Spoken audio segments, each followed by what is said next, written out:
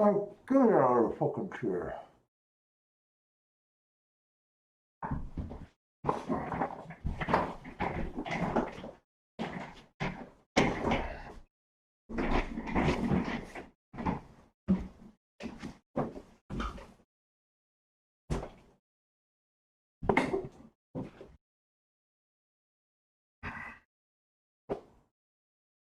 Oh boy, all right.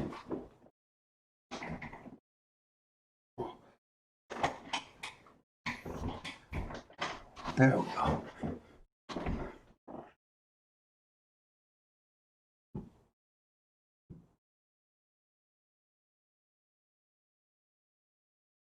Did I go live?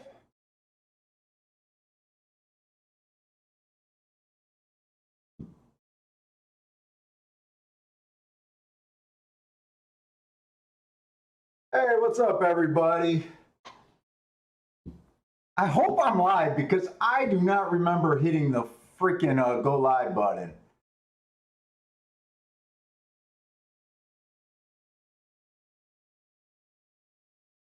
Let's see, what's up, Frankie? Hey, Luis. Let me know if I'm live right now because for some reason I got some confusion on my end if I'm really live or not.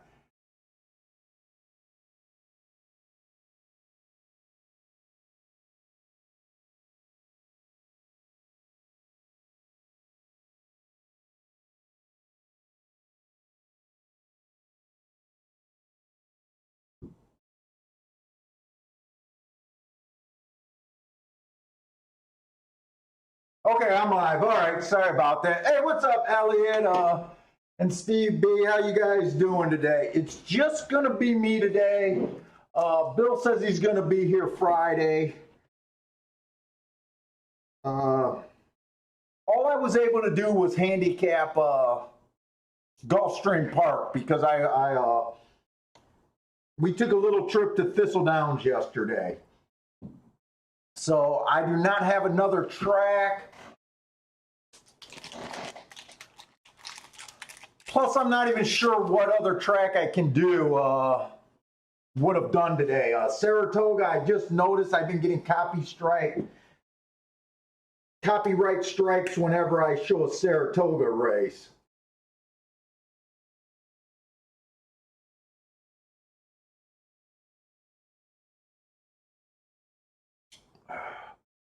So today, since I only got Gulfstream, I'll probably just slow it down today and try to do just some really good fucking handicapping today. Hopefully, that's the plan at least.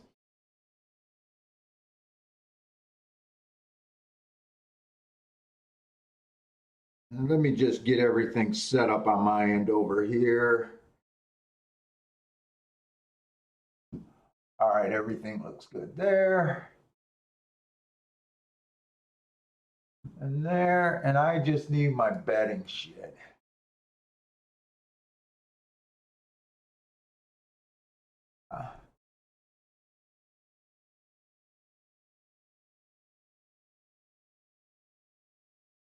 Where's my account?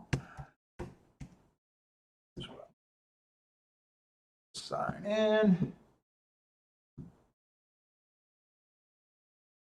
And that's it. I didn't even know I said. When I was at Thistle Downs yesterday, I was fucking around on my Twitter feed. I didn't realize that I even sent a picture because the glare of the sun was so bad.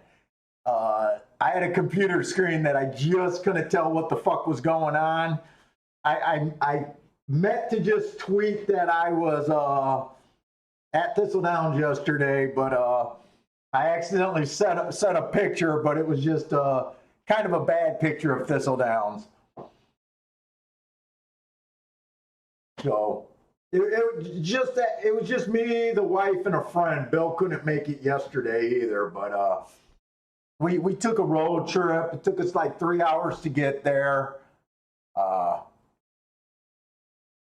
I'm probably going to wait for Bill until I talk about Thistledowns. I don't know. I don't know what I want to do with that. I've been to Thistledowns years ago, before they got their Racino. I knew they supposedly updated the place. Obviously, they put a casino in the grandstand area, and we'll just leave it at that.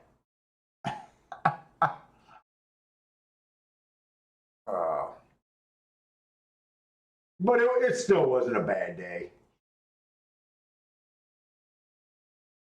So anyway, we got the first race today. We are on the turf. We got a maiden claiming 40,000. We got a 5 furlongs on the turf. This is a 2-year-old race, which you guys know that I'm not that into, but some of these horses ran. So we're gonna, since I just got one track today, I'm gonna really try to find a lot of action.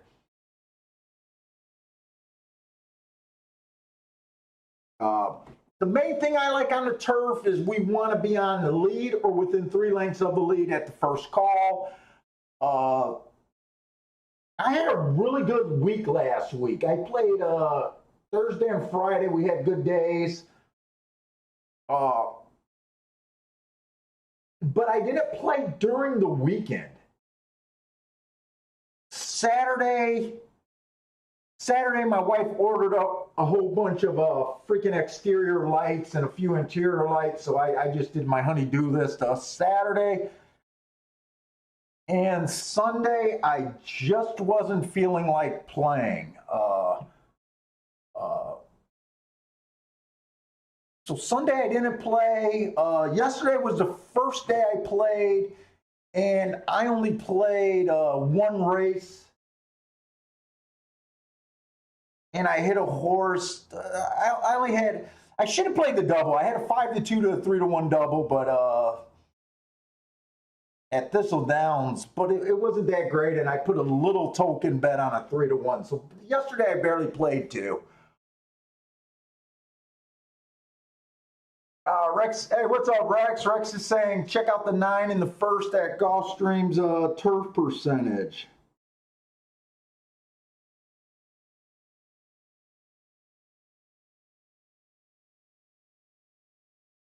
Oh, the first time on the grass? Is that what you're looking at, Rex? See,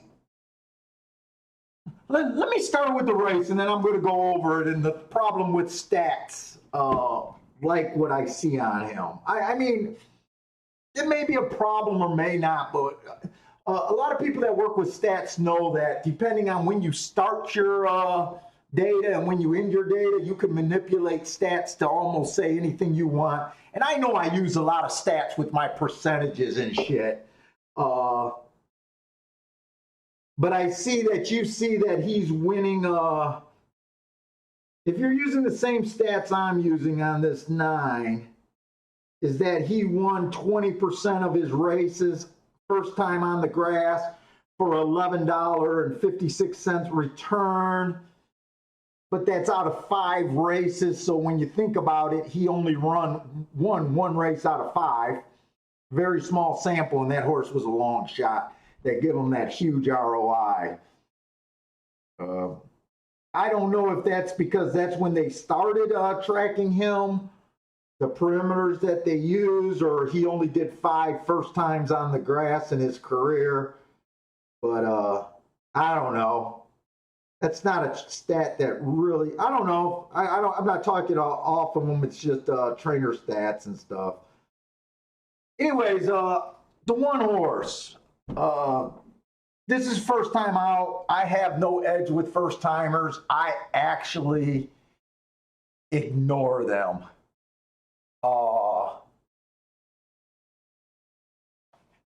So that's not part of my game. The two ran on a bad or ran in a race with a bad rail last race. He was in the 9 hole. That was on the dirt. That didn't hurt him. He was average, slow. Look, all of these horses that are super lightly raced automatically gets an excuse. This horse is dropping in class a bit from maiden special weight to claimers, which they call the biggest drop in racing. But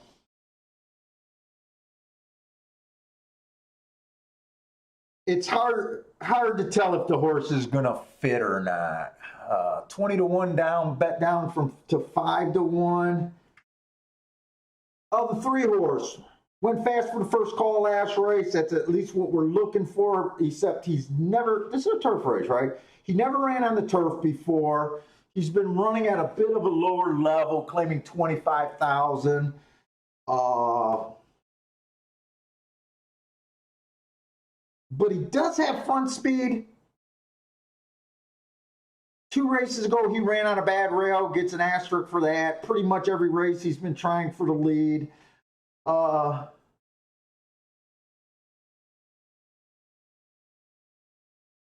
I guess he fits, but it's suspect with the class level. I'm probably not, put it this way, at 3 to 1, I'm not tempted to jump into this race so far on anything I see. The 4 is dropping in class. He only ran 1 race. He was 5 by 2 at the first call. It said he broke a step slow. So that might be a horse that has some speed with a better break, but you know, we're guessing on likely raced horses. The 5 horse is ran at this level before, only ran 1 race, bumped early, came out 4 by 3. The fractions of that race looks terrible, and I got him as slow. I think he looks bad, but like I said, lightly raced horses. 6 is another first timer, got nothing on him. 7 ran 1 race, dropping in class, but was slow with no front speed. The 8 outside the track was good last race, slow. Said it was a step slow at the start. Right now, I see no reason for me to get involved in this race. And then the 9, I think Rex pointed out the jockey angle or trainer angle first time on the grass, which might be interesting.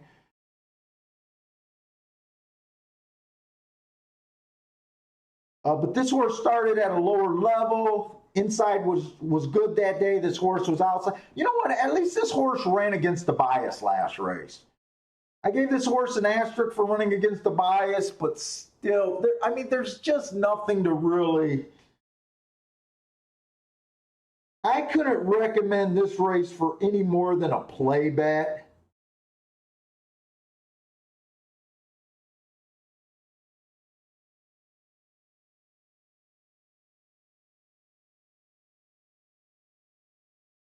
I was going to say the only horses I might be interested in a play bet was a 2 because I seen the 20 to 1 morning line. But he's bet down to 2 to 1. There's no way I'm going to jump on that. 9 might be the only horse that looks a little interesting to me that might be worth a play bet in a race that I just don't care about, I guess. Steve B is betting with both hands on this, 10-4. So Steve B thinks this is a race worth going for. Good luck there. Good luck. You're taking a first-time starter and the 4 horse.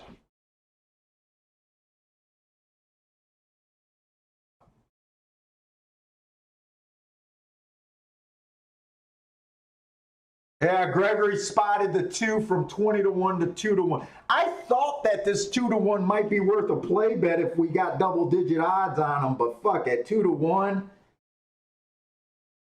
no, I would not be interested in this.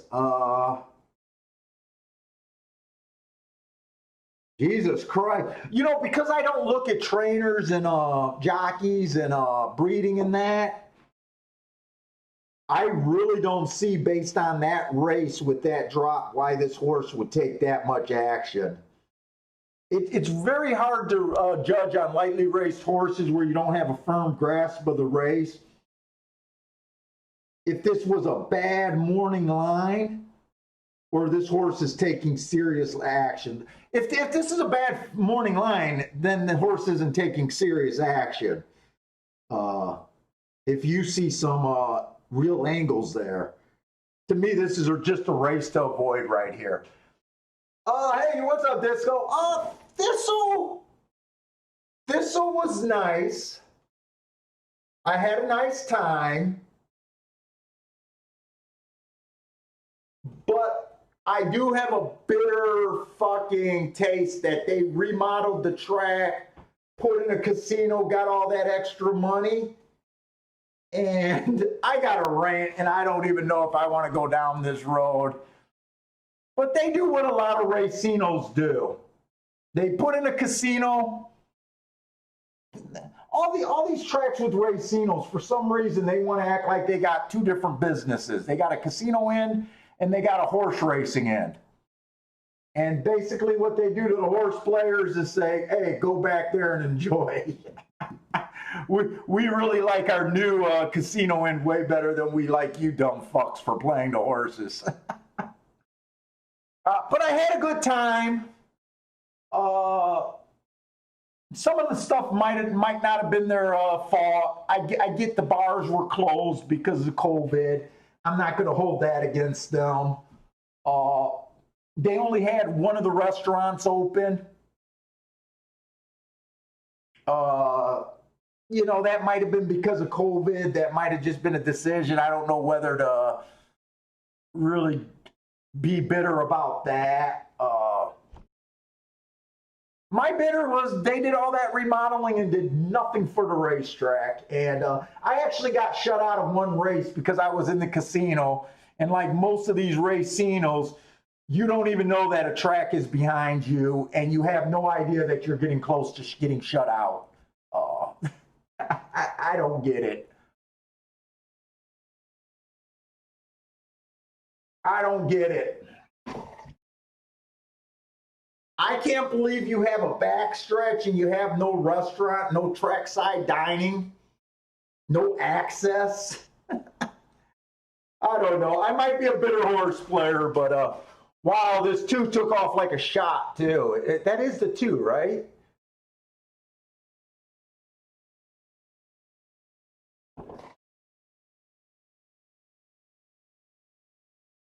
Yeah, I'm trying to stay off the soapbox, honestly. I tried to decide, do I want to be a racing talking head and be like everything's great, or do I want to be like what I really want? Or do I want to say what I really want to say? And the other thing is, I don't know if anybody even cares what I want to say. That's the funny part. I don't even know if anyone wants to say. Well, that 2 horse that was a 20-1 bet down wins the race easily. The 3 horse ran second. Speed held up. Pretty much a merry-go-round race. But like I said, with us not having a real good view of this race and so many first-timers, I don't know if that was a terrible morning line of 20-1 on this 2 horse. Or if that was just serious betting action that made it. But either way, the public nailed it.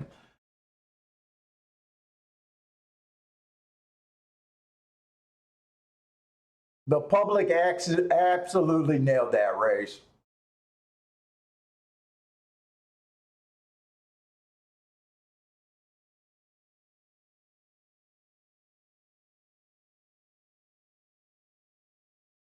Yeah, but so the racing at Thistle wasn't that bad yesterday, and I like those tracks. So all my gripes about Thistle is basically how they set up the casino and the racino and the service. It had nothing to do with the product. I know what the product is, and I honestly don't have problem with their product. I'm hoping that their product keeps getting better. Bill's been busy with the kids in summer and all of that. So Bill plans on being here tomorrow.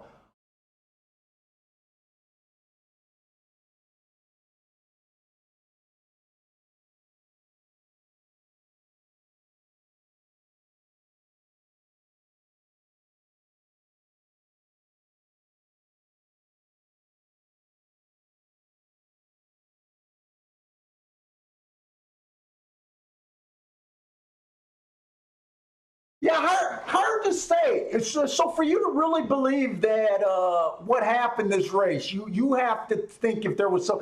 Look, I don't think the two ran a terrible bad race first race out. I can understand him getting action.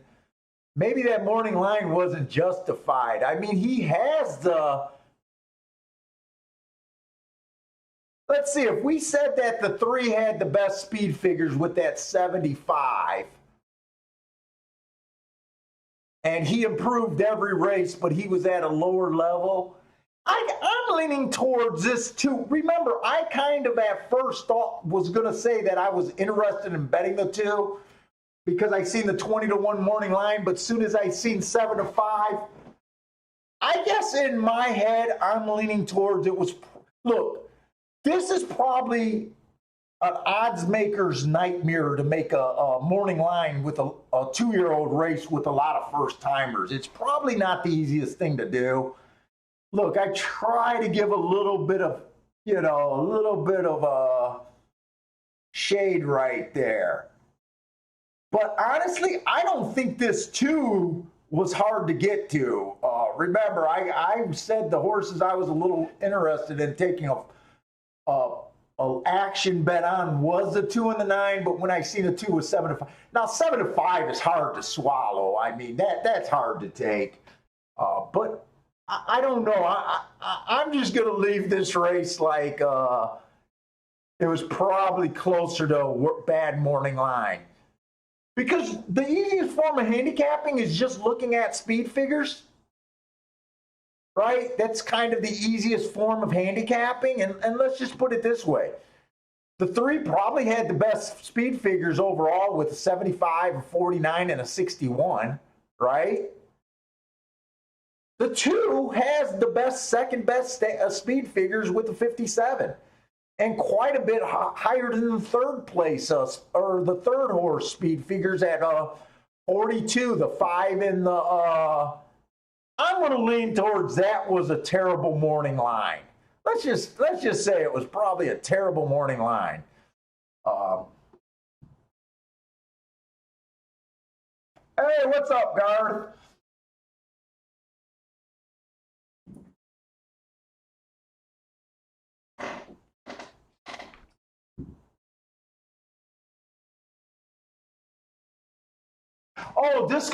Disco partner. I kept reading your comments and seeing that FL is dark today. And I kept thinking in my head, why are you saying Florida dark? You're talking about Finger Lake. Oh, wow, your outside speed bias went 14 for 16 last week. Nice.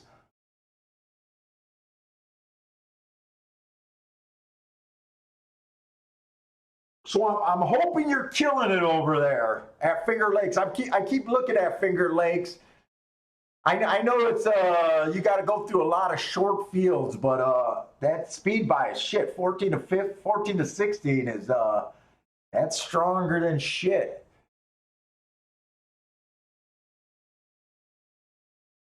All right, we got a lot of time, so I'm going to start this race earlier. Hopefully this card holds up and be pretty well. I know we got another 2-year-old race back to back.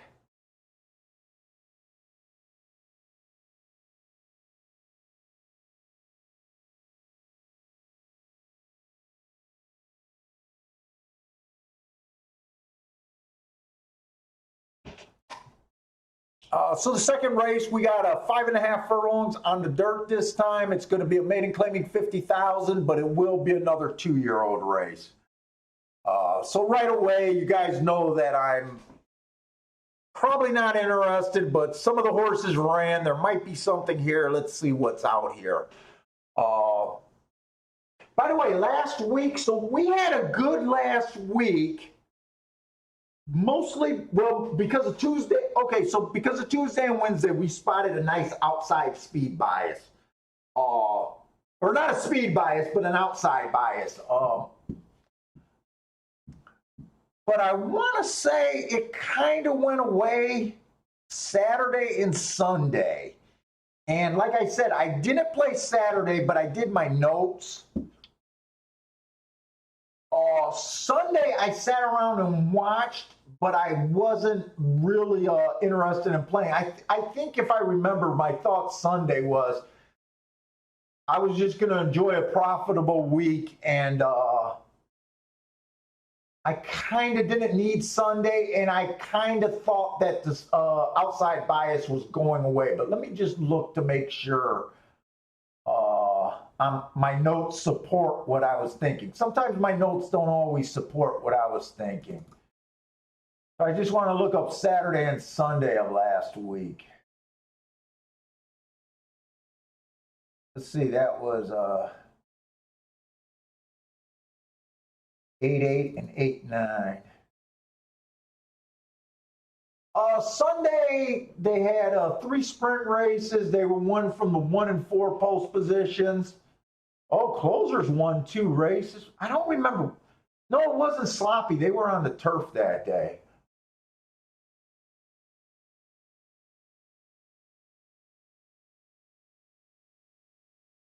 And then on the dirt, they ran 1 race, and the outside 8 horse went wire to wire.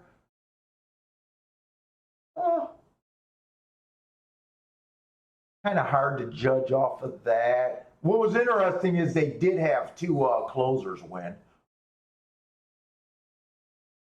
And then Saturday on the dirt routes, post 1 and 2, there was 2 races. Post 1 won one, post 2 won the other. They both went wire to wire. One of them was a chalk. One of them was a super chalk. That's not telling me anything. And then on the dirt, everything that won was either the 5 horse or the 2 horse. But Saturday I had chores to do. My wife cracked the whip on me.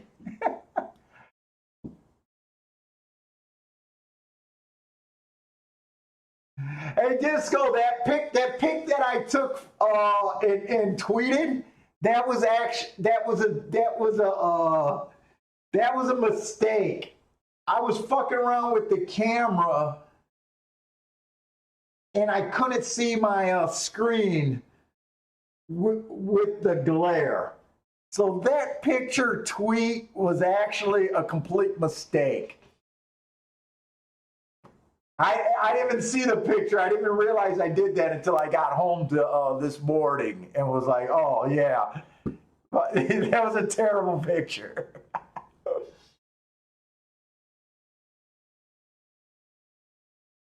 So anyways, this 1 horse. The inside of the track was good last race. This horse had the 3-hole. He still managed to be slow that day. These are 2-year-olds. 2-year-olds, basically, while they're learning to run, all they do is run as fast as they can for as long as they can. And for this horse to never be near the lead, I'm probably just leaning towards this is a slow horse. No, I still don't have a new phone, and probably I have no plans on getting a new damn phone. I love being a fucking hard to get a hold of. The 2 and the 3 are both first timers, so they're not part of my game, and they're gonna make me lose even more interest in this race. The 4 horse only ran 1 race. He came out a step slow. 12 lengths behind. The inside was good. He had the inside. He was slow. There's nothing there for me to even think that there's something to do with him dropping, but I mean, can he improve? Yeah. The 5-horse probably looks like the horse to beat. He raced in a maiden special weight his first 2 races. The first race he ran was a stalking closing day. He kind of came out average and was slow. Can forgive him because that was his first race. Second race, he kind of improved speed figure-wise. He came out fast. Slow at the second call, but my guess is since he was just 1 length off, he just chased the slowest race that day. I don't think that's a bad race. And his last race, he even improved his speed figure a little bit more. Average. So I have no problems with this horse being the chalk, but for me to do something with the 7-5, I'm just not that interested. Hey, I actually got a smartphone. It's not that I don't have a phone. It's just my touchscreen stopped working. I was addicted to my fucking phone when I had it, like everybody else.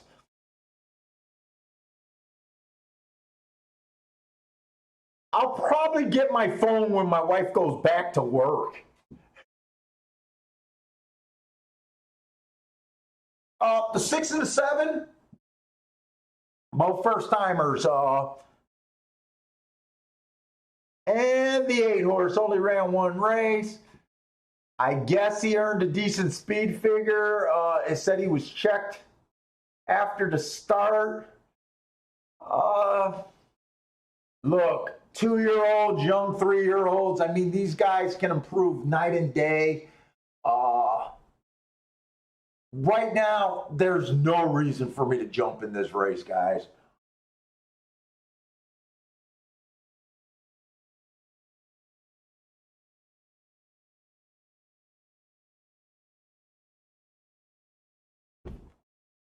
Hey, what's up, Jeff?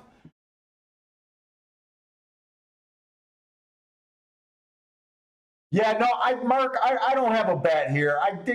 Dude, I only want to get bets that I can get behind, and if I can't get behind it, if it's not worth money for me, I don't even want to. My only opinion this race is fucking.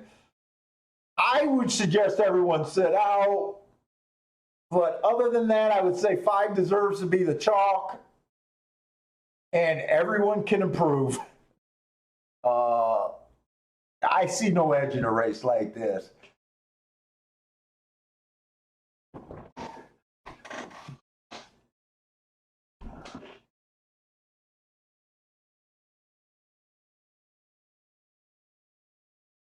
Hey, Jeff, what?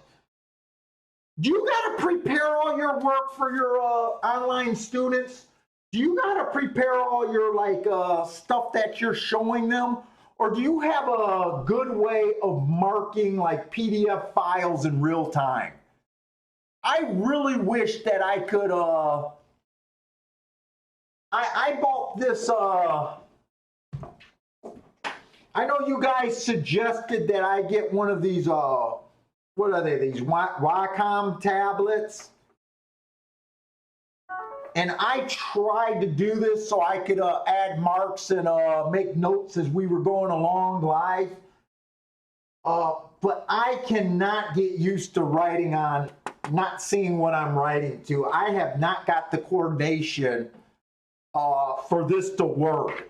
The writing just look at chicken scratch. Do you have a better way of doing that?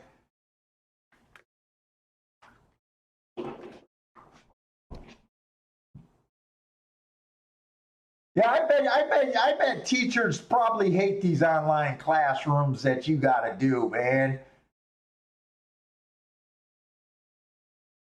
You probably feel like me. Probably if half the time you feel like no one's even watching when you're talking. But kids are distracted when they're in the classroom. I would bet it's even worth work.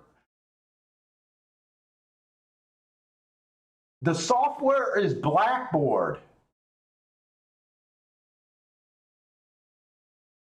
Microsoft Surface. See, I'm a Mac guy.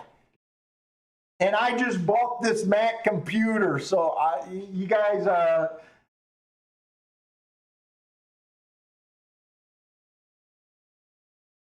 see what I do I have a Microsoft tablet, one of those Amazon Fires. So I'm able to mark everything up on this, which is real nice because they got a touch screen and I just use my finger. I don't need a special pen. It's super nice. And then I just send it and show you guys on my Mac with my streaming stuff. I really wish there was a way that I could use the tablet and still mark on my screen in real time. That's really what I want.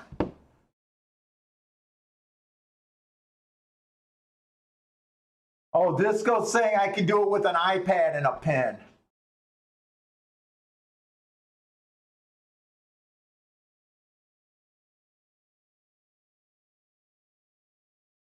Okay, I'll try to look into that. Hey, what's up, Matthew?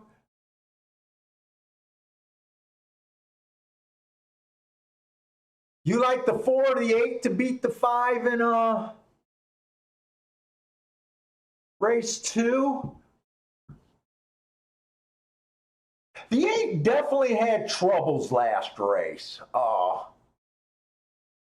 They might be showing that right now.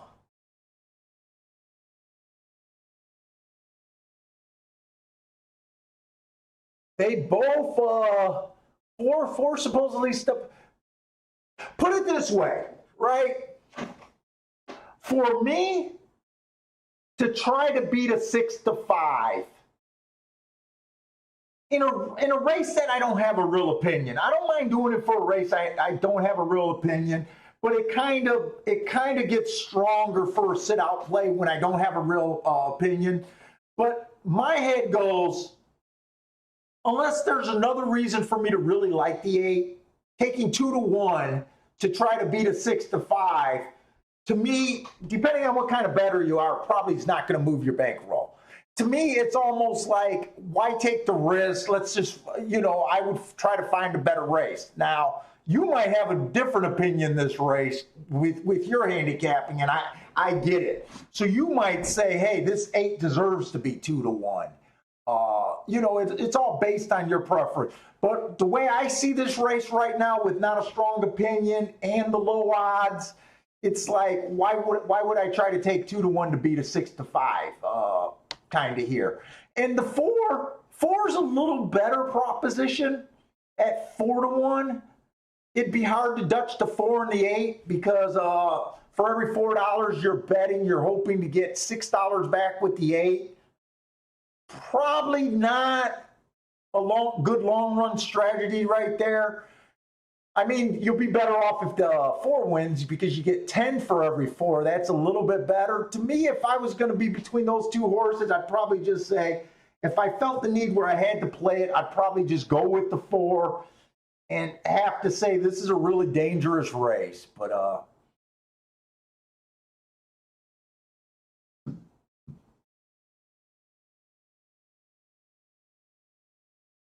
it's kind of like that first race. You know how I was kind of thinking, hey, maybe the 2 at 20-1 and the 9 could have been worth a play bet, right?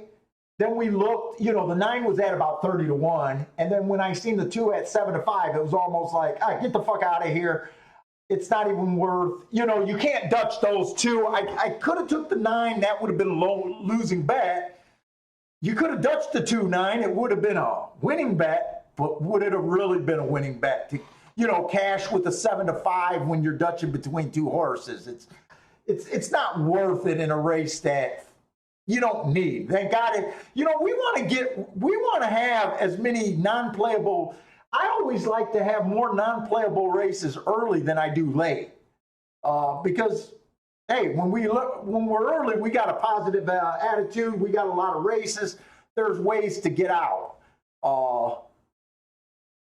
Hopefully later in the day. I hate it when we get races like this late in the day and you're kind of stuck, because human nature is you want to try to make money at the end of the day, or at least get back to even.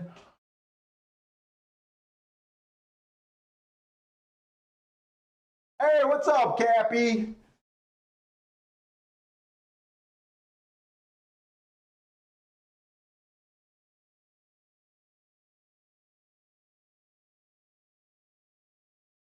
And let's just say right now we have an 8-horse field.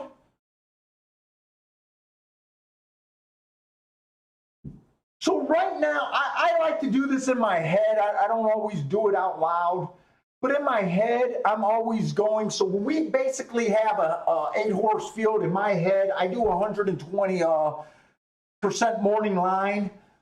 So I like to say, hey, if there's no handicapping and everyone's even, to me, everyone has a 15% chance.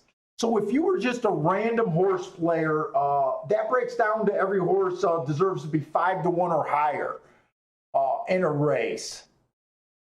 That's the basic of making a morning line, kind of. You need to know that. So when you have an 8-horse race, when you first start out, you need to know that every horse has basically about a 15% chance to win a race. And then as you start forming your line and taking percentages from some horses and giving them to other horses, you take from the ones you like the least and you give them to the horses that you like more. So if you were going to bet, let's just say I had to play a race with 8 horses and everyone was a first timer and I had no form, no jockey, no nothing, and I just wanted to do a random bet and all I had was an odds board. I would basically start my bets with anyone over 5-1 is what I would consider for win tickets and go from there. And yeah, I'm just trying to fill time with bullshit right now.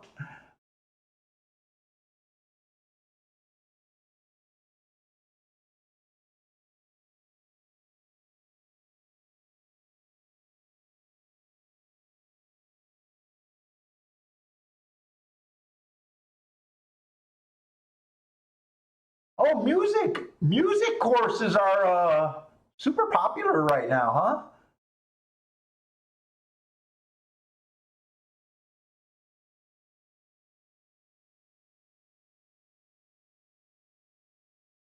Hey, Dim Sum King, I didn't see you slip in here.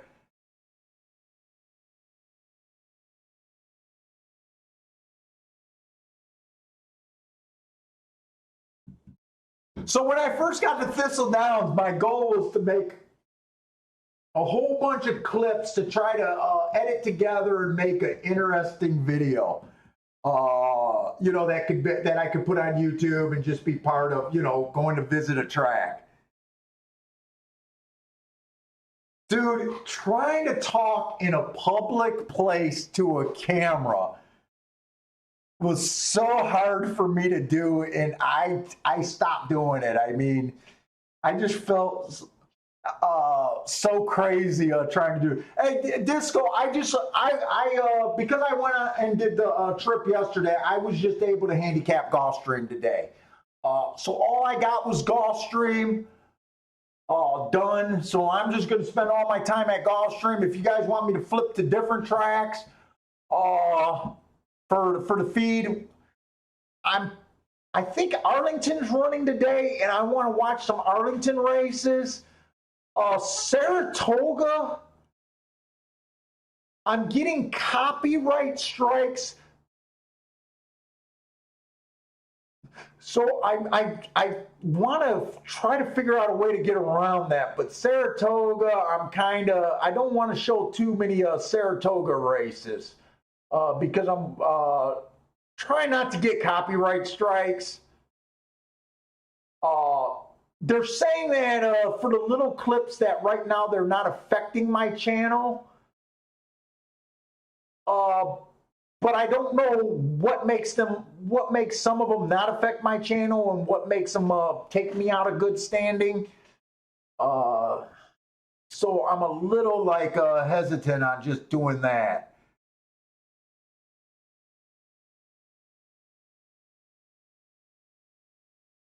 And Gulfstream seems like okay, Gulfstream's in the gate. So I got no action here. Good luck, guys, for whatever you took.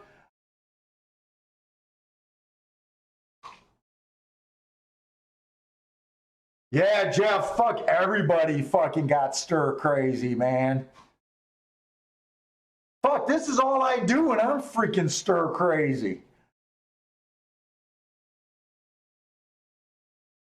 My wife and her girlfriend went to the Detroit Institute of Art to get out of the house today.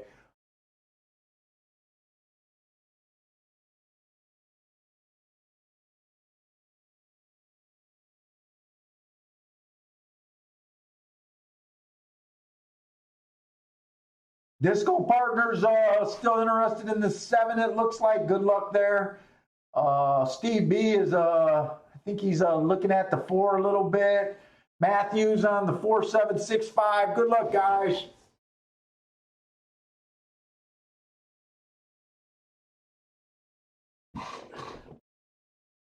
Hey, what's up, Zero Contrast? Frankie Tubbs looking at an Exacta and a win place show on the 6. It looks like he's taking a 2-7 with the 4-6 in the Exacta.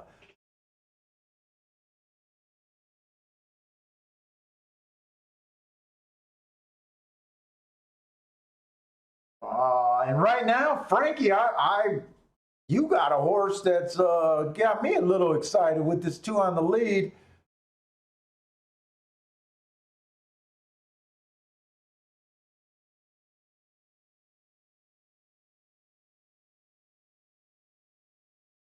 Hey, what's up, Parsons? I don't know where to go with Cleveland right now. We had a good time at Cleveland, though.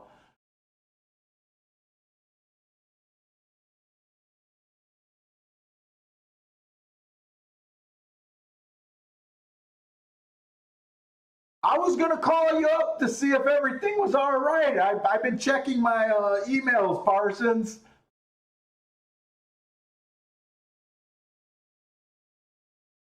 $5,821. So the horse that we thought was probably the horse that deserves to be the chalk. So right now, today, we've seen a 7-5 and a 3-5.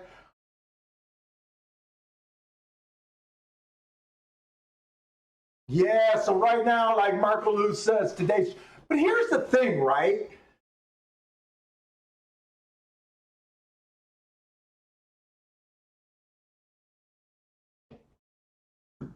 Like, yeah, the 3-5. This is what I get about looking for value and horse racing.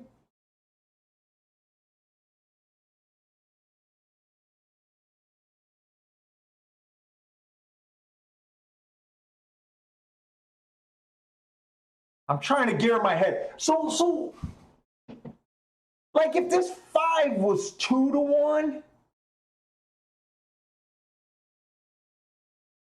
You got to really think your bets through with the odds and the price you're getting, right? Like, to me, looking at this race and seeing 1, 2, 3, 4,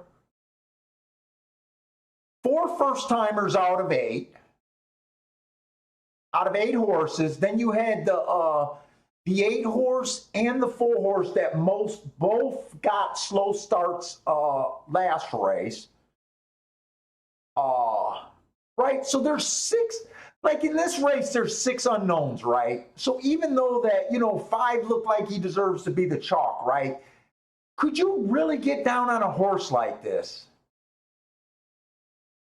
Anywhere close to that price? To me, it would even be hard to get down on a horse like this 5 horse, even at 5-2, when we got 6 unknowns. 4 first-time starters and 2 horses that missed breaks before.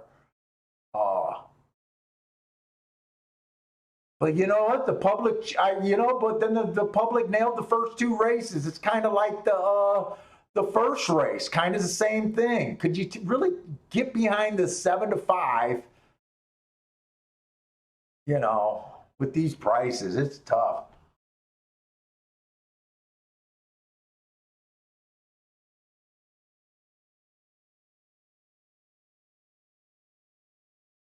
Okay. Yeah, I know you've been busy, but I was thinking, oh my God, maybe I'm going to have to call you. Maybe he's not feeling well. Well, I'm glad it's not that. I'm glad it's just busy.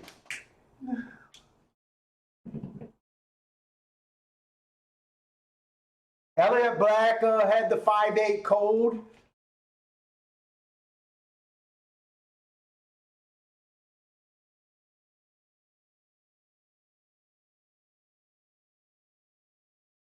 Hopefully that exacta wasn't that. Hopefully that exacta could have.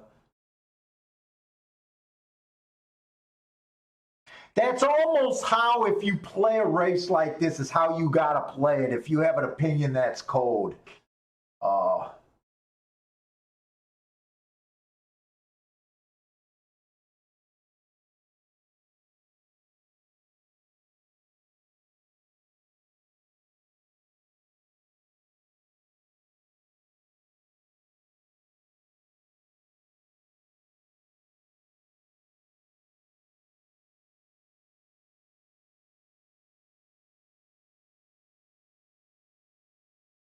Oh, this cigar's feeling nice. Today I'm smoking a La Gloria. Series R, La Gloria. I think they're what El Capone smoked. I don't know why I think that. I think I seen a picture or something back in the day. I think he was smoking a El Gloria.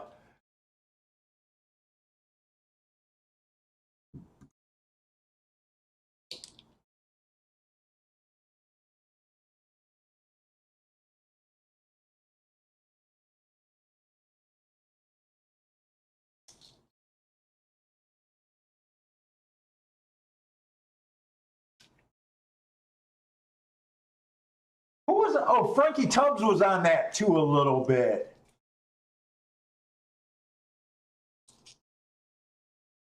He did the win. He used the 2 and the exact on top, but he did the win play show on the 6.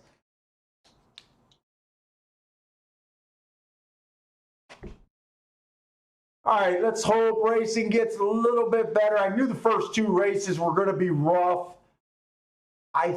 Oh no, this race turned out to be okay. I think we got a 5-horse field. Probably in the 4th race. Oh, it might. Yeah, it's 5-horse field, but all right, we're going to look at this 3rd race and let's spend some time.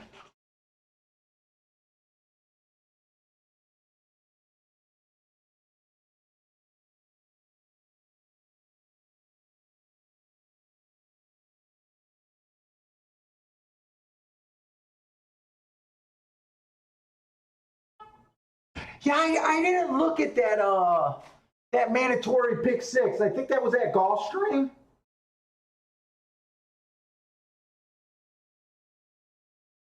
I thought, all I know is I thought that 11 horse, I think the 11 started it off at 7-1. I don't think there was any bombers in that race. I think there was quite a few horses between like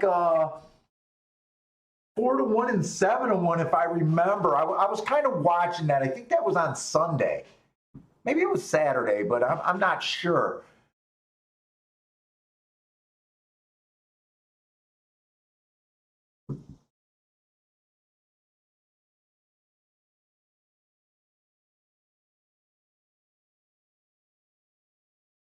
No, I can almost never have them because I don't even go for those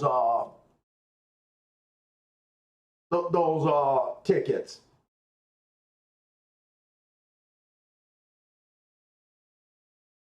I'm still, if you guys seen that video of that 10 horse that I gave out at 50-1 on the mandatory giveaway, maybe like a year ago at Gulfstream Park. It's a race where I was talking about Discord the night before and talking to quite a few of the handicappers and putting the tweets up and everything. Even that day when I said, hey, he was starting that mandatory pick 6, and it was for quite a few millions. I still did. I used him as a single, and I made a huge mistake So my philosophy was, if I go play on a mandatory pick six day, I still and I really like a 25. I don't remember if he was 25 or 50 to 1. I think he was 50 to 1, but he might have been 25 to 1. Now I don't remember, it was so long ago. But I made that video. So I ended up putting, no, he paid $100 to win. He paid 100 and some to win. So he was 50 to 1. But anyways, I knew that he was the horse to start the ticket. I was going to use him for a single.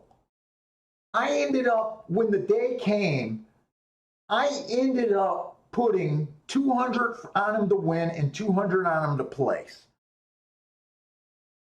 I went after some doubles. And if I remember right, I put less than $40 trying to hit that pick six.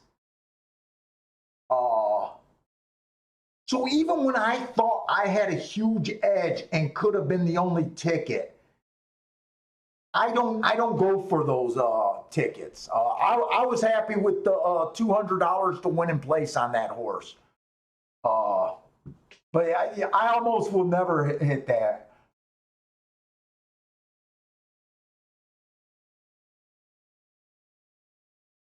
I cleared my senses of trying to go for pick four, pick fives, and pick sixes. Parsons still trying to be that little devil on my shoulder, trying to get me involved in them.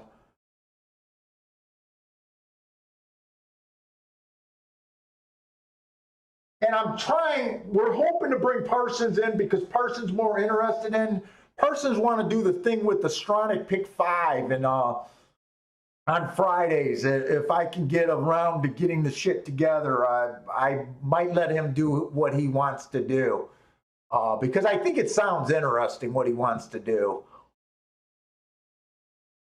He wants to come on a little bit earlier and talk about that. But I said he's the one leading it. So for us to do that, I want to bring him in.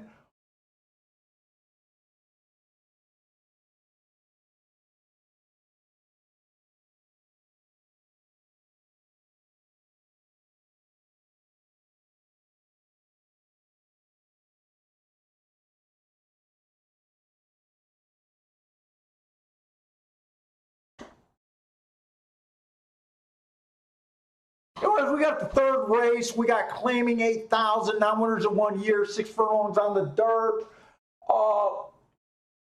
Like I said, last Thursday and Friday, we did spot an outside bias that worked out really good for us. Because I didn't really play Saturday and Sunday, I'm not so sure. I kind of looked at the results and not sure either way.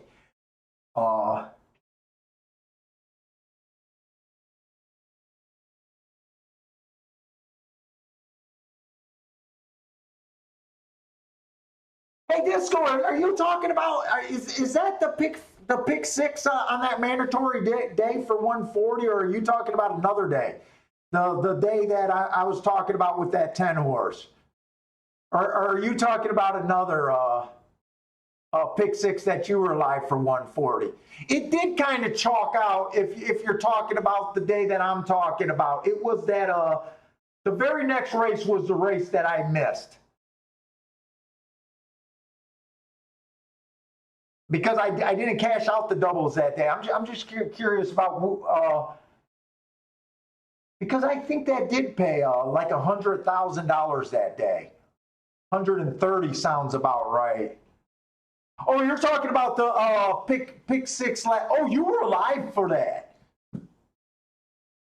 Oh, you did a hell of a handicapping job there. Did you just have a single for? Were you just alive to one horse for 140? And what did you do?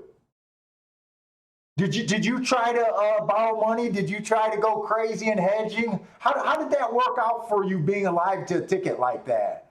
If you feel like sharing that, I'm always interested in what guys do.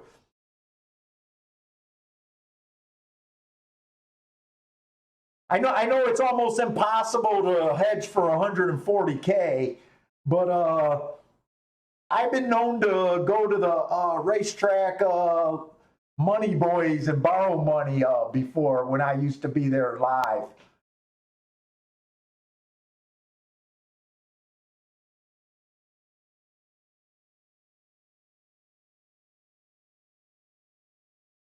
I know you had to be a nervous bundle of energy being alive to 140. I would have loved to see. I would have loved to see you on a stream that day, Disco. I bet you were chomping at the bit by the last race.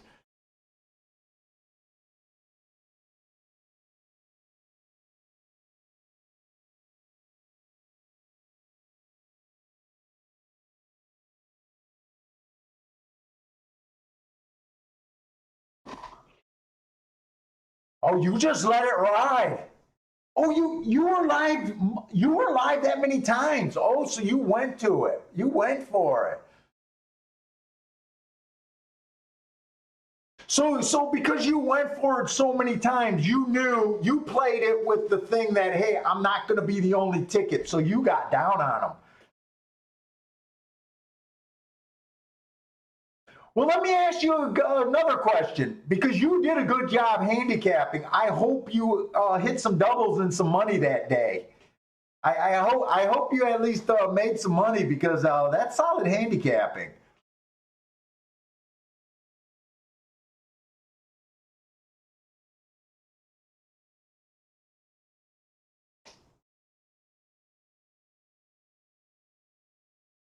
Oh,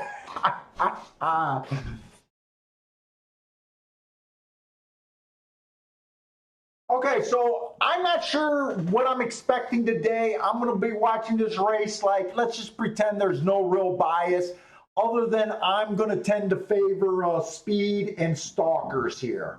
Uh, this is the first race of the week, so let's just act like the track's borderlining fair. This one horse came out fast last race, slow. I don't think that was a terrible race. Outside of the track was good. He had the outside of the track. It also said he was widest on the track. I don't think that's a terrible race. 2 races ago, that was on the turf. I don't know if this is really a turf horse. He came out average, slow. Those are slow fractions going 5 furlongs on the turf at Gulfstream. Before this, he was a layoff and he was running at a bit higher. So 2 races ago, he was at claiming 30,000. He dropped to 8. He didn't win that race. I noticed, I don't look at class all the time, but I have noticed that horses that make these big drops, they don't always win the first time out when you expect. They're good to look at the second or third time out. Which this would be the second time after a big drop. 5-2, I'm not that interested. And you know what? Glancing at the 2 horse right now, this looks like an $8,000 race in name only because right now the 2 is making a giant class drop also. He's dropping from 25 and 15. He was at 50,000 earlier this year, running pretty good.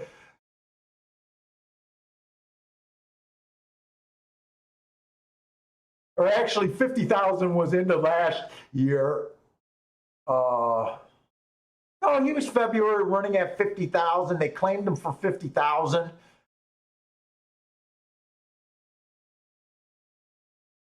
So this race is already kind of a mystery. We got 2 horses that are dropping or just dropped from a giant price.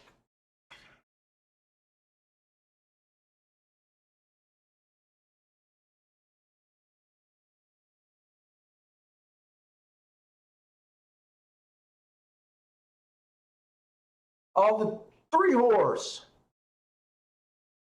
3 horse, I would like. He's been competing at just a little bit higher and at this level. He's when he's dropped to basically these levels, he's been really tough.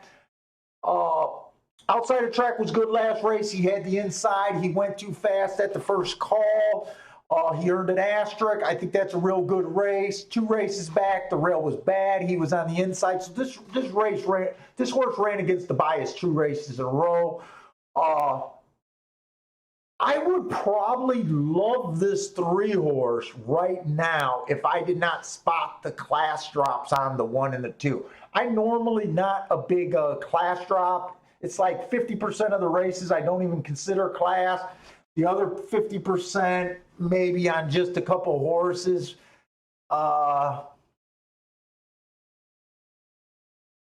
1 and 2 is going to really make this race a mystery for me. The 4 has been competing at this level and even a little bit lower. I got him as an average, slow, average last race. I don't care for that race. 2 races ago on a stalking day, he was just slow, slow, slow. I'm not that worried about the 4.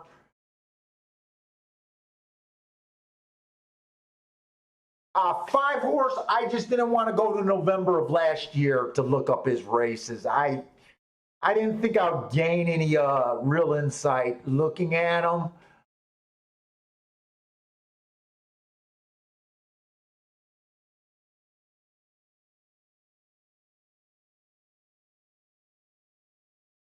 I will be willing to just watch this horse, this race on him.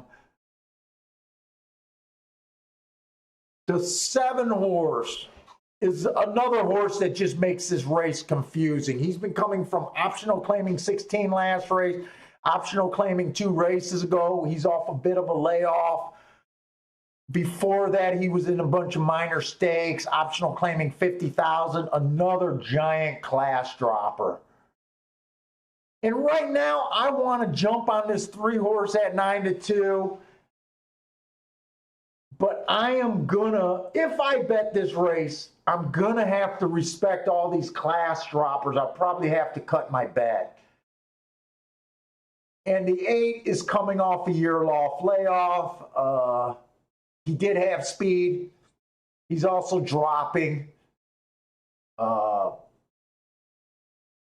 on the morning line is just, I don't know. I have to really think about what I want to do here, if anything.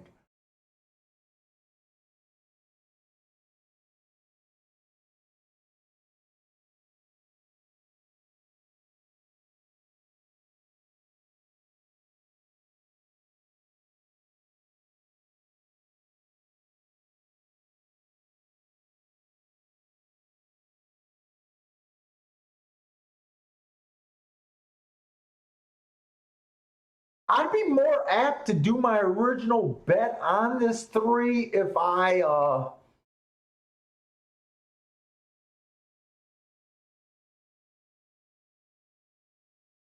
if the 1 didn't wait a minute, the 1 and the 3 just ran together last race.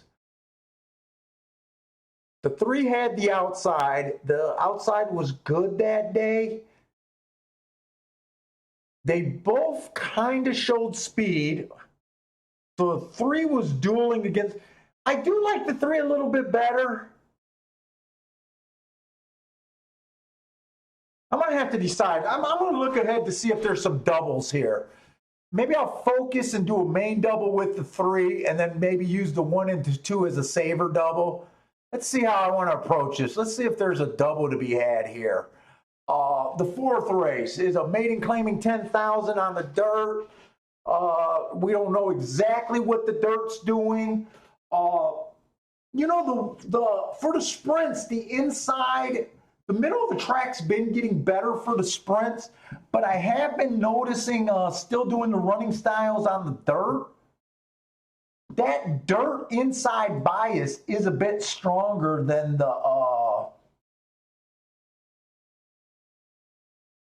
the sprints.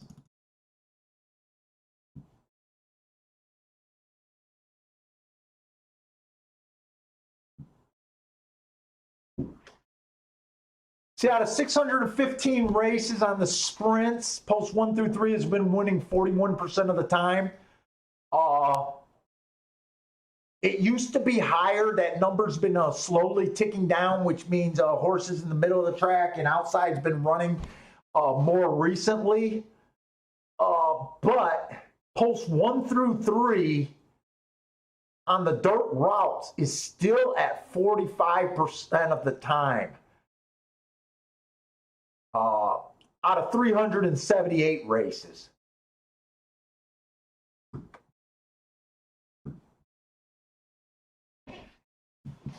Shit, where did my chat keep going?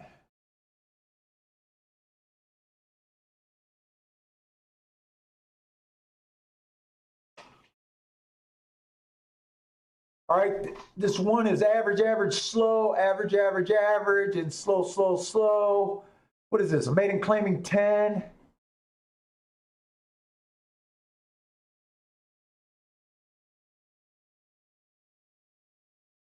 Frankie Tubbs is saying inside closers have been in the money about 40% for the last 3 weeks. Good work there.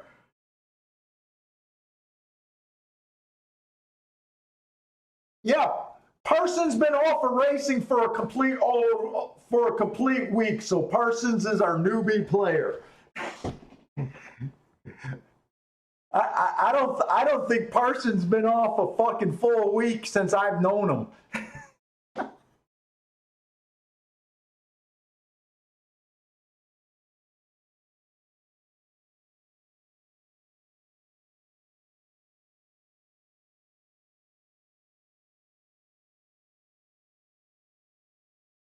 Let's see, next race is 1, 2, 3, 4, 5.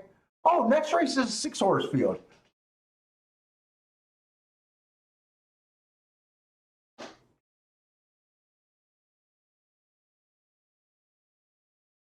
Shit, there's no such thing as a 22 Rolex Day Disco.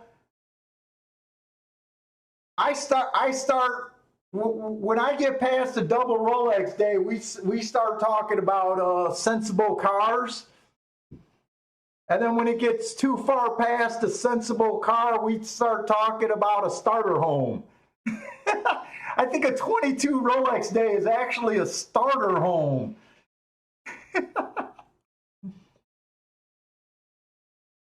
When I start getting about a $22,000 day, I'll start saying it's a fucking sensible car, though. Sensible sedan.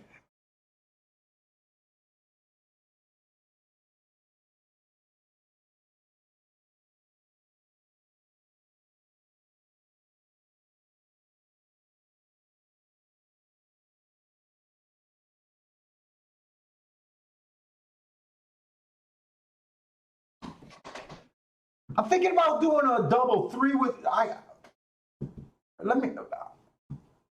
let me get back to my board. I got to check these doubles. I'm still thinking doubles here at the Gulfstream.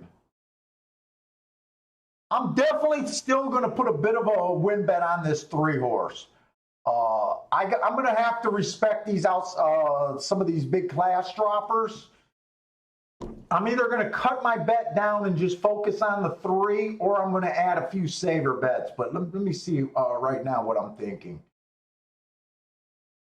The 3 to the 1, 2, 5, and 8 aren't paying a ton. They're all paying between $16 and $24. They're just sensible exactas.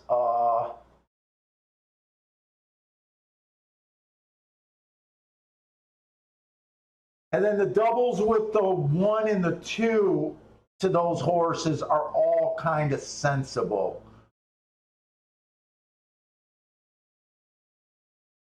Do I want to do the saver bet, or do I just want to do the 3 here? It'll be my first bet of the day.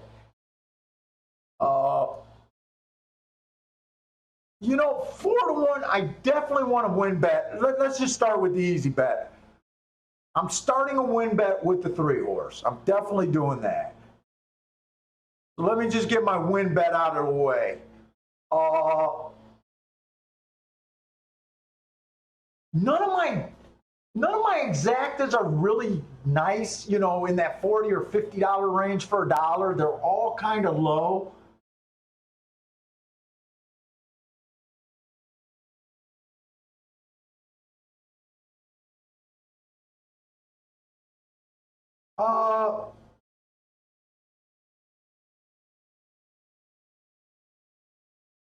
You know what? I'm going to leave him alone.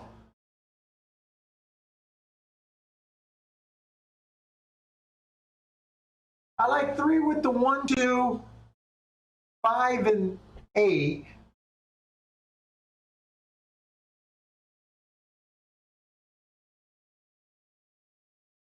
You know what? I'm going to put a little bit more on the 3, a little bit more money on the 3 to win, and I'm not doing any savers. If the 1 or the 2 beats me, they just beat me. I kind of cut down my bet. I left out the doubles.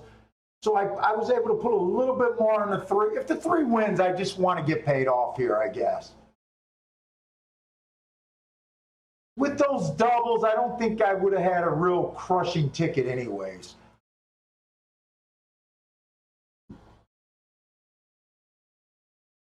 So I'm just alive to the 3.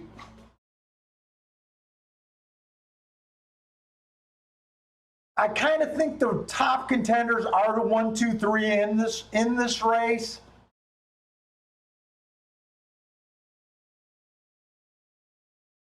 Three at 5 to 1. I'm happy with 5 to 1 on them, but I'd be even more happy with a win.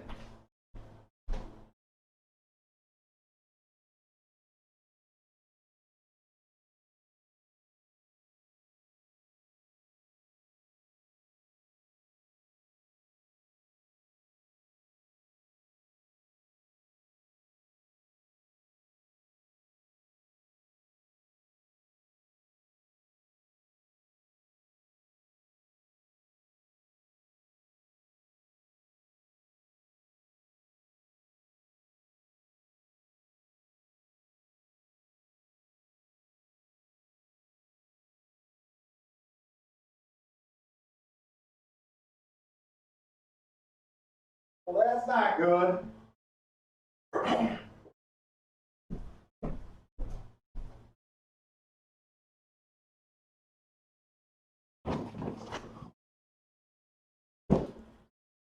Wow, that's really interesting.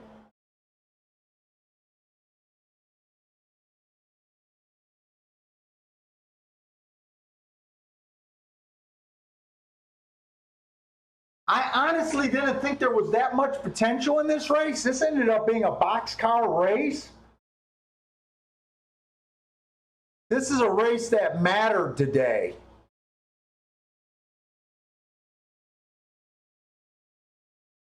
Three got the lead like I thought he could.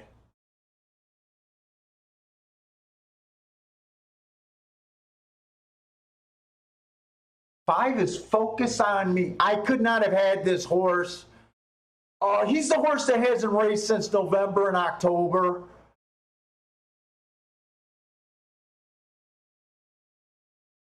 All I can say is good job. I mean, good job. This horse had talent last year.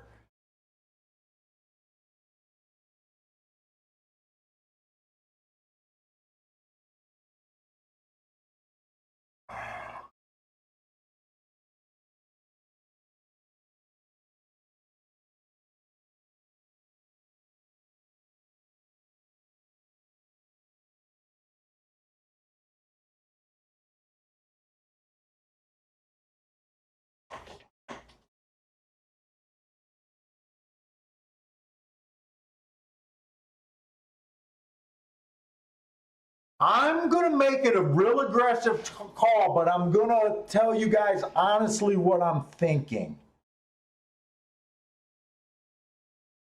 I think it might be outside of the track.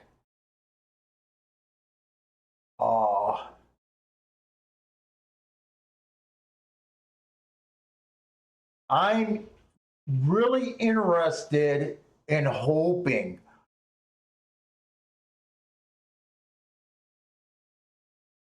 it might be an outside track today.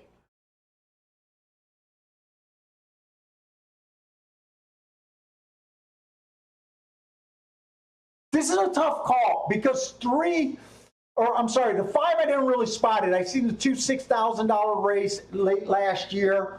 But I did, when we were kind of glancing at this, I noticed that he came out of the rail splitter early of last year. and was running at 62,000. Obviously, I don't believe he's the same horse.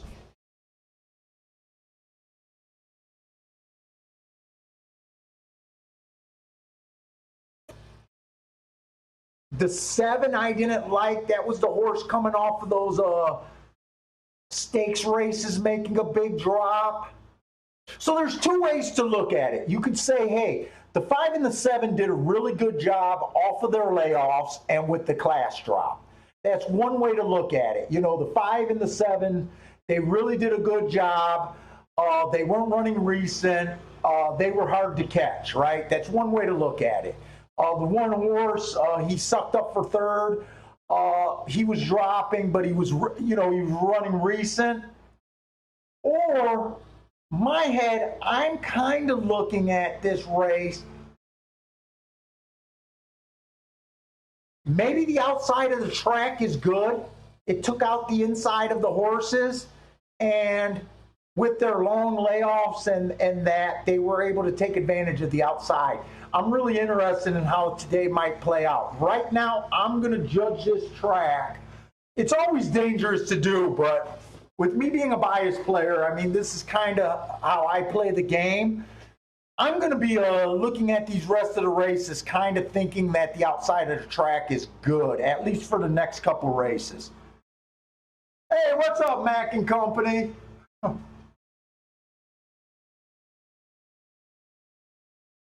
Now, if the rail comes and wins every race on the dirt sprints from here on out, then I'll reevaluate and say, they really did a nice job with horses off a layoff, getting horses ready to run. So if all the rest of the races are kind of outside, I'll be thinking one way, and if they're all inside, I'll be going the rest of the way. But at least we've seen something that was would have been a spectacular ticket if you were close.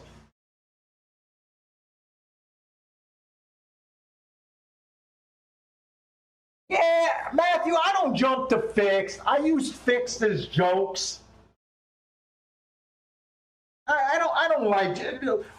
Racing got a bad enough fucking reputation for me to start throwing fixing around. I think fixing is a lot.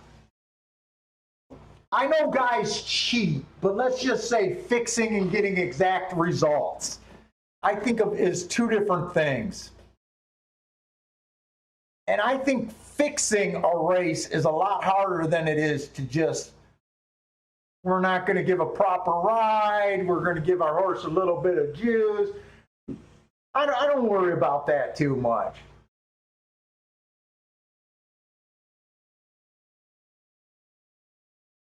Three got the lead like I thought. Let's see the fractions. I didn't see the fractions. 5 was there the whole time. I mean, 5 was the threat from the start.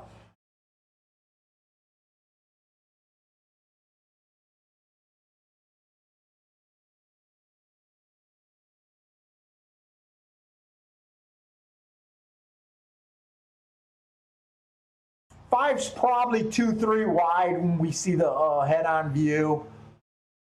22 and 2 is solid. I don't consider that insane.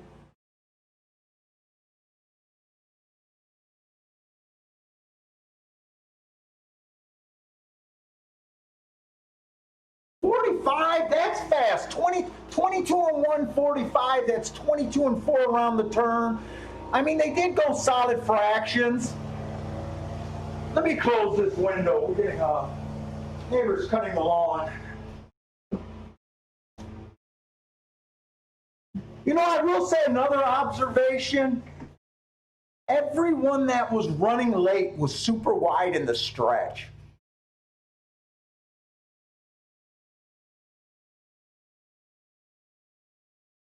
Yeah, no. Jockeys can show. You know, that's what I say. I say, you know, I don't. When guys say fixing races, I think guys are saying there's a big conspiracy and these guys know exactly the results, right? but I'm not naive enough to know that guys are not cheating, doing little things. Uh, you know what I'm saying? It's we know guys are doing little things, but like I said, even when guys are cheating, they don't always. I don't believe even when guys are cheating that they necessarily are being all that successful all the time. I guess is what I'm saying.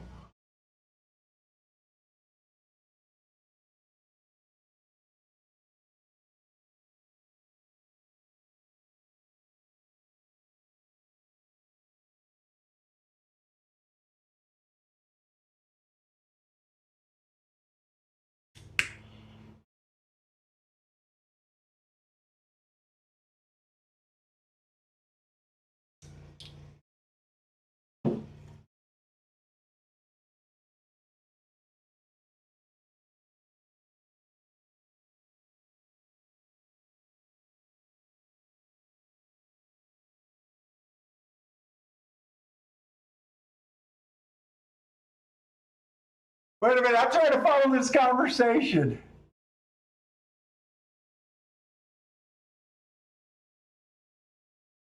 Look at it.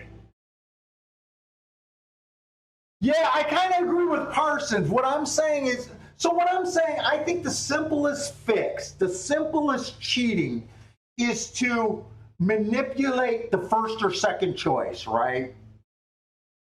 To me, it's easiest, right? Give a bad ride, go too fast too early, get your horse in traffic, give your horse a little bit of cocaine, right? I think those are the easiest way to manipulate, right? Oh, I don't know. I don't like to jump into fix because we catch horses like this. Uh, uh, I wouldn't sell my soul arguing theories, put it that way. There's no way I can say I'm right. There's no way I can say you're wrong. They're just opinion kind of deal. Uh,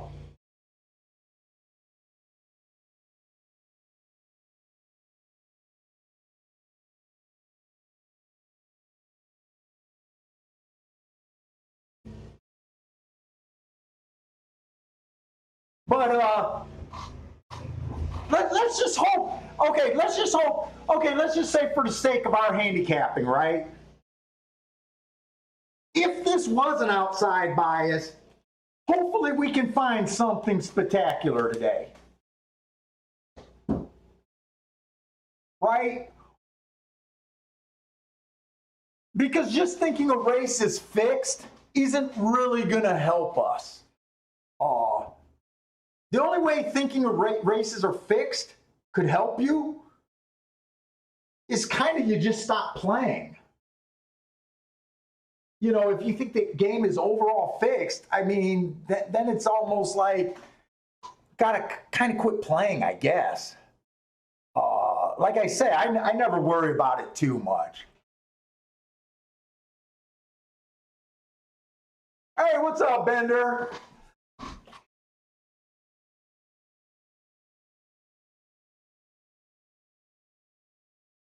Yeah, I'm excited. I'm hoping that this outside of the track is gold and we find something. And then after the last race today, we all sit here and say, God damn, the outside of the track was great.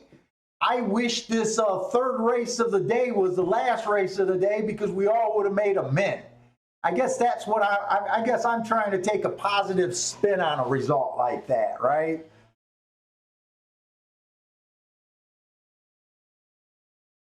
Oh no, dude, I'm joking, dude. Remember, I got to try to fill time and just talking and shit, especially when we got one track.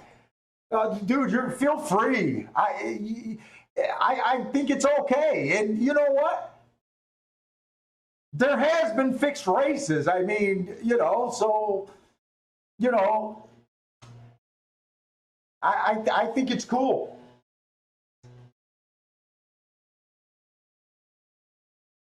But I'm really hoping it's an outside bias. In fact, I'm a little excited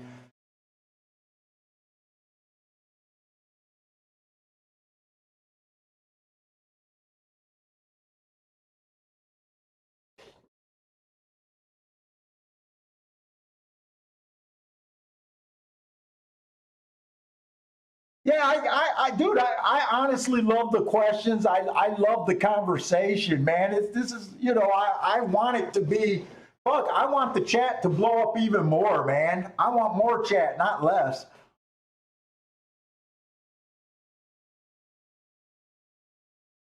Yeah, fixed boxing matches, absolutely. Fixed MMA, absolutely.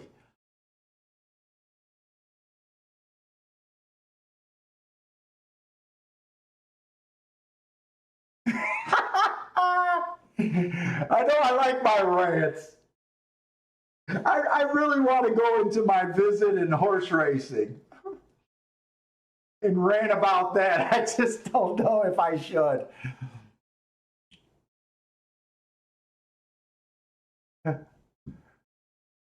Dude, and I think a lot of you guys are just like me. We love this sport. We really want this sport to grow. We really want this sport, to go back. And when we just look at the industry, we're like, we feel like they should be doing so much more. Oh, the leading jockey? Well, I told you guys about the first race that I ever thought that I made money off of because I spotted a fix. I told you guys about that race at DRC. Uh, so I'll never take the argument that it never happens. I'll never take that argument. That was the race where I told you that the leading jockey was on this shipper. This horse took the lead instantly out the gate. The jockey put him under a hammer hold, let 4 horses pass him, easily overtook these horses again, got the lead again, pulled back again. Around the turn, he pulled back again. Coming out of the turn, he went for the lead only to finish out the money.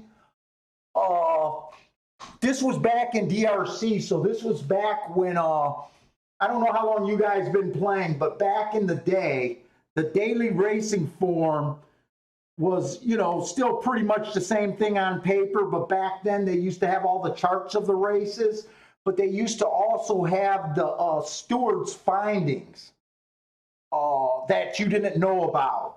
So like on Monday, they would bring all the jockeys in and they would level fines for bad riding. They would give days, and that would make the back of the daily racing form. And I remember that, you're bitching at the track that they stiffed. No one wanted to watch the replay with me, but I knew. And I remember going back in the next racing form, they put out that this particular jockey got days due to his effort. And I remember I clipped that little article, had it in my wallet, and I remember the next time this horse won, that jockey was definitely not on him again. I was getting like 20-1, and I made one of my early big scores off of that move. He was 3-1 on the day they stiffed him.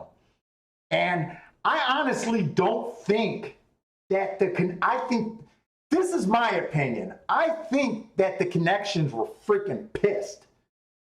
I think it was a home brewing thing that the Detroit jockey decided to stiff this 3-1. I don't know why. I don't know. We don't know. But he won next time at like 20-1, and it was pretty great. And I've talked about this jockey before. This jockey, and I'm not going to say his name again, but this jockey, if you look up his names, have been banned from tracks, different areas in the country. So I don't think he wasn't this investigation, but you look up his name, it's there. I could say his name without shitting on him. I'm just not going to do it again. But I came back. I was pissed on that day. I didn't get 3-1, but I made a lot more money the second time he ran.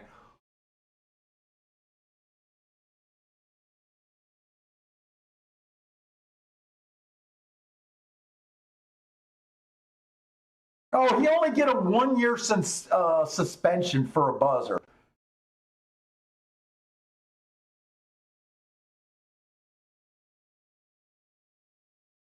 Yeah, and Marco, I kind of agree. I kind of agree. And I think, horse players are always saying, why isn't this game bigger themselves? But if you had $1 for every bitter fucking player at the track, you'd be pretty freaking loaded, right? I think we do this game a disservice to new people. Complaining about a lot of the cheating, and I would bet that a lot of time, more often than not, it's due to our handicapping. And guys got to realize we're only going to hit 20 to 30% of our bets to be lucky. So when we're good at accepting losses. We're never going to hit at a super high rate. And I think with our complaining, a lot of times, we kind of hurt the game ourselves.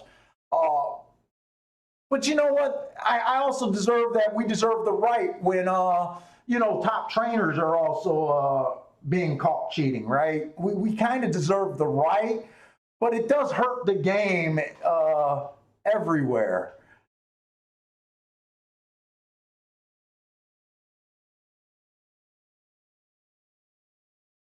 Because you know what? Almost no one complains about cheating in football and all that shit. But every time there's a steroid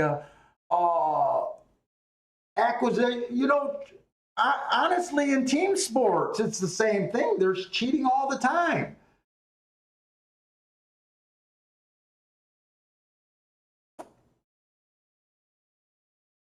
Oh, 1 year suspension is a maximum suspension in Minnesota.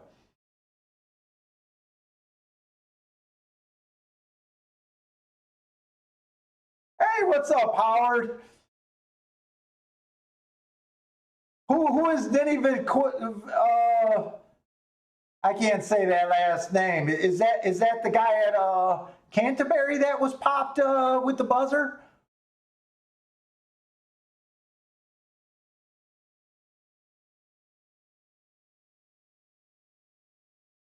I never watched a show where they capped live harnesses. I noticed there's more shows popping up trying to do the live stream handicapping.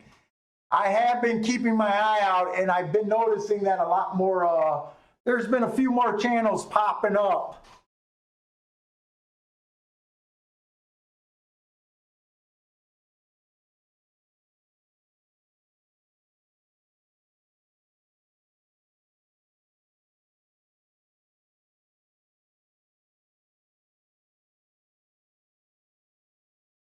Yeah, there was just a guy that came back after multiple suspensions with a buzzer.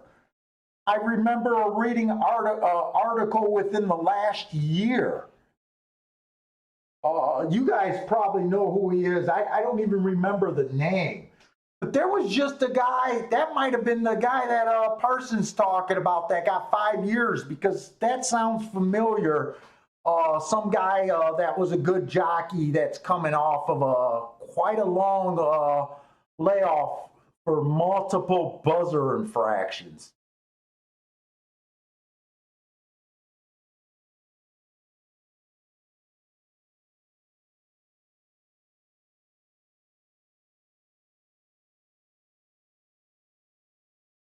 I often made the joke, if I was a jockey,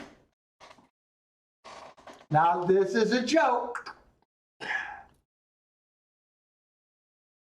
I would get backers and tell them that I'm fixing every fucking race, unless I think the commission is on my ass.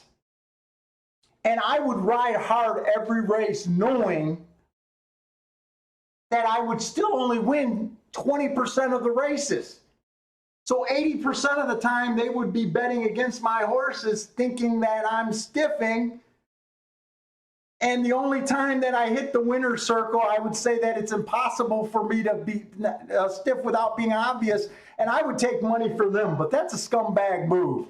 But to me, if I was a jockey, I would ride my ass off and tell a bunch of investors to pay me $500 for the information that I'm stiffing. and let them sort it out after. I mean, I might end up with my head cut off, but to me, that would be the hustle. That would be the hustle. The top jockey's only going to win 20% of the fucking races. So 80% of the time, you would believe that, hey, that Paul guy is giving me good information. I think a little bit different.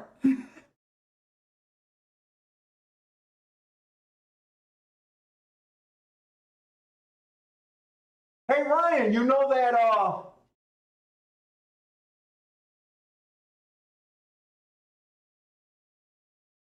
I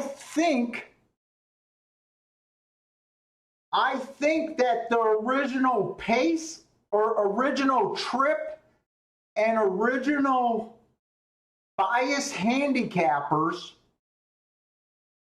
I think harness players get credit for being the original guys with that theory of specially trip handicapping. Basing and keeping really good notes on wide moves, being strong wide, how long the horses were wide.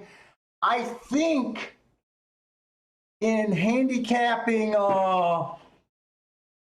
they were kind of like the forefathers of trip handicapping. Harness players were given credit for that philosophy.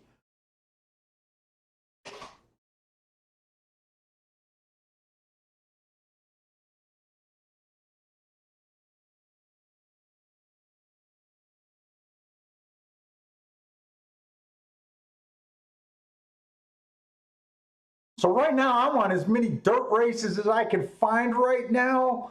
I kind of was interested in the 1, the 2, the 5, and the 8. But I'm thinking of just using the 5 and the 8 and taking it easy this race and seeing what we can get involved with. The next race is a turf race. Maybe let's look for a double. Maybe I can find a double.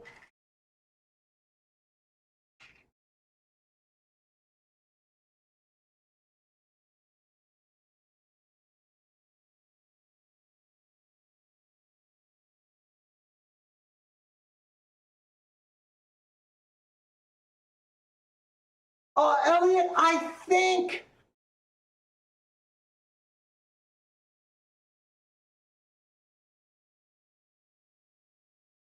think there's past performances where they calculate the total distance in horse racing that a horse ran in a race.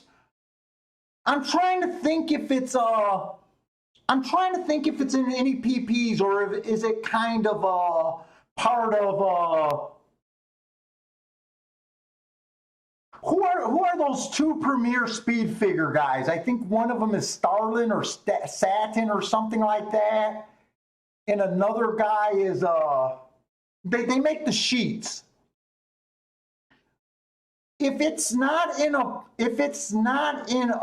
form, I'm pretty sure distance run and wideness is calculated in those high price sheets. The sheet players that they use and get that number where they got the graphs and the horse.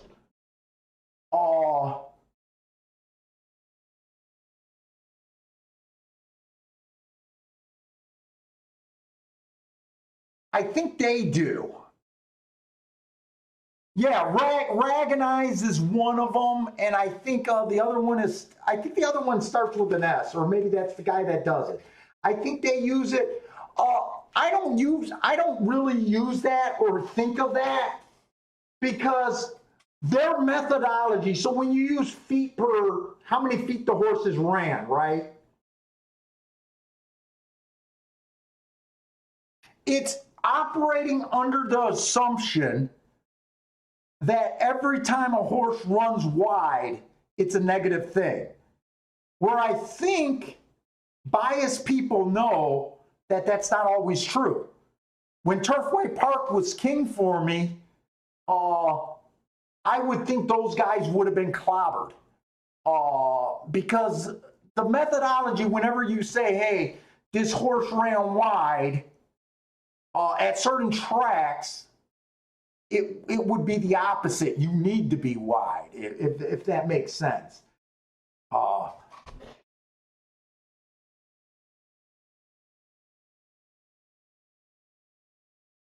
In this day and age, I imagine you could find someone that supplies that information, though.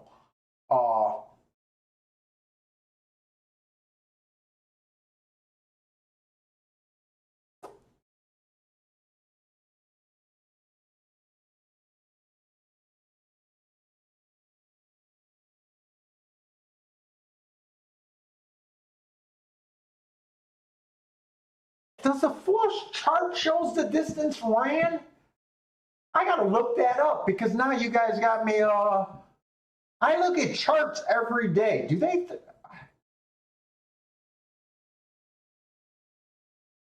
Let me just look at the first chart that comes up to me.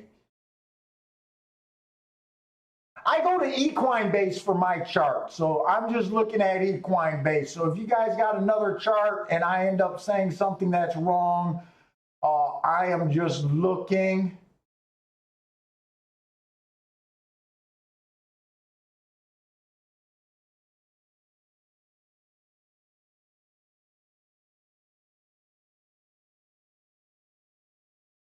On Equine Base charts, they don't say anything about total distance.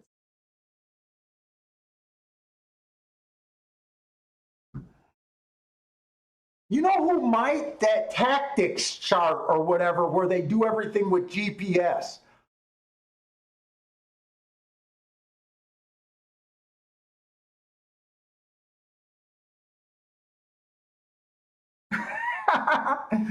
Ryan says he's getting worse. I hope you're not. Oh, okay, not since you watched me.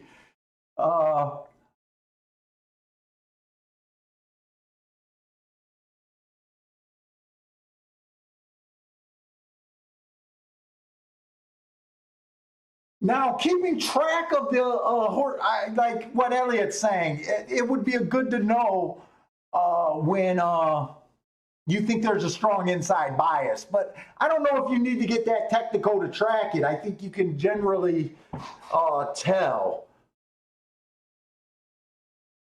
Let's see if there's a double. We got a claiming 12-5 on the turf next race. We haven't seen any turf races since last week.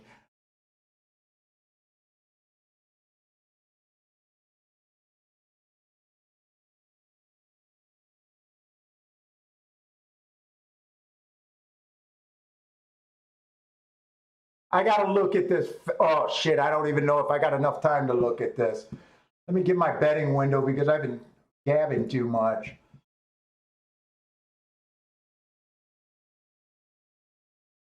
So I'm going to start. Ugh. I thought the 8 was a little bit higher than 2-1. I was going to say I was going to Dutch the 5 and the 8 here.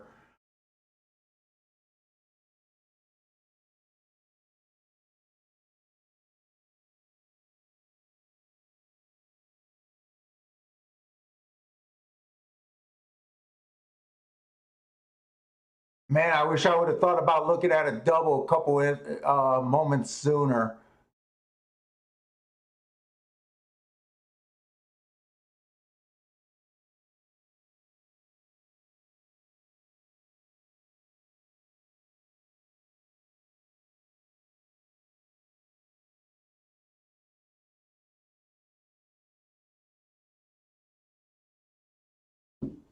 I'm not going to have time to look these up. I'm going to play a quick double. The 5 and the 8.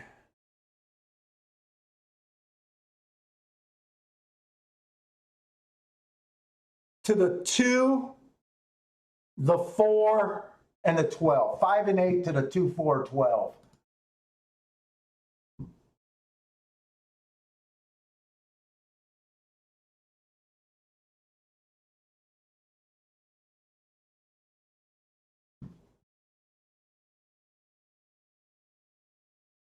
Two, 4, 12.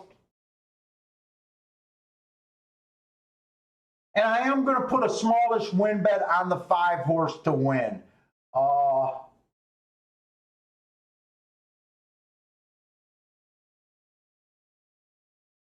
I'm just going to put 20 bucks on him. I almost think I should be a little bit more aggressive. But I'm just using last race to guess that the track might be favoring the outside. So I'm being a little conservative right now.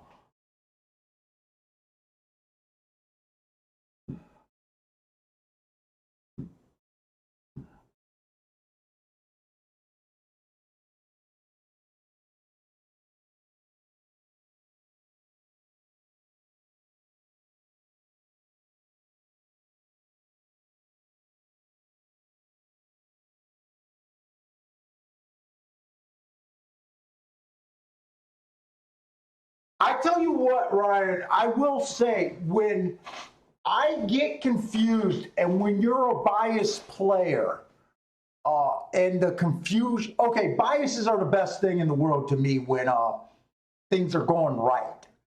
But when things go bad, worrying too much about a bias can really fuck you up.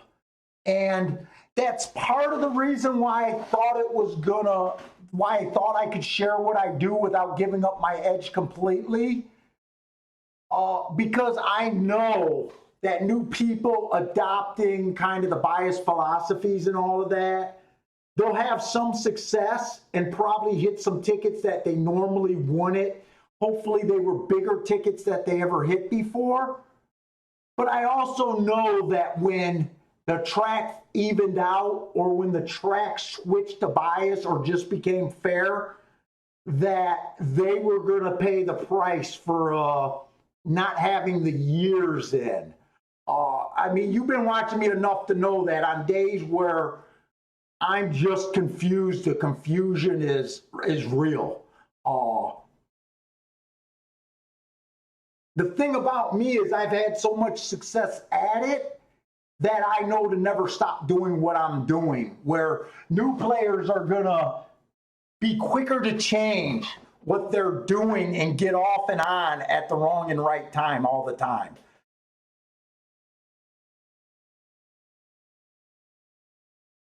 I just took a shot, 5 to win, and I started with a 5-8. I'm hoping that the outside of the track is good. I cut my bet down just because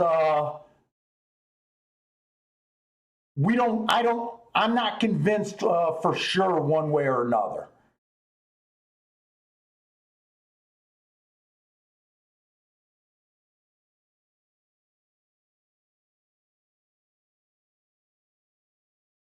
I tell you what, I didn't see this 3 getting this lead. Hopefully they got him. Now, before I seen last race, I thought the real contenders were the 1, 2, 5, and 8. So if this 2 beats me at 5 to 2, I'm okay with him beating me. I thought there was logic behind the bet.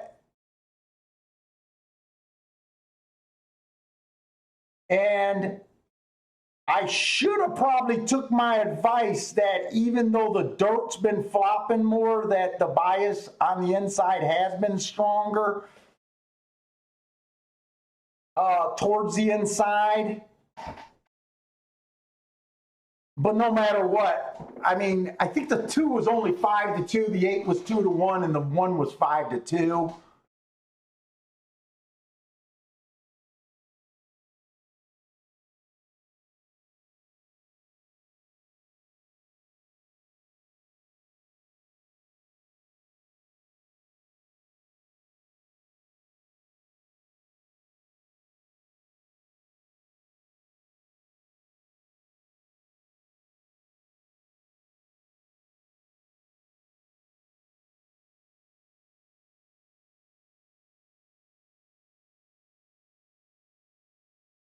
Frankie Tubbs hit it.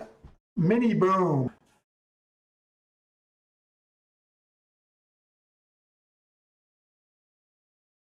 Oh, Steve B hit it. Steve B had to hit that. A 2-8 all for the try. Nice bet, Steve.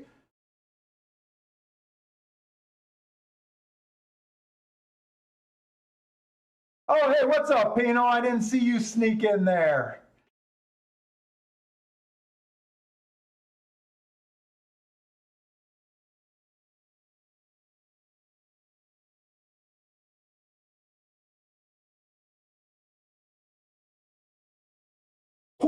Who else do you watch on YouTube, Brian?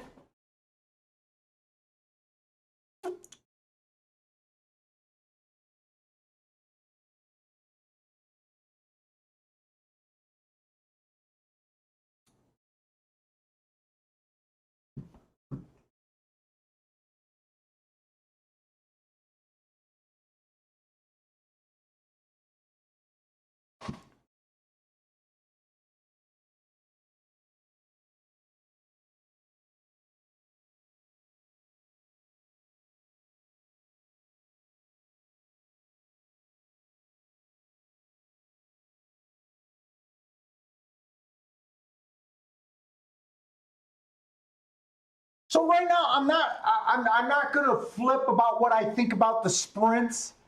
Uh,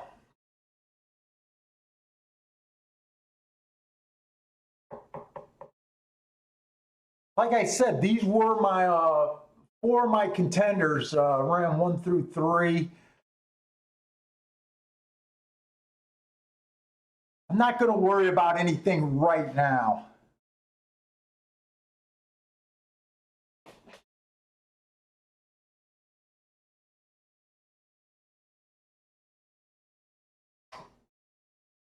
I still watch the wrong lead. I watch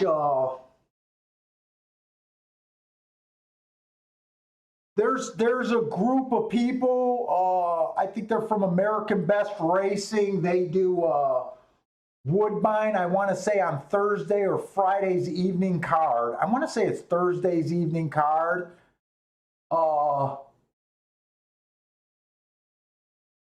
I don't play along with them. I just watch the video.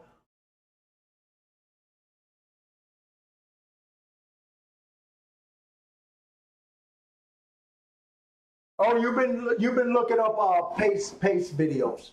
Uh,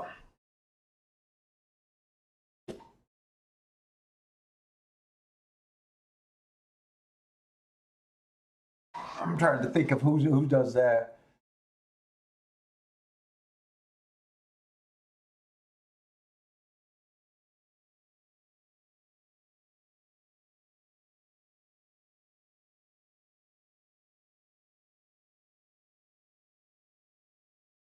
Oh, so you're fairly new, Ryan. You're putting together that's what I say, and that's what every handicapper does. I think every real handicapper, what we do. I think the guys that really take this game serious try to read a bunch of the books, uh, and they take a little bit from here, a little bit of there, and put together their theories. Uh, and I think that's a good way to go. Uh,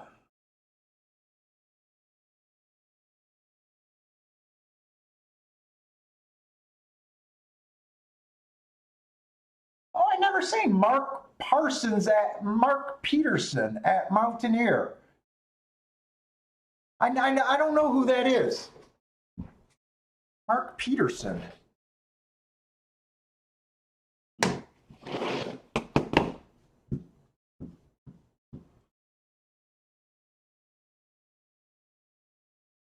That's a name that I do not know at all. Is that like the announcer or track person at Mountaineer, or they just do Mountaineer?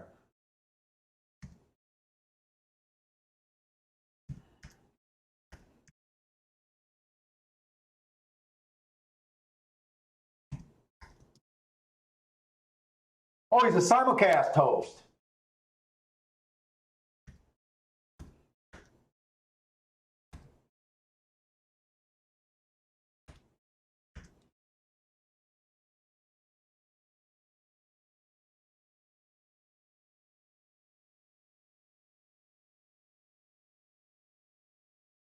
Yeah, I've never, I played Mountaineer a little bit.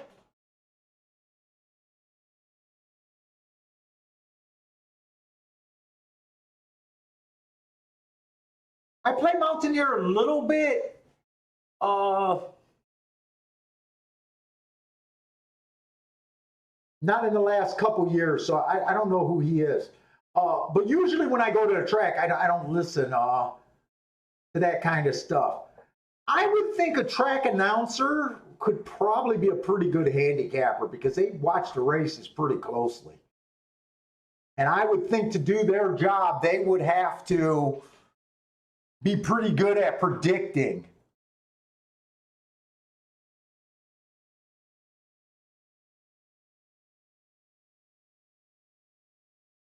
I would think a track announcer would should be a pretty good handicapper.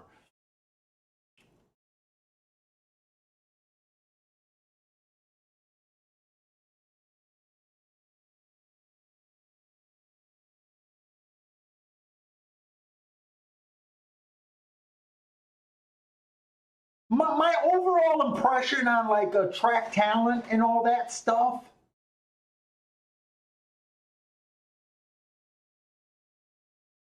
I'm not as hard as on them as most people are. I think it's very unfair to ask anyone to handicap a card. I just think it's so unfair. I really think that it would be better if horse racing got away from trying to give an opinion every race. I think that's such a hard way to go. If I ran a track, I would rather have announcers just go over, kind of read the form on races that they don't like or don't understand. But I would like it and I would really appreciate it if they had a real play to be like, this is my play. This is what I would put my money on, kind of deal. I think it's so unfair to be judged off of every race. Like on this show, I'll say, hey, this is a play bet. This is a real bet. This is a sit out. I think that would benefit the people that go to the track so much more, because I think you could still give out decent information on a race that you're not necessarily involved in. But I think you should almost say like that 2 races ago, I said, he deserves to be chalk, but I don't think this is a race for me. Someone might have found that useful. Hey, this horse, deserves to be chalk. I understand why he's not playing. I really think that it would benefit a track more that way instead of just acting like we have an expert because I don't know if they're expert handicapping. I don't even know if there's a really such thing. I just think there's guys that can survive in this game and guys that can't. I would take anyone's advice or what they say a lot better if there was some honesty about, this is a spread race.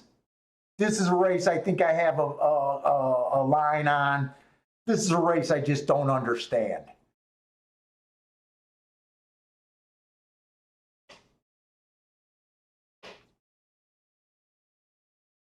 It's kind of like what I say about the tout guys. I don't dislike touts. If a tout's good, I don't dislike them. I don't do them because I don't believe in just paying for picks, and I think I'm a good enough handicapper where I don't need them. But I would respect a tout more if a tout would almost do a live service saying, this is the race we're going for, not giving me 3 or 4 horses every fucking race, then claiming when their 3rd or 4th choice wins and having no idea what he's doing. Are you even playing your bets? That's what I think a difference between a tout and what I kind of do. You know, a lot of guys in this game, they want to disrespect touts all the time. But I don't know if that's the real thing, because touts are probably, some of them are probably decent handicappers if they were honest about what they were really doing. I don't know. That makes sense. Yeah, I'll throw up spy. I'm going to try to do it. Because I want to try something different there.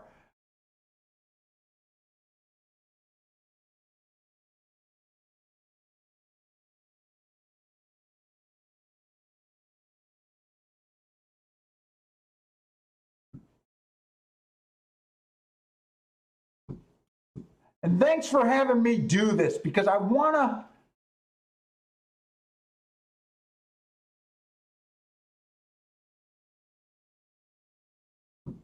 Oh, shit, I can't do what I wanted to do.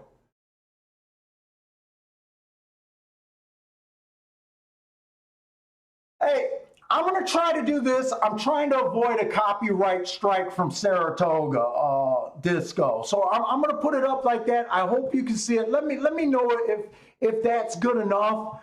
I'm hoping that this is enough where I don't get kind of banged on a copyright and I can show you most of the video.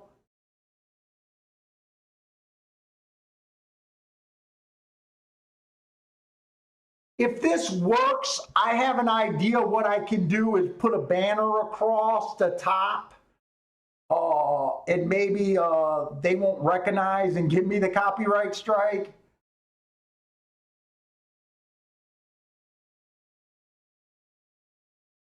Yeah, it's so easy just to give out picks, especially if you're getting freaking paid. But I think they can help people. I think even when we give out a long shot and he runs second or third, even though I didn't have it, it can help people. Might have completed someone's try or a monster exacta for them.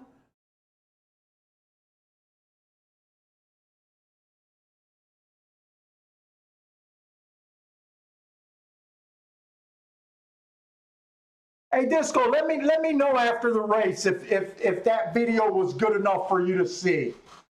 I don't know if it will be or not.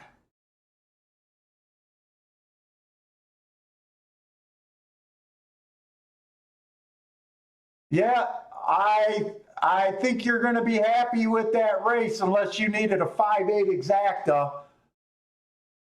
You're 5.1 and your 8 ran third.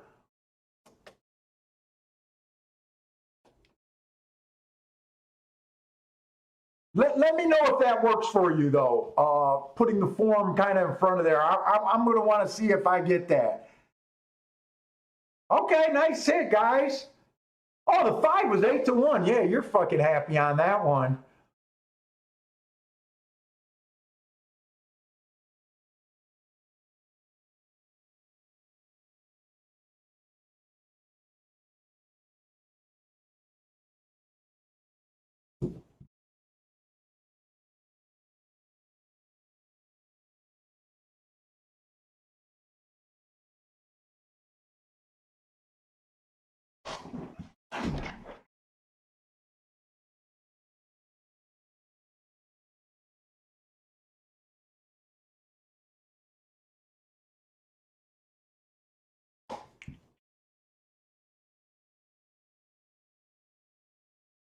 Hey, what's up, Larry?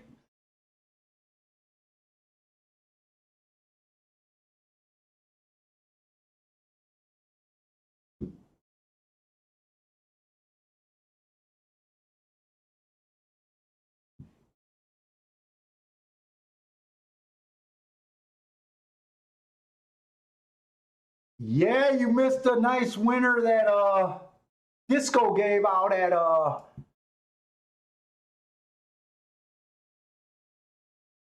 well, you might not have missed it because I think he put his play out as they were leaving the gate. So I don't know if you could have got the play down, but Disco did give out a nice 8-1.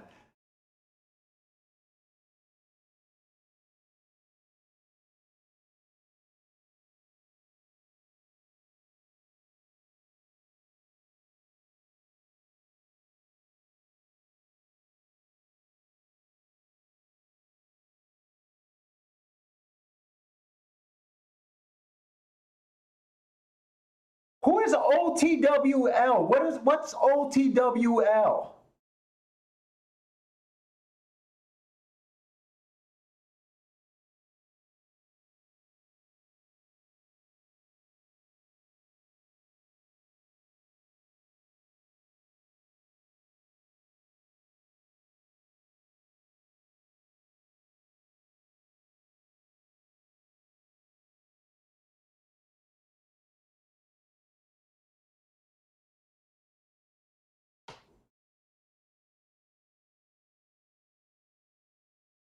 Oh, Elliot Black gave that one out.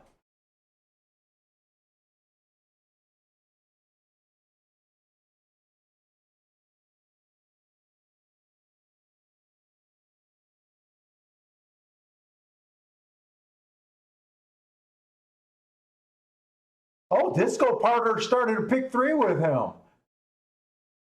I'm sorry, guys. It's harder for me to keep up with all the picks and everything. I'm sorry I didn't give you credit, Elliot.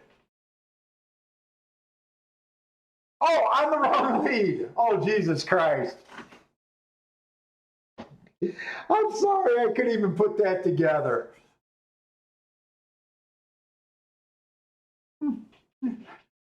I watch On the Wrong Lead and I couldn't even put that together.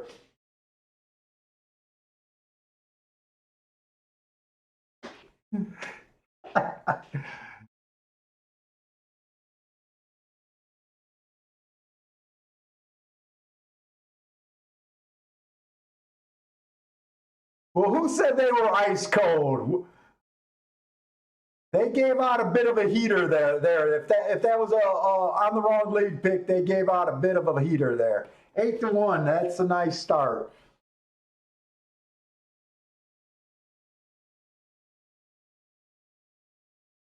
Oh, smoke in my eye. All right, let's see what we got at Gulfstream. Okay, next race, the 6th race is going to be a dirt race, and then we got a turf. I didn't even do this turf. All right, so I haven't seen any turf races right now. We got a claiming 12.5 non-winners 2 lifetime mile on the turf. Why am I trying to handicap like that? What's up, Todd? Yeah, it seems like we.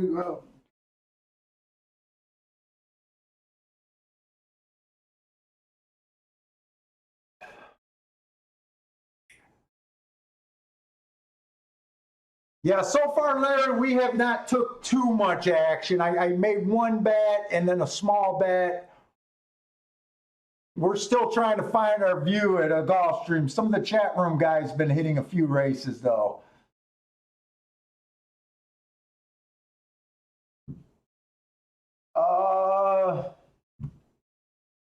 Let me see. There's a 5th race, right?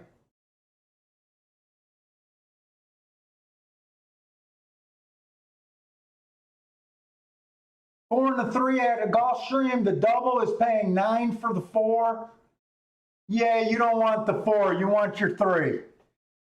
$254 for your 3 horse.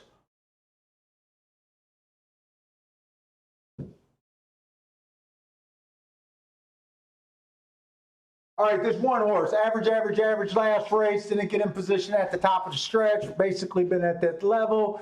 2 races go on the slow side. This horse has not been at the top of the stretch in position for 9 of the last 10 races. I'm not going to get behind the 1. The 2 horse I was a little bit interested in.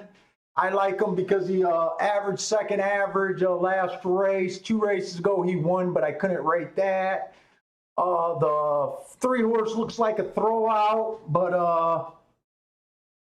I am going to give him a little bit of hope because Steve B looks like he's alive to that double, and that double will pay. That'll be a Steve horse right there. The 4 I was a little bit interested in. He also has this horse, Rosebad last race. Fast, average. 2 races ago, he went too fast to win. He's dropping in levels here. I would say he deserves to be chalk, in my opinion. The 5, I just didn't go back to December. That's a pretty long layoff. I'm going to say he needs 1. The 6 horse, average, Max Strides with the slowest winner. I like that race. I don't think that's a bad race. 2 races ago, he was the slowest winner. He's a little interesting. Wow, at 40 to 1. I don't mind him that bad. I think he has a shot. I don't think he's a dead 40 to 1. The 7 I'm a little interested in. He went fast for the first call, average, getting in position.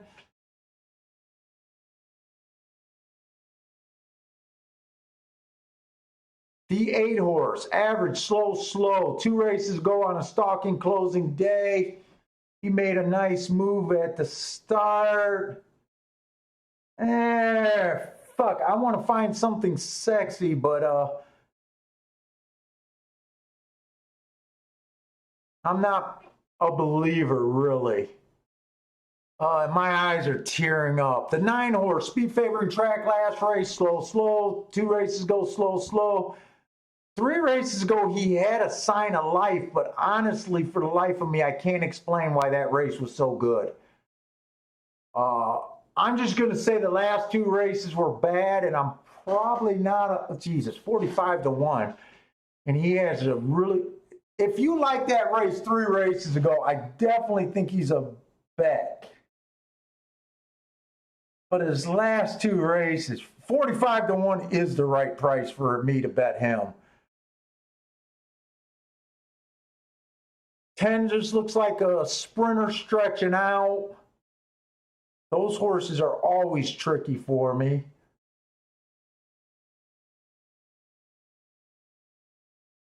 My eyes are so blurry right now, the 12.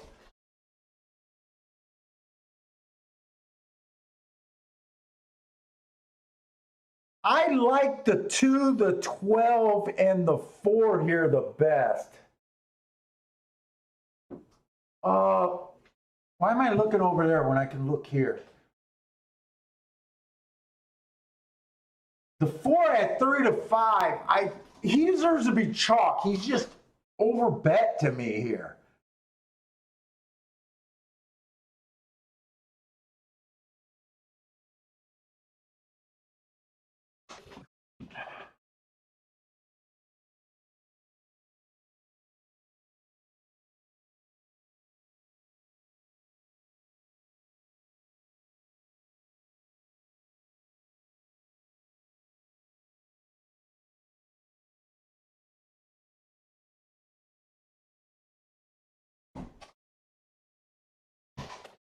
I'm looking at doubles real quick.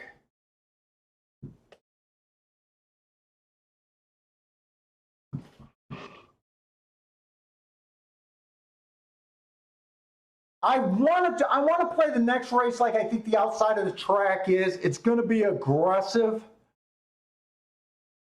because I really like the 2, but if the outside, I like the 2 and the 3, but if the outside of the track is good, do I really want to do this? I think I do.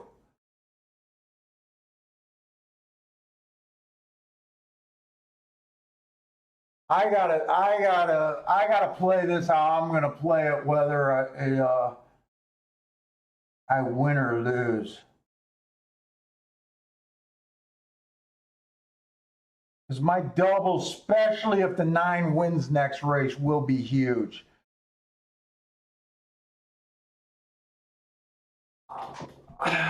Let me look at the exacta payoffs.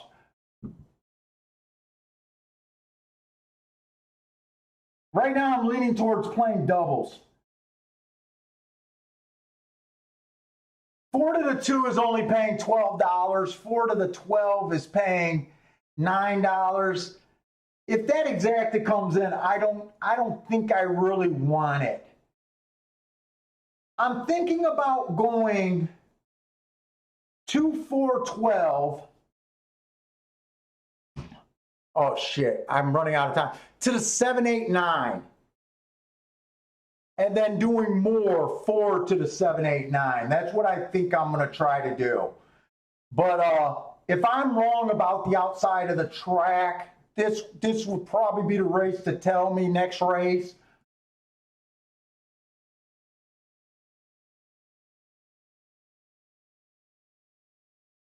So I want more 4 to the 7, 8, 9.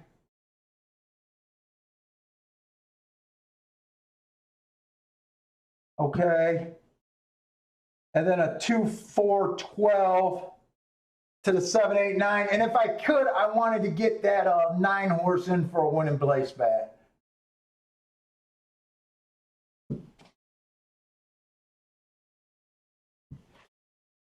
Winning place. All right.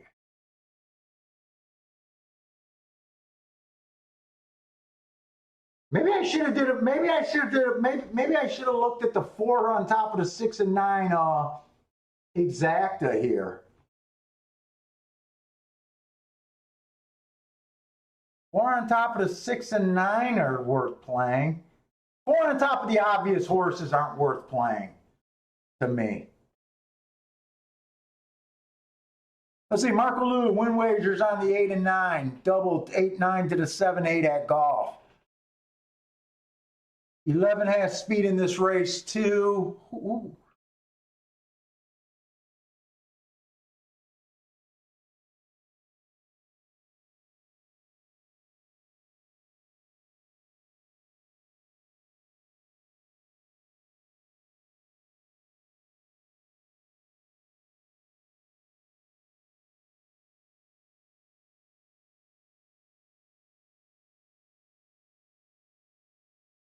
Wow, it looks like this jockey's fighting on this 6 horse. 22 and 3. This is a pace that I think they should be able to come off of. I think I like where the 2 and the 4 is at.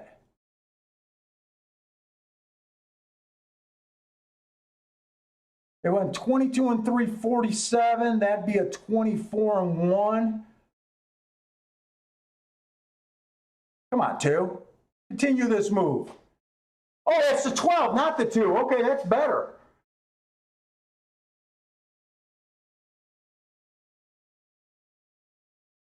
I thought that was a 2. It's a 12 horse. Come on, I'd rather it be the 12 than the 4, but I got more on the 4.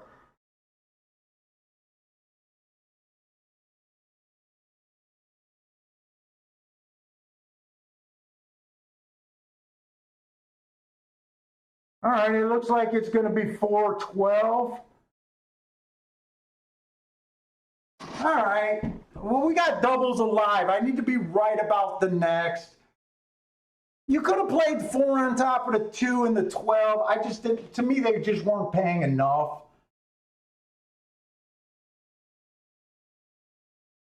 Well, 4-2 actually went up. 4-2, when I thought I looked at it, it was only paying $10. It's paying $15 for $1. That, I don't know if I would have pulled the trigger. I was definitely more into the doubles than the exacta, but that exacta did come up quite a bit. Frankie Tubbs hit his double.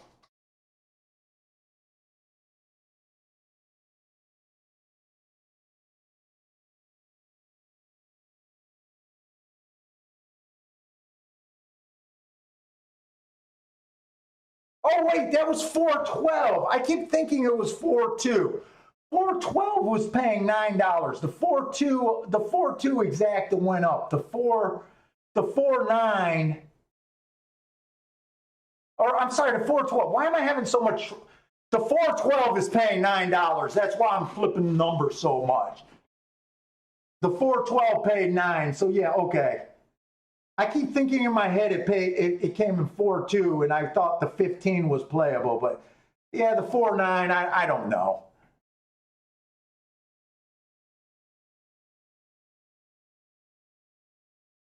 Yeah, I thought that 4 horse was going to show speed myself, but he was probably so much the best that he could have rated like he did. But I kind of thought he was going to be on the lead. Let me go get something to drink real quick. I'll be right back.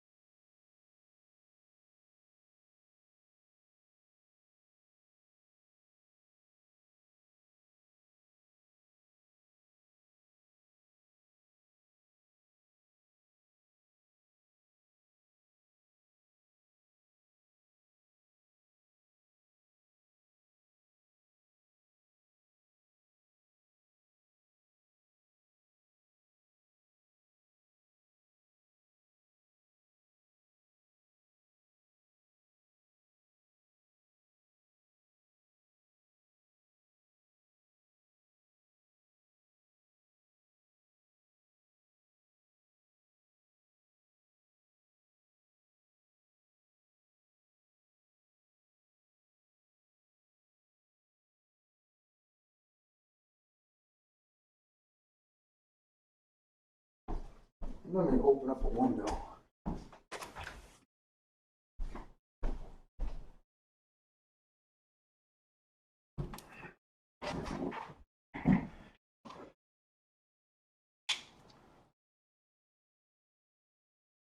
Hey, what's up, Chester?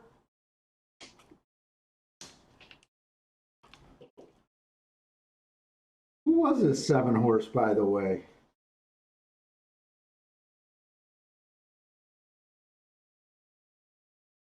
Well, 7 hasn't been running that bad.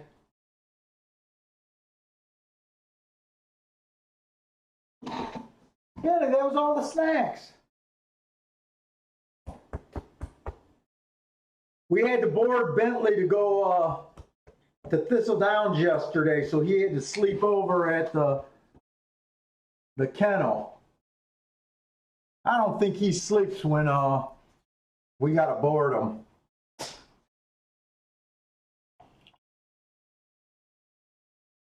You didn't miss too much unless you took Saratoga's play from Elliott and who else had him? A few other guys had it 8-1 at Saratoga they gave out.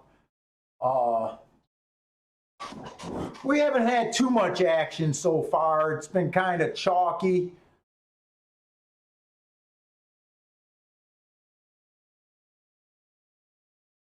Oh, the drive to Ohio was nothing because I can't see, so I got the perfect excuse to go in the back seat and just go to sleep. So my wife and her friend just stayed up front and talked, and I slept the whole ride. So the whole ride felt like it took about 15 minutes for me.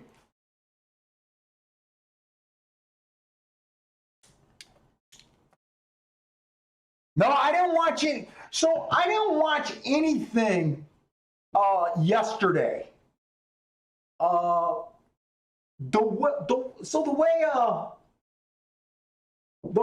way Thistledown's set up is they put the casino on the main floor, which I kind of expected. You go up to the second floor, and it's the same old racetrack. All they had was a bunch of TVs and a few windows. That was a complete, they did nothing extra there. No, they hung out at the track because there's a racino there. And then my wife's girlfriend, her aunt was about 40 minutes away, so she met them. So the 3 girls just hung out. They played some slots. They watched some races with me, and they ate. So the second floor is like their simulcasting center, but they didn't do anything special. It was the same old Little teeny tiny booths with a bunch of rows of TV, nothing special. When I go to a track, the first day I go to the track, I always want to be in the grandstand. Then the next day I want to be in the dining area. Then the next day I want to be like in, if they got box seats and shit like that available. Thistledowns was not set up like that. They basically closed off the casino. That was completely separate. The simulcasting room was nothing special. Me being in Michigan without any live racing and just wanting to be out, I wanted to be in the sun. I wanted to be in the grandstand area. So I just stood in the apron. It was really hard to bet. So I kind of knew I wasn't going to be betting all that much. It was Thistledowns. So I didn't have access to the other TVs. The sun it was a beautiful day. So you guys that have tablets, you guys know that it's pain in the ass trying to do anything in the set tablet in the sun. And then with my eyesight, so the one thing they did for the horse racing, they put a really nice TV screen and updated that. So they got a really nice TV screen for their odds board, but my vision just wasn't able to see that good enough.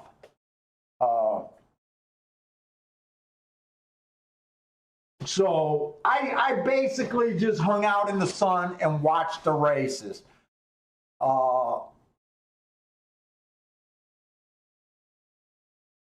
You had to go inside to make most of your bets.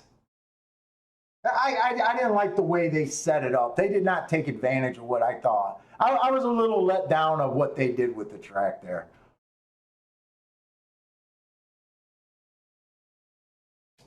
Now, Spencer, I've been to Indiana Downs before, but I've been to so many places that my mind is confused. You know, they all blend together. Indiana Downs, I remember it being a smallish building. The casino was downstairs and off to the side, but they put all the dining areas in the old racetrack area. So to me, they had a much better setup, and then they had all glass where you could be inside and watch the races. It was a much nicer setup, if that's the track that I'm remembering right. I don't know why all of these racinos set up the horse racing and the casino like they're two separate fucking businesses. So I like if that's the track that I'm thinking about, Indiana, I like that when the casino players got their vouchers, you know, for their meals, when they got comp meals or when they just had to go and buy their own food, that they would have to go up in the horse racing section and eat their food and be able to watch. I think horse racing is a beautiful sport at all levels. And I think that they should take advantage of it. So even though they might not be converting casino players into horse players, they're at least forced to watch a few races while they're eating. I thought that was nice. Yeah, okay. So that is the place. I always think it weird when you go to states and they're allowed to have casinos, but they're not allowed to have table games. I always think that's I don't know if it's all Ohio casinos or just the racinos. It's only slot machines. They don't have crap tables, roulette. Not that I love those games. Well, I do like craps a little bit, but I thought Indiana, if I was to compare the same place, the two places, I thought Indiana is a much better track that at least tries to make tries to let the casino people see horse racing while they're eating. I thought that was nice.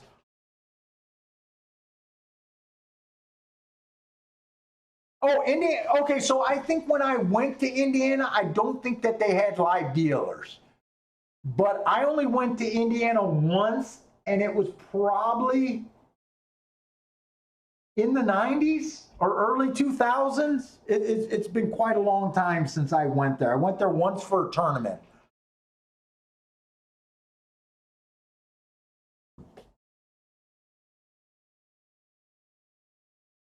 So we're live to some doubles. I did play the 4 more, so I might have a shot at a hit. I played to the outside horses, the 7, 8, 9. Now that the 8 is 5-2, I thought I checked these doubles and I thought they were worth playing, but now that I see the 8 at 5-2, I'm hoping I seen the right thing. Oh, I'm okay. Okay.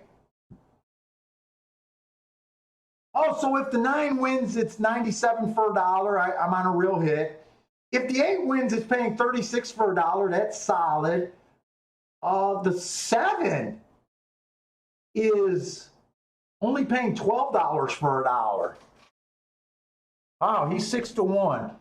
And then, like I said, I would have really liked the 2 and the 3, but I angled my bet for if the outside's good. The 2 is the lowest double at 690. I don't have that one. And the 3 is paying 970 for $1 double, and I don't have that. So I'm just alive to the outside.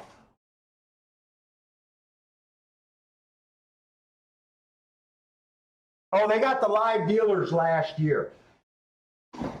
So I was really hoping to go to Thistle. I was really hoping to go to Thistle, Belterra, and Indiana this summer. And then when I announced it to you guys, and so many guys said, why bother? I got a little disheartened. But I still went to Thistle Downs. I don't think I'm going to have a good video to put together. I got self-conscious trying to put together videos and talking to the camera with people there. I got all shy. I should have probably waited till when Bill could have went, or made my wife be the camera person, but she had her friends there and just forced me to try to make content. I don't know. I would like to say I'd like to try to go to Ohio or to Belterra and try to make the trip up to Indiana. But right now, I'm going to have to wait a week or so to decide if I really want to do that.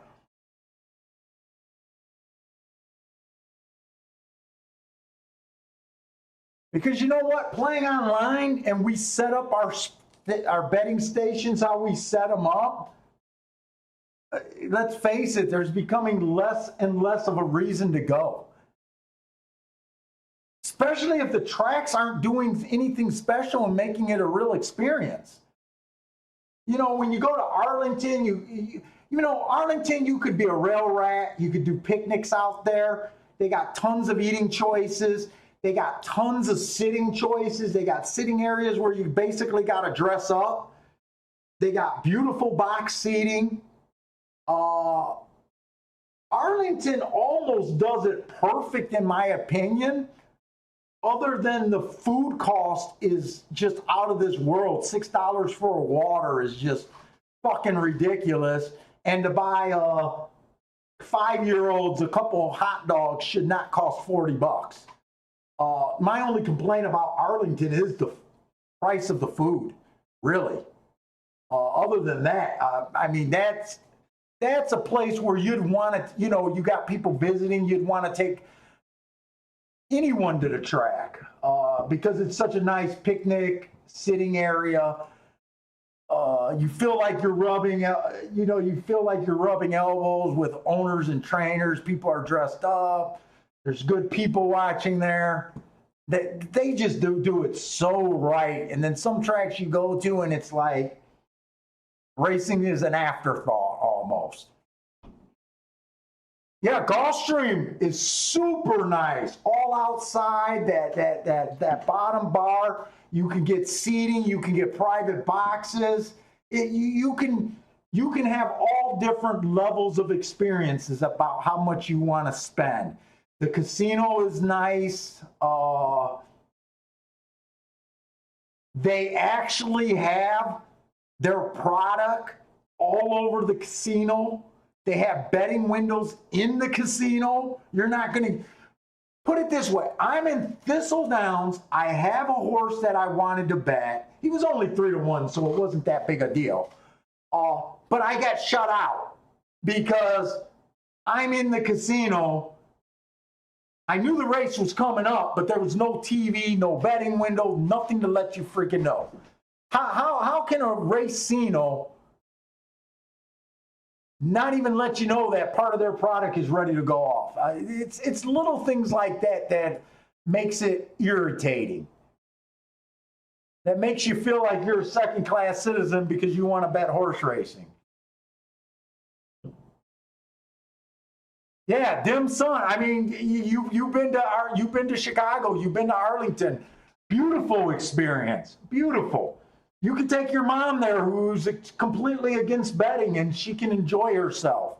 You can get a nice box. The ladies can eat, get all sorts of fancy salads. The drinks are exotics. It's fucking beautiful.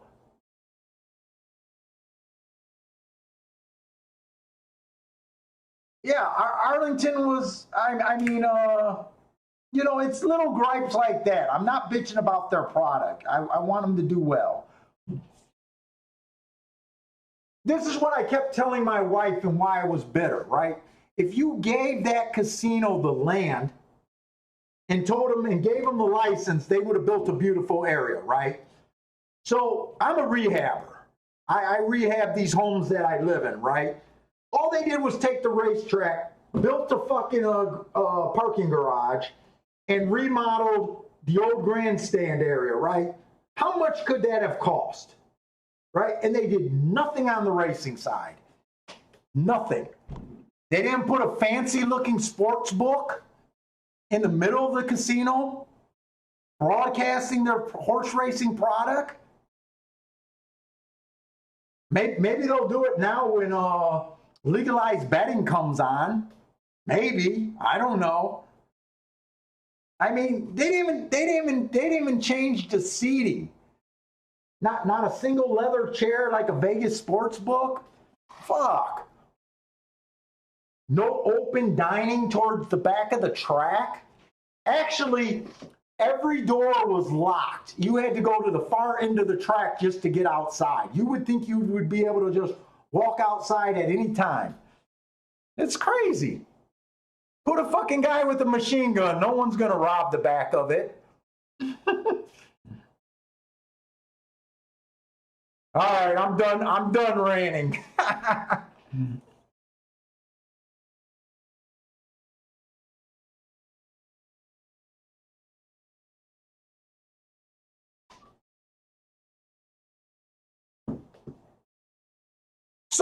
So I hear that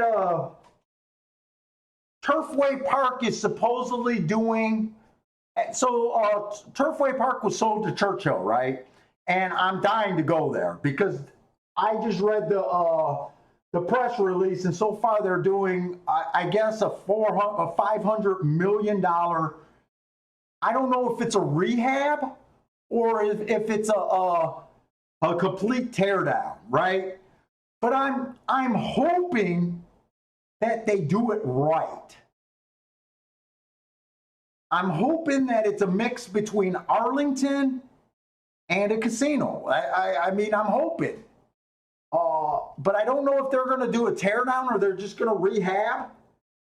I don't know if they're just going to take the first floor and just paint it, put carpet in, and put slot machines in.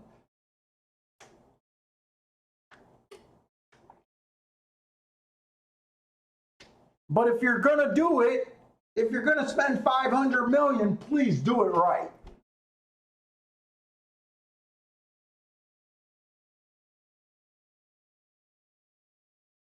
Chester, I think the rumors are that Churchill Downs is saying that they're putting the land for development I don't even know if you could do that, if you could block someone unless they tear down the track themselves. That's the rumor I hear. But you also got to understand something about Chicago and fucking Arlington. It seems like every year Arlington threatens to take they're like a little kid that threatens to take the football home. They brought the football and they threatened to go home and stop playing every day. So at the end of the press release, I think there was some of the last sentence was basically, unless the state of Illinois do what we want them to do. They always put that stupid disclaimer. We're going to leave. We're going to do this. We're going to take our ball and go home unless you do this for us. Meanwhile, Hawthorne, the struggling track, the not as nice place, seems to bend over and tries to do everything they can to keep racing going.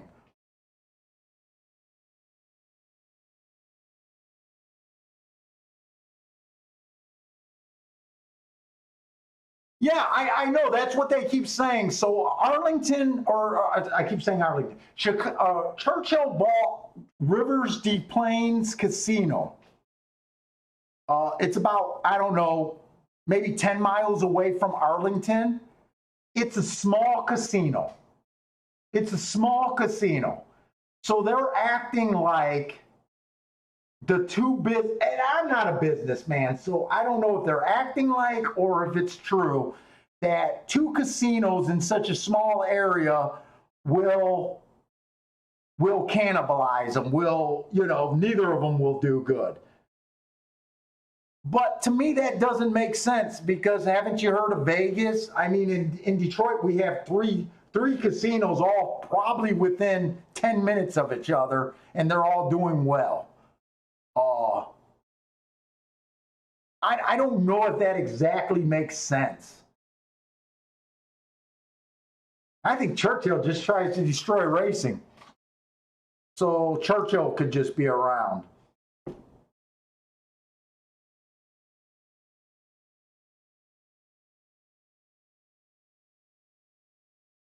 Oh, the city has to provide.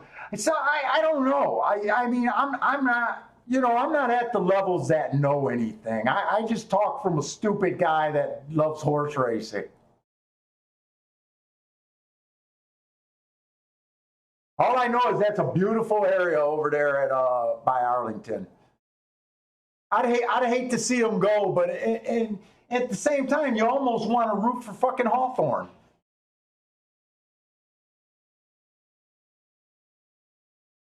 Well, yeah, Dim. If you're familiar with that house, all those little 1,200 square foot ranches over there, all surrounding that track over there at Arlington. Shit, I think when we were looking at houses there, all those little 1,200 brick ranch, just basic 3-bedroom houses, 1.5 bathrooms, they're all worth like 300 grand over there, and the taxes are insane over there.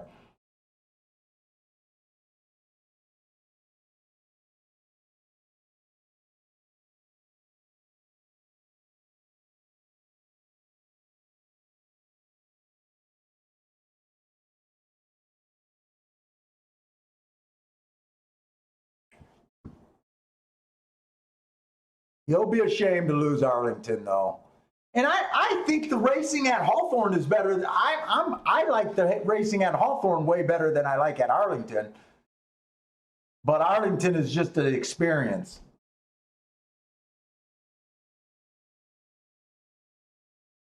So I don't got much to say this race. I don't know if I went through this race. I'm alive to what I'm alive to, and oh shit. The odds in this race are completely not what I expected.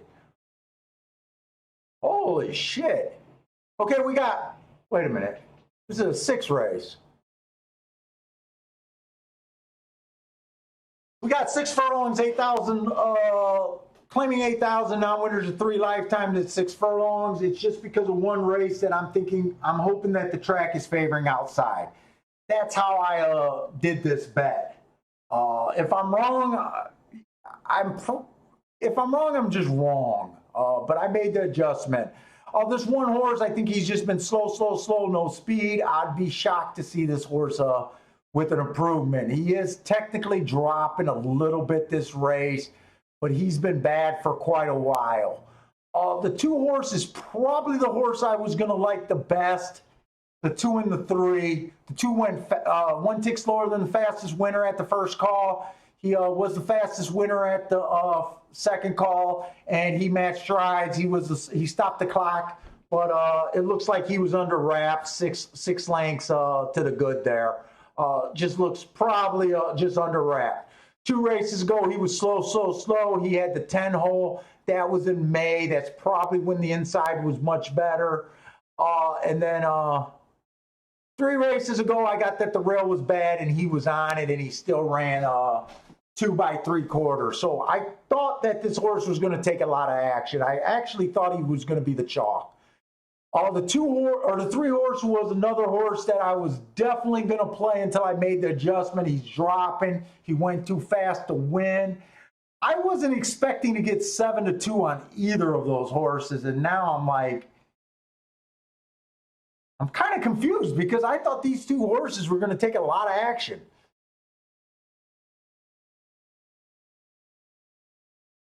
The 4 horse I just didn't care for. He's been average. His best race was a mile, earning a heart, but I didn't care for him. The 5 horse I didn't like. I thought he was on the slow side. He is dropping though.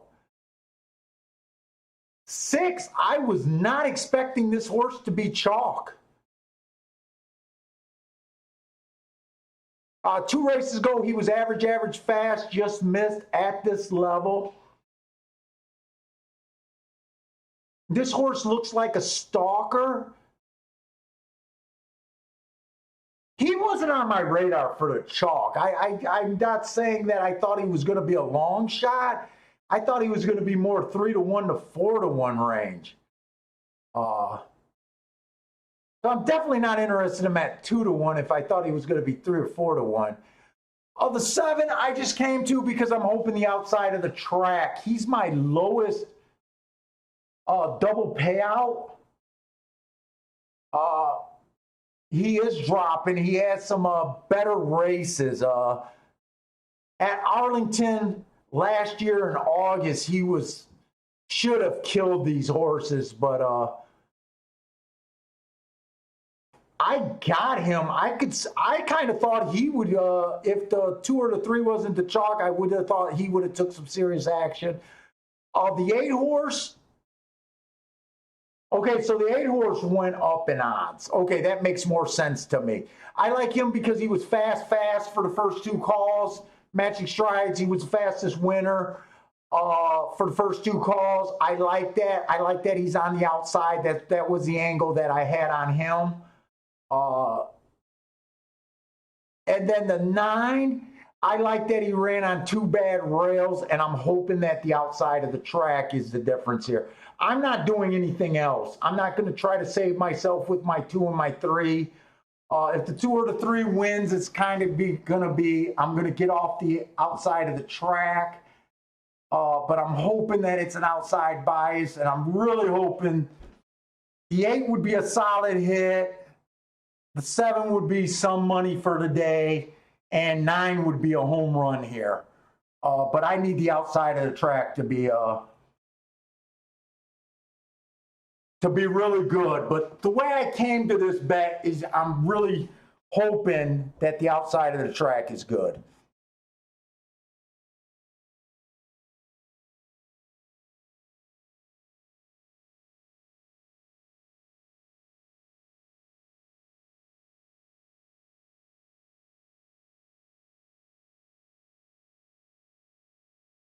Yeah, I don't think the 6 will lead here if you're talking about this 6 here. I think he's going to be 2-3 lengths off the lead. I think his best move would be on a stalking trip here.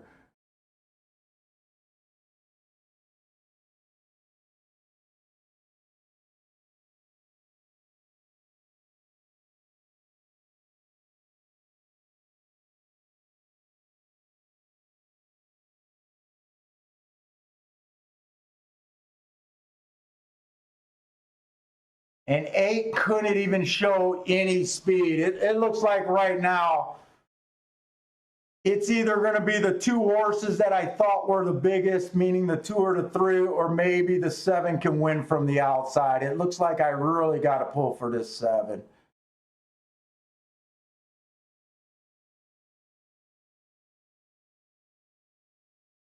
And 7 looks like he's moving really easy.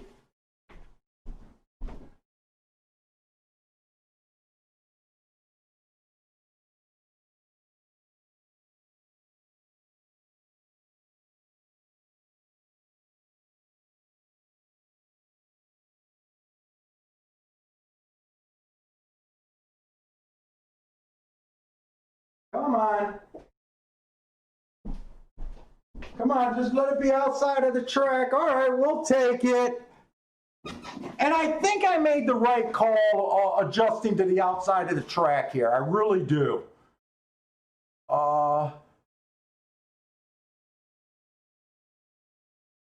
wish this double to the 7 was paying more, but because I singled the 4 more, it's going to put me up, but it's not going to be the super home run. Maybe I should have came back and bet a little bit more on the 7 at 4-1 so to make a bit more money. But I did get a little worried with betting against the kind of the horses that I like the best, the 3 and the 2. So I think I made the right move there. We hit this double.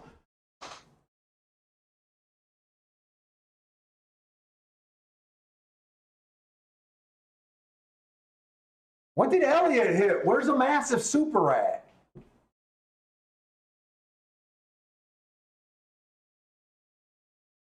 I don't think that's Gulfstream a massive super. It came in 7.6. Who ran second and third? 7.62? Or did you have it massive?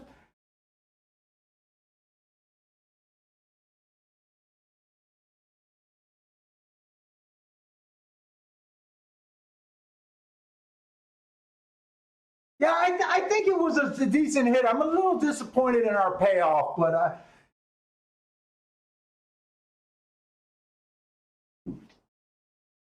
I guess I'll take it though.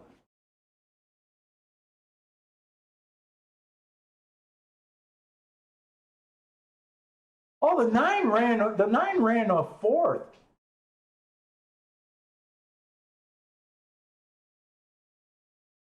So I think going forward, if we got any more dirt races, I think if they're on the sprint, I'll still be considering the outside as the place to be. If it's a route race, I'm going to kind of keep a more open mind, thinking that that bias has been stronger to the inside, and it might not be an outside on the routes. But we'll see.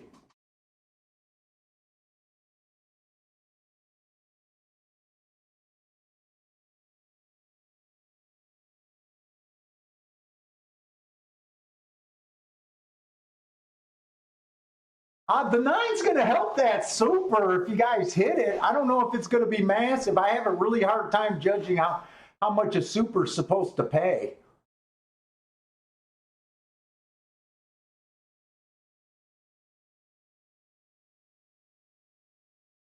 I have a really hard time with that.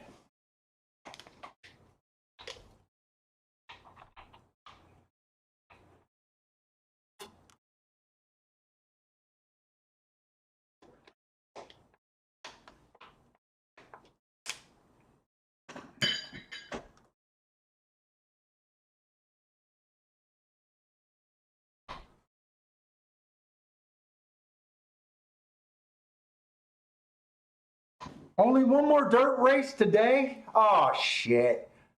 I was hoping to at least get another sprint dirt, and you said it's a route race.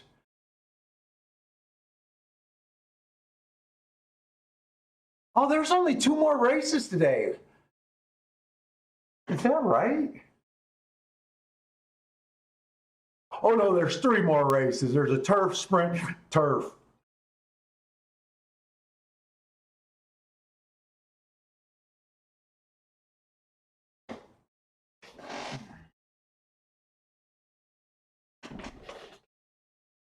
Oh, Elliot, you're guessing $100 for a dime? Wow.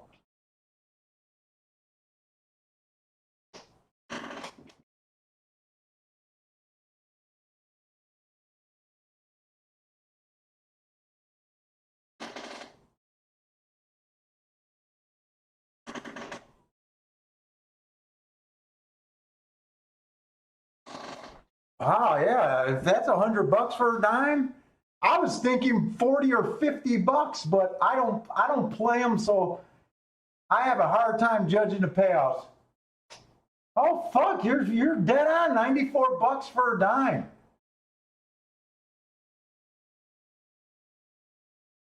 Yeah, that's a useful fucking super. Fuck.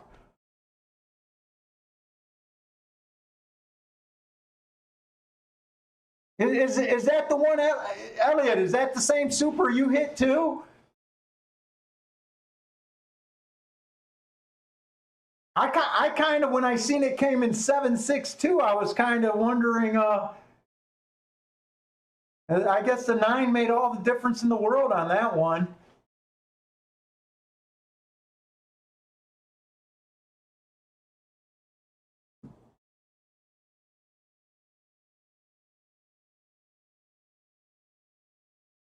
Nice hit, guys.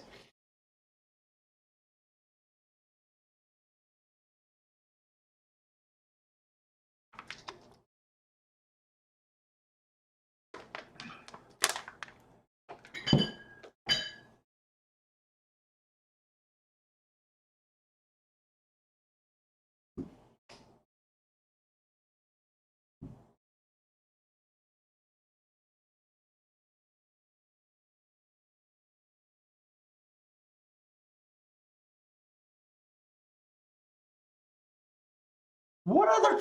I wanted to look at Arlington today. I'm keeping my eye on Arlington. They got such a weird start time.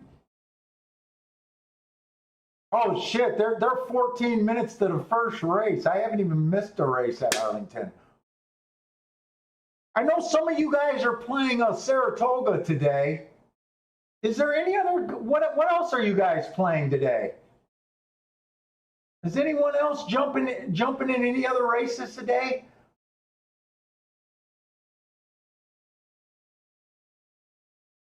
Yeah, I'm leaning towards that outside bias at Gulfstream. I mean, for me not to bet the 3 and the 2, I was really tempted when both of those were 7-2, but I didn't. There was almost nothing I could do. I would have had to make. I would have had for me to decide. Hey, I'll take 7-2. I would have had to bet 100. I would have had to like bet my expectation for the double to get out of my position to make money and to make this. I'm so glad that but what was I talking about? When that 5-horse won and that kind of put us on the outside of the track, right? Who's right now not wishing that race was a later race, like the 9th race, where maybe we would have caught on to the outside bias and we would have had a real shot at that race. At the time that they raced the race, I didn't have a shot to cash that ticket. But when you guess right about a bias and it might be there, there's a real possibility we would have hit that 5-7 in that first dirt race.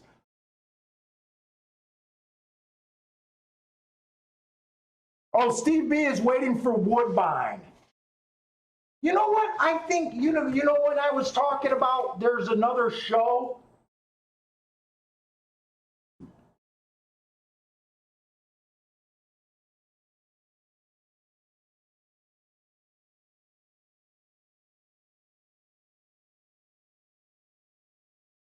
Like I always give On the Wrong League shout outs, and I don't mind promoting them. I like those guys. I don't mind talking when Jimmy was doing his show. For you guys that are interested in doing woodbine, there is a group. It's a guy and two girls that do that. It's almost just like this. I don't remember if they show the program. They might show the program, but they don't mark up the program, but they show the races. They either do that Thursday evening, probably today. I'm looking on YouTube to see if it's today. They either do it today or tomorrow. I think they do it every week. I'm not sure, but I just seen some guy. Oh, Ryan's going to give out some woodbine action today. Good luck there. Elliot's just at Toga and Gulfstream today.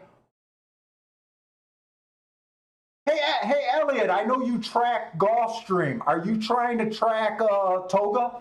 Are you trying to track the New York circuit, or are you handicapping that without you doing your other stuff that you do for Gulfstream?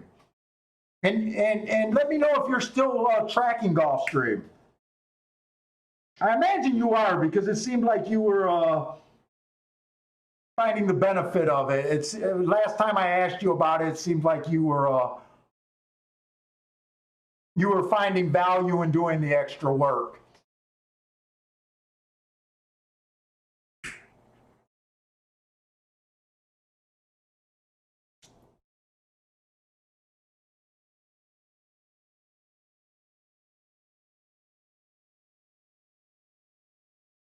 I will give you guys the weirdest fucking bias. It only happened 1 year at Arlington. It's the weirdest freaking bias I ever spotted in my life. I know it only lasted one season, but every once in a while I'll tune into Arlington just to see if it worked that particular day. But the weirdest bias that I ever freaking saw was at Arlington Park, and I bet it for one meet.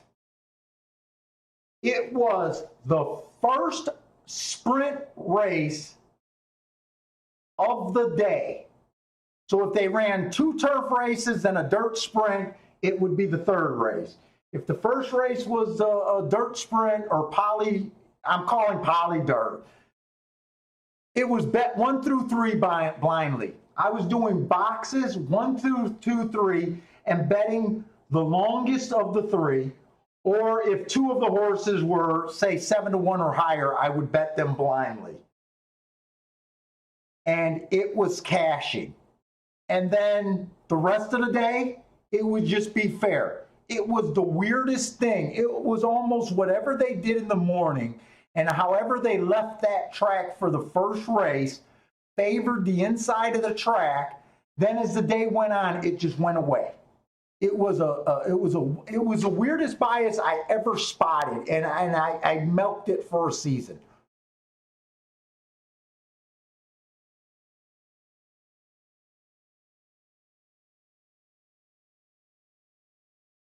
Okay, so you have not been playing much Toga, but you enjoy the.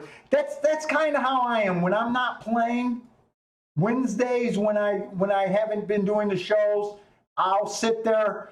Like Saratoga, it's not my favorite betting track, but it's an enjoyable track to watch. Yeah, I do find it enjoyable to watch Saratoga. Like, even I recognize that it's special, like it's special.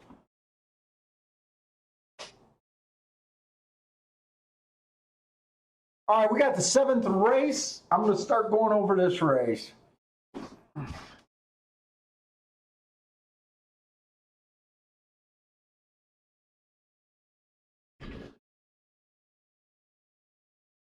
I honestly, Ryan, I don't know how long it took for me to spot it.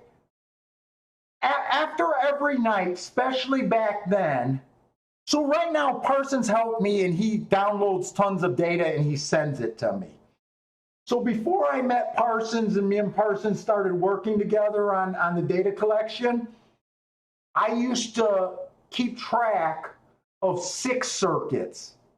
And every night I would go to the charts and go open up my spreadsheets. I had my spreadsheets set up how I wanted them set up, and I would have to key in the information. And it was just weird because I just kept you know, as you're typing and you're doing one track at a time, it sticks out way more in your mind. It's just something I spotted. I don't know if it took me a week. I don't know if it took me a month to spot it, but it just seemed like every first race. And I remember the first time I did it, it was almost a joke bet. You know, it was just one of those things. And I don't remember exactly what it paid, but I remember it being decent. And then the next time I did it, and the next time I did it, and it was never a prime bet kind of deal, but it was extremely profitable. You know, maybe towards the end of the year, it started getting more and more where I focused on it more. But it was almost like, it was so unbelievable, so weird.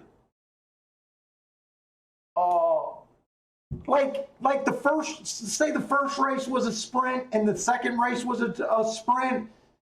The first race was always 1 through 3, 2, 3, 1, you know, like that.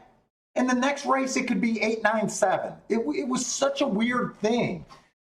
I do remember that year that I knew that I couldn't rely on it in the next couple races. It wasn't like Gulfstream where we see one race and we're like, oh my God, I'm excited. You know how I got excited for the rest of the card. I mean, it ended up only being a $12 double, but we took advantage of it. But it was the weirdest fucking thing. It was almost a disbelief kind of thing, but it was there.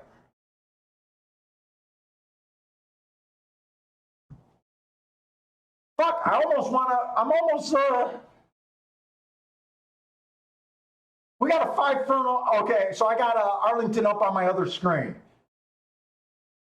We got 5 minutes to post, but it is a dirt sprint. It's a 6-horse field. I'm just going to put it on the screen when they start loading in the gate. I don't have any paperwork on it. I'm not going to bet it, but I'm going to watch it. It is the first race, and it is that. So I don't know. It might still be there. But I wouldn't count on it, but we'll see. And the 1's 4-1, the 2's 11-1, and the 3's 8-1. So if it's there, it's going to be there with decent price horses. So I'm going to start doing Gulfstream, but I'll try to remember to flip that on. Okay, so we got a mile 16, 12.5 on the dirt. The 1 horse, average, slow. I didn't go back to April for his next races. Looking down, I see very few races where this horse got in position at the top of the stretch. He doesn't look like much. The 2 horse, Matt Strides with the slowest winner. Average, got in position at the top of the stretch, just got beaten by a nose or neck. That's a nice race. 2 races ago, he was slow. He came closing. He was a little too far out. He was 7 lengths at the top of the stretch. I don't think that's a terrible race. His Tampa races, if you guys remember at Tampa on the turf, we were saying that closers had a huge advantage, and that looks like what he was over there at Tampa. He had a little bit better luck getting in position there.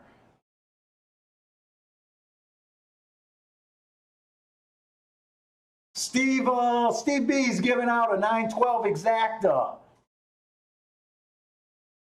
at Saratoga.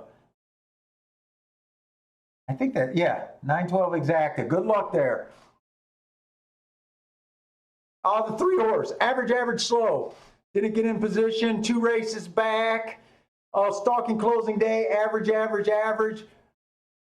I don't like his last race, but I'm willing to forgive that last race. His first race off a layoff was decent. I think maybe he might have bounced a little bit there. Bounced there, you guys that are familiar with that. I don't think this horse is a throwout yet. The 5 horse, slow. Whoa, something's wrong. Something's wrong. I got that marked wrong. Uh-oh. Let me grab my Gulfstream. I got that marked wrong. I know it's marked wrong because he won that race on July 1st, so he could not have been the slow.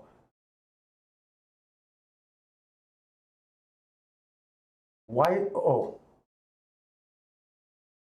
July 1st.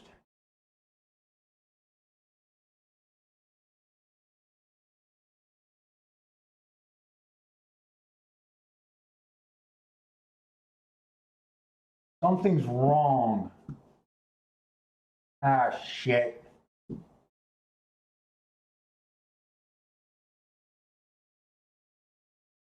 Go to my documents.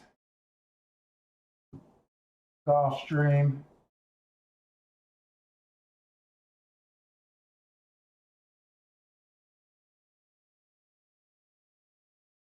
Eighth race. Dude, this does not even line up with anything I have.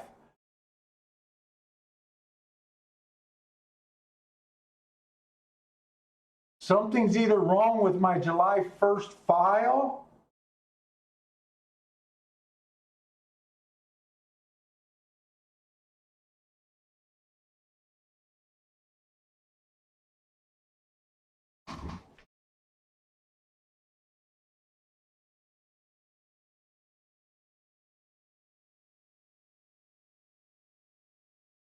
Oh, I put that race in the dirt column.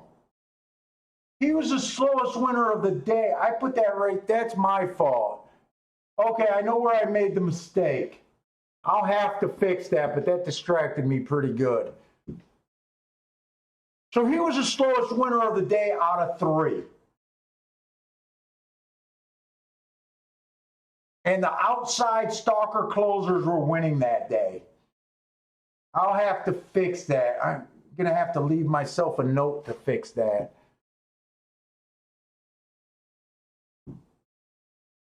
I see what I did wrong there, at least.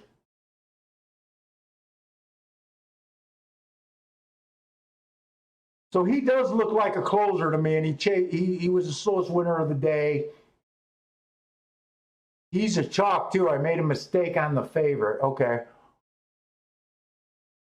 The 6 horse. Slow last race. 2 races ago, he was looked appealing. 2 races ago, 3 races ago, he looked appealing. Well, I think that horse got some upside.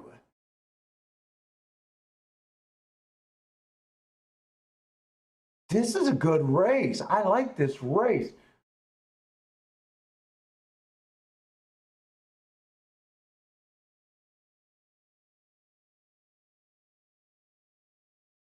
The 10-7-1 went too fast to win 2 races ago on a stalking closing day.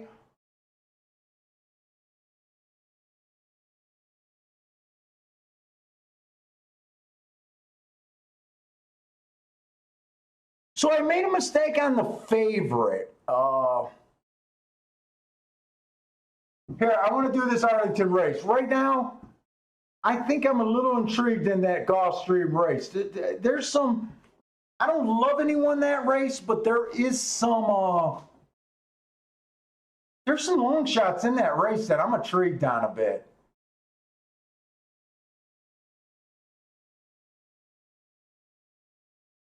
Yeah, Bender spotted my mistake too. I knew Bender's going to get on it. Yeah, I accidentally put the 8th race as I rated it as a dirt race instead of a turf race. It should have been in the turf section.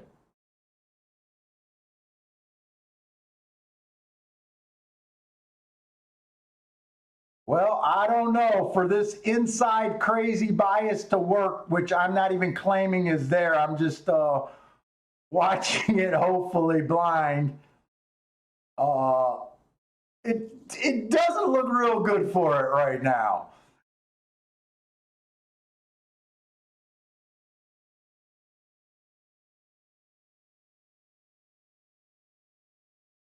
Although 3 is trucking, but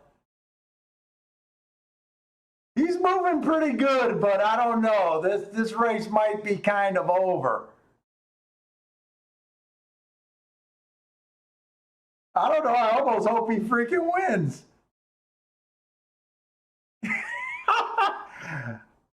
I don't know. So what I said to do was box. Well, I didn't say to do it here, but what I used to do was box the 3 inside horses and blindly play the 1 or 2 longest horse. So you would have boxed the 1, 2, 3, and you could have Dutched. You know, both of them are, I said, around 7-1. You could have did a 2-horse box, but I don't know. I haven't been watching enough. I'll go back through Arlington notes to see if it looks like it might be there. Oh, Ryan actually did that bet at Arlington, did you? So did you take the full advice and bet the 2 longest shots to win on the inside? That's the only part that it would have paid off, but it was fun kind of watching for me.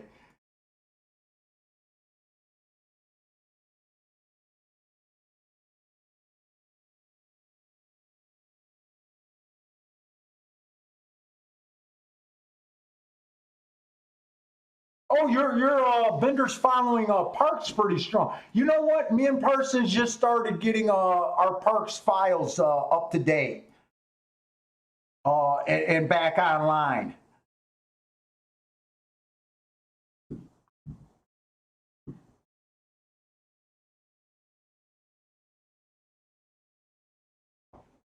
So this race, I said there was a couple long shots that I was. Wow, I think this is a great betting race right here.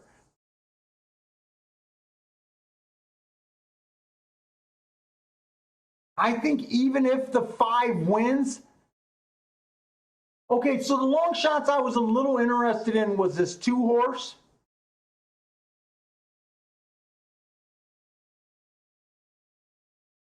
The 6-horse.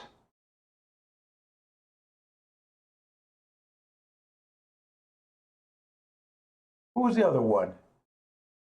Was it the 8? No, it wasn't the 8. 2, 6, and 10.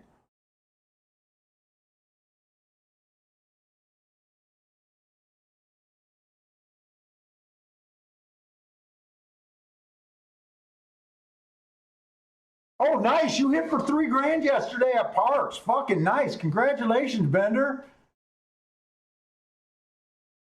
Yeah, dude. You gotta come. You come on the show and you brag about that update. You don't make us wait till the fucking this late in the day, man. I love hearing guys hit.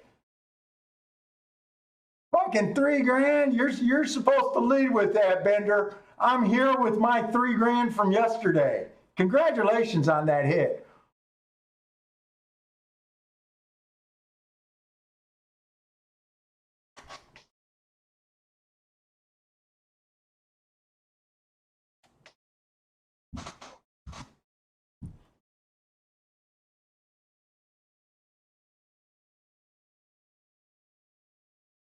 Now I'm up okay today, but I'm only up in that couple $100 range today. I'm kind of deciding if I want to go for this or do I just want to do a token bet or kind of how, and where did my betting screen go? Wait a minute. I opened up all this other stuff.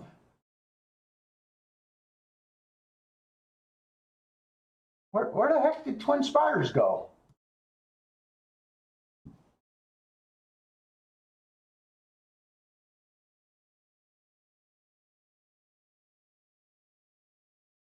Where the hell did my twins? This is. I lost my Twin Spires. Let me just get sign in and sign out and get back loaded over there.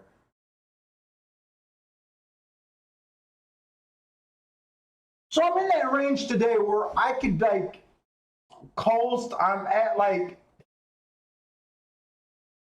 a couple $100 up just on that one little double.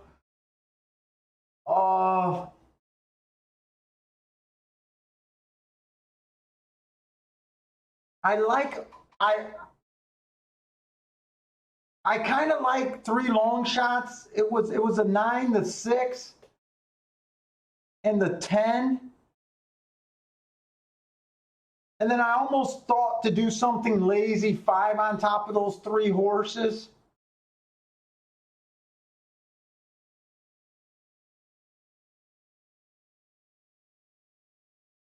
Uh, 5 on top of the 2 is paying 23 for $1. $21 to the 10. It's only the 6 at 76 would be a nice hit. I'm trying to think, do I want to just do that $5 or not that 5, the exact 5 on top of those 3 horses and maybe do kind of a 3-horse Dutch to win? But I'm kind of trying to determine how much I really want to go for this. You guys watch me, you guys know once you get up, I don't like giving back. If I was down and I needed this race, I would probably go after this race. I just know I'm a, daily player, and I believe, hey, you get up $200, you might as well kind of keep most of it. I'm kind of deciding where I really want to go with this.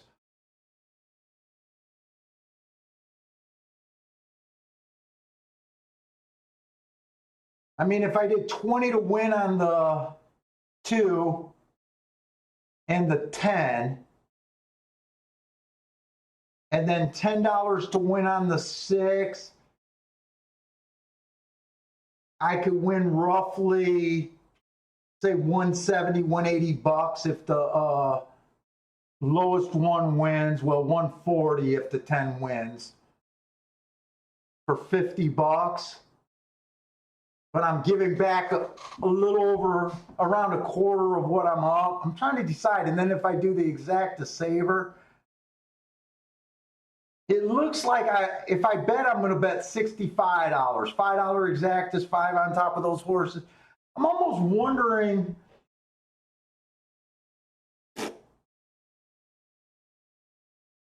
how bad I want to do this bet.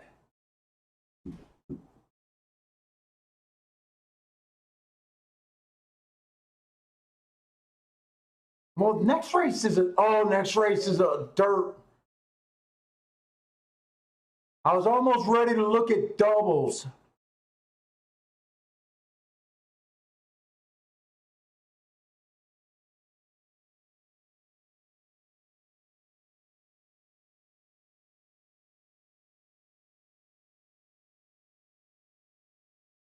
I like 3, 4, 6, and 7. That would be a grenade. I'm trying to decide how to do this.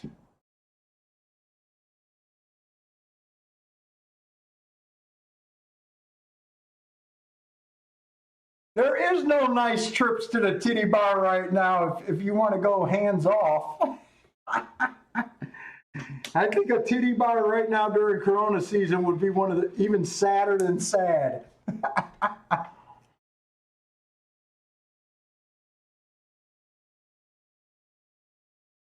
No, Marco, I don't really set goals about how much I want to win on a given day.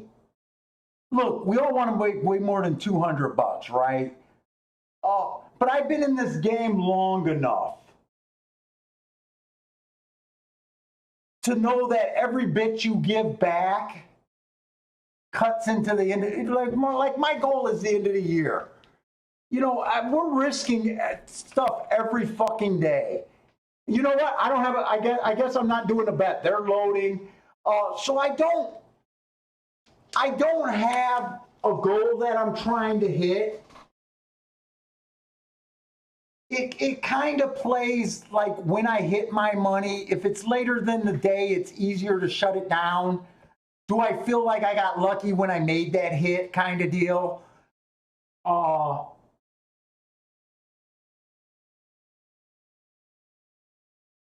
I've been around this game long enough to know that, hey, you know, guys that say, hey, if I could just come out here and win 100 or 200 a day, I'll be good.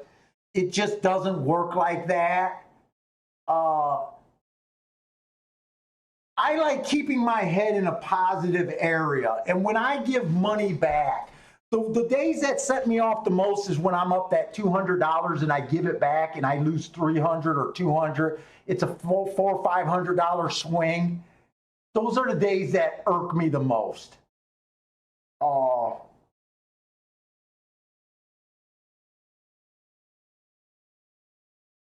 So I don't have a really good number. It's just,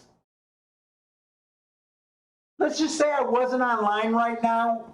Most days that I'm up 200, I'll say, you know, when I'm not on camera, because I don't handicap, unless there's a bias that I really love, right? I don't sit there and say, I love a horse in the 10th race. I'm willing to let him go. Overall, I'm willing just to say, fuck, $200 in this game, let's just take it. Tomorrow we'll come back and try to win 1,000 or more, you know.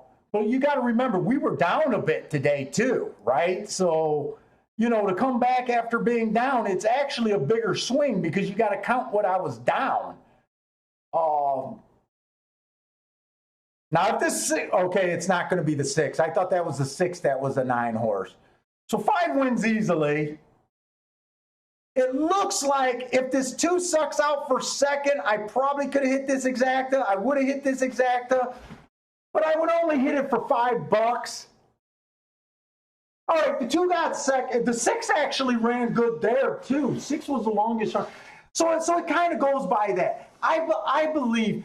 Look, I told you guys the story of the first year I ever won at the track, and I had what I thought was a brilliant rule.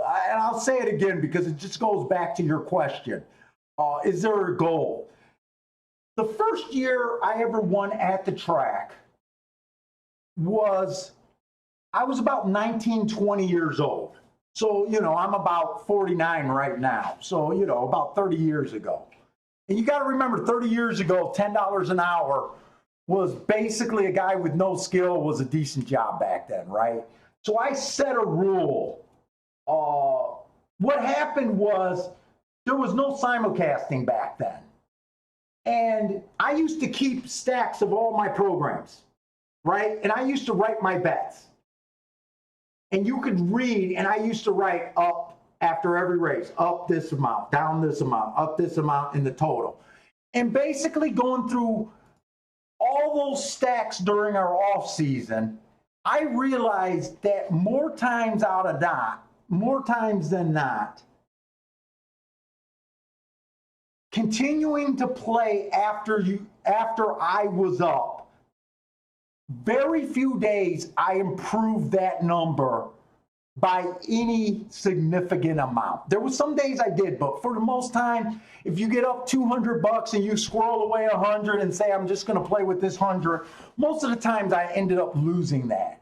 Okay, so the next meet I came to the track and I said every time I got up $70, basically $70 is what I figured a $10 a day, a $10 an hour job was worth, not counting taxes, right? My goal was to leave every time I was up $70. I never set up the bets to make $70.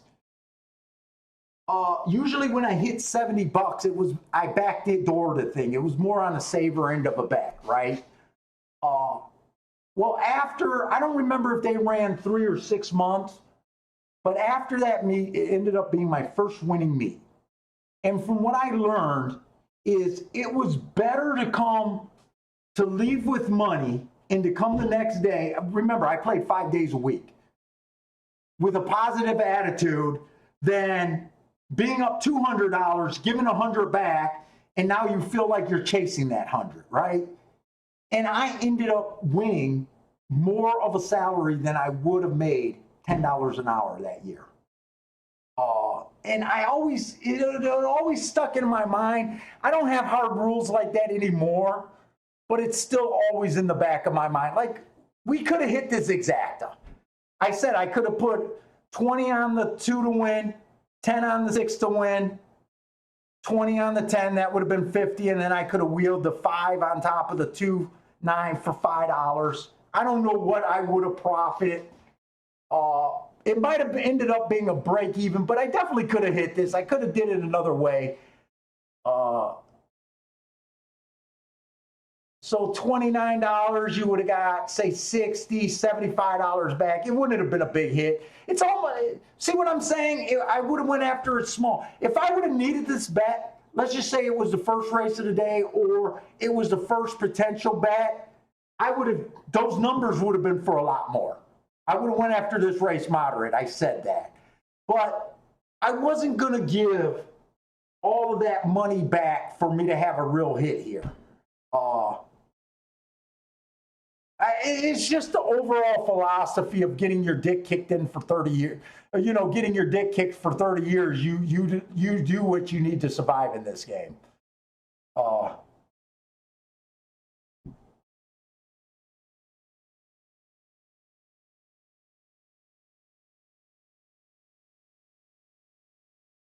Oh, show the video. I just emailed you after.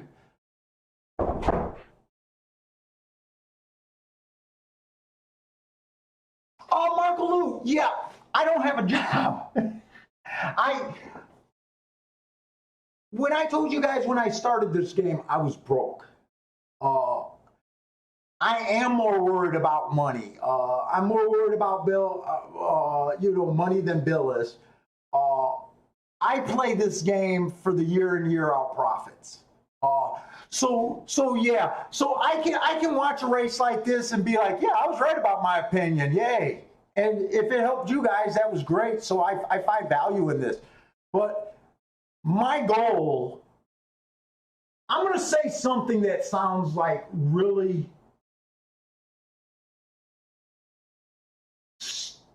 I don't know if it sounds stupid or anything. Let's say, I love horse racing not because I love horse racing. I love horse racing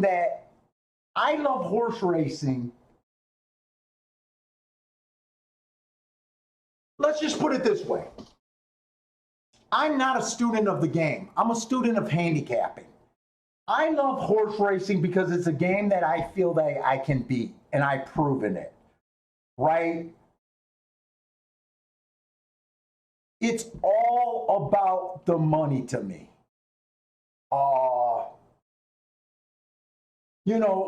Like I said, guys that have been playing this game for a lot shorter than me sound way more impressive when they can quote history of this game. That's what I mean by I'm not a student of the game. I don't fall in love with horses kind of deal. It is about the money to me. And I learned to love this game because I learned to love my edge in the game. If I had the same edge in poker, I would be a poker channel. If I had the edge in betting football or sports, I would be that. If I thought I lost my edge in horse racing and it was hurting my family, I would not be chasing it. If that makes sense. So when you say that I'm more worried about the money than my opinion, absolutely.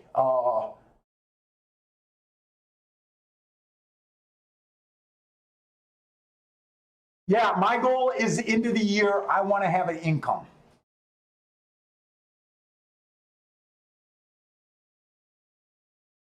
So you have a goal each day because you're satisfied with the money you already won. Your goal.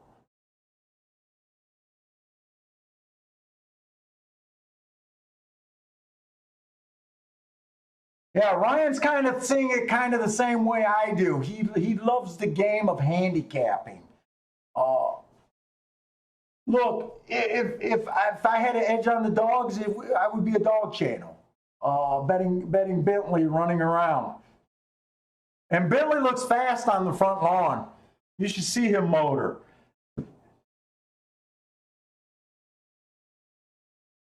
Yeah, so I was fascinated with this game. It could have just as easily been the stock market. or anything. If I thought I had a real edge and could win at dice, it'd be dice.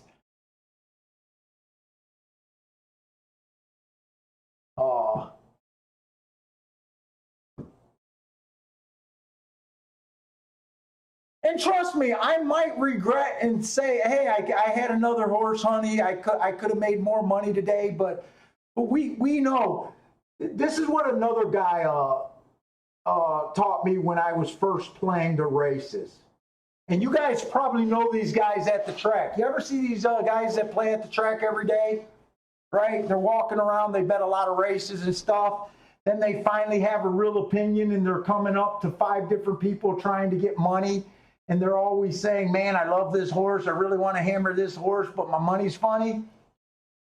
He pointed out that in this game, you never want your money to be funny, right? And the only way you can avoid that, is being very selective in protecting yourself.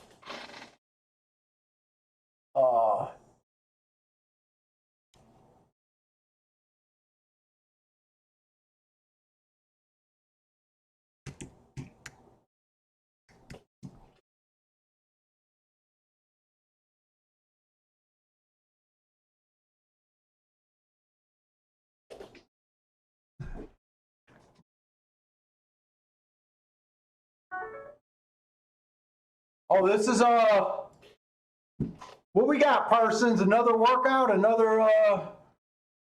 from your little 2-year-old?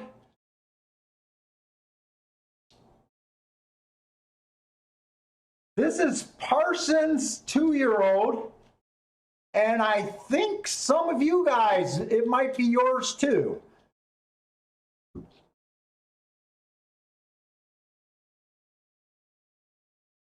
And this I want the sound on.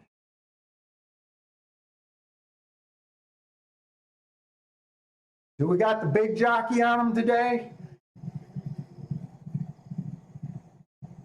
I'm gonna guess it's the horse on the outside. Boy, all I know is they're running pretty damn straight. Oh, she's on the inside. She got the smaller jockey on her. Okay, let's watch it again. We don't got the big guy on her today.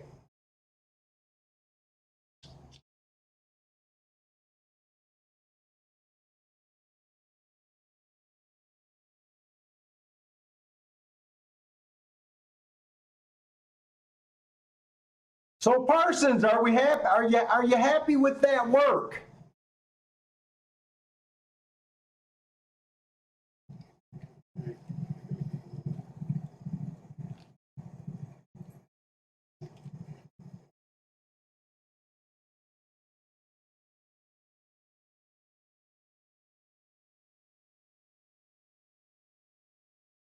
And where's the official workout? Is it at the end of the track? Was that the gallop out, or was the goal at the wire?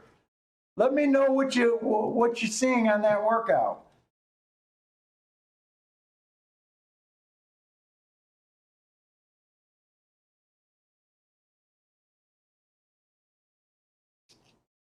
Hopefully everything is still good. Everything I checked on here, she's still good.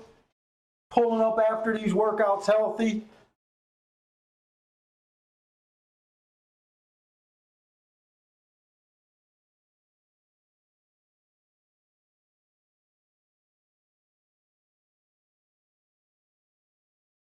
Yeah, Steve, this is why this is the best gambling game out there.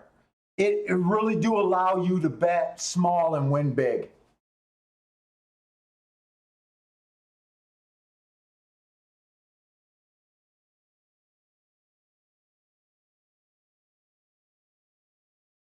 Yeah, Parsons, blow up the chat with the information, the time, or whatever you're feeling, your trainer's thought, whatever you got, let us know.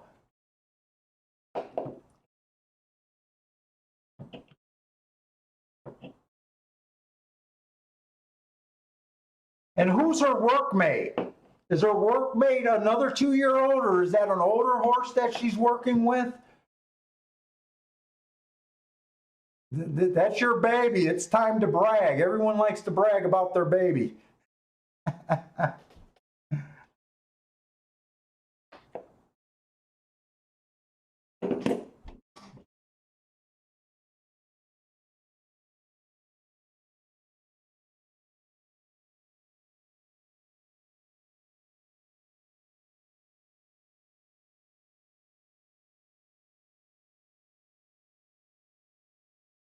Oh, yeah.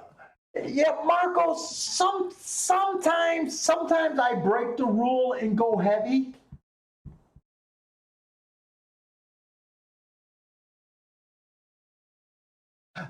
Let's just say if I would have went after that race, if I would have went after that race in a moderate way, right? Instead of it being a 65 like I was trying to coast around, I probably the whole bet would have probably equaled to be about $200. Uh Maybe if some of the doubles were paying more than maybe if two of the doubles were paying more, like if the six would have got second, if there was more room for a higher expectation, I might have did it. Like there's no hard and fast rules. Let's just say the odds were a bit higher and the five wasn't such a big favorite, and those I think they were eight. I think the winning exacta was like 18 for a dollar, and they were bordering 40. There are some bets where I just say they're forcing me to do it. It's not a hard rule. That whole scenario of me being reluctant and getting out of it had a lot to do with if I hit it, would it have moved me? Uh, so if those exactas were paying more, it might it probably it could have very easily played out a little bit different. You know, I might have pulled the trigger. But let's just say, even if I did those for $20 exactas, that would have cost 60. And then I would have put another, instead of $20 it would have been 40 and 20. So it would have been about 160. So let's just say, even if I went after it and went moderate, right? The $29 double came in for 160. Get what I'm saying? For that 160, I would have only got 290 back. I don't know. You could have. I see your point where, hey, you would have picked up an extra $100. But then, you know, I'm also thinking, hey, you know, I don't know. We'll see. There might, hey, I might pull the trigger on something if I like something here.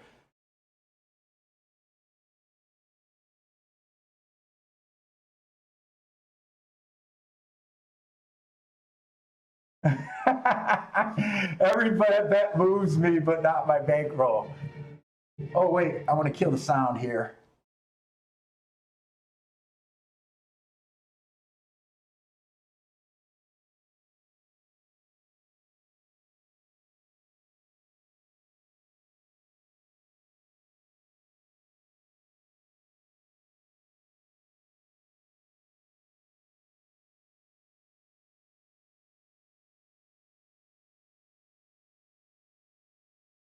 Yeah, Marco, you're a gambler. But let me ask you this, Marco.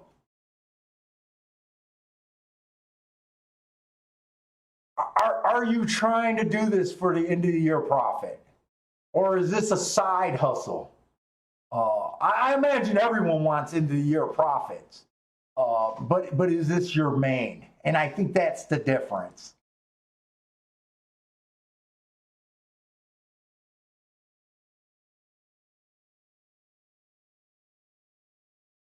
Scott White. The only thing that we really jumped on was we thought that on the dirt sprints, and there's no more, that we like the outside of the track. That's what actually got us on the double.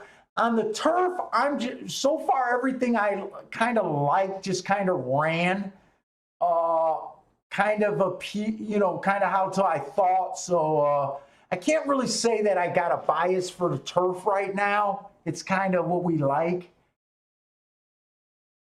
Yeah, you have a real job. So I get it. Your goals are different. You just anything extra is nice if you can, but it'd probably be nice if you could be even or better throughout the year, right? Everybody wants that, but some guys are saying, hey, this is my fun. If I waste 5 or 10,000 a year at this game, it's okay. If I lose that much, it's okay. But if I win, it'd be even better.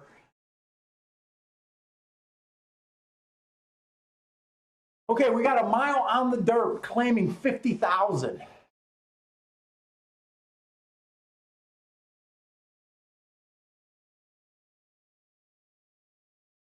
This one horse, match strides with the slowest winner, average. 2 races ago, he matched strides with the slowest winner. Not a bad race. He was in position at the top of the stretch. 3 races ago, rail was bad. He didn't have a bad rail. I got him as slow. I don't think that's a bad race. To me, he looks like he chased the slow pace, didn't have anything to run into. He's managed to get in position at the top of the stretch. I like this horse if I think closers can win.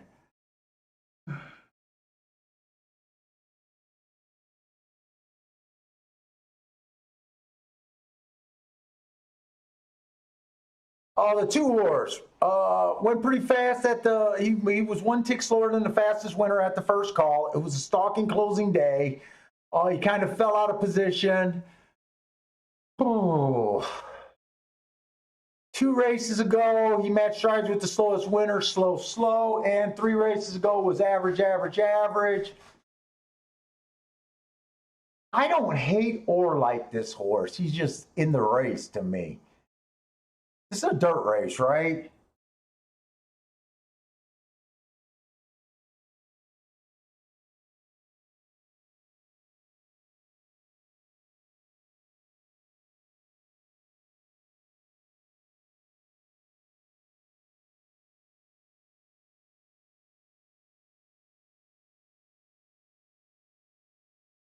The 3 horse stretching out, trying turf after his last 2 races.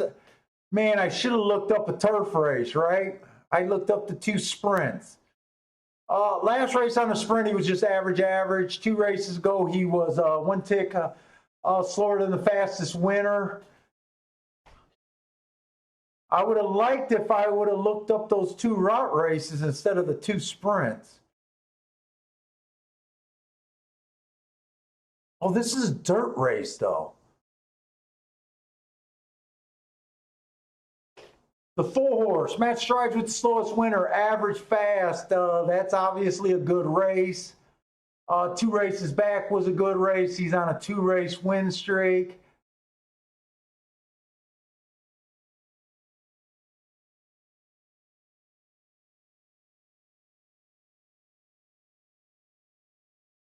Five horse is a favorite. I'm kind of getting quiet on this race.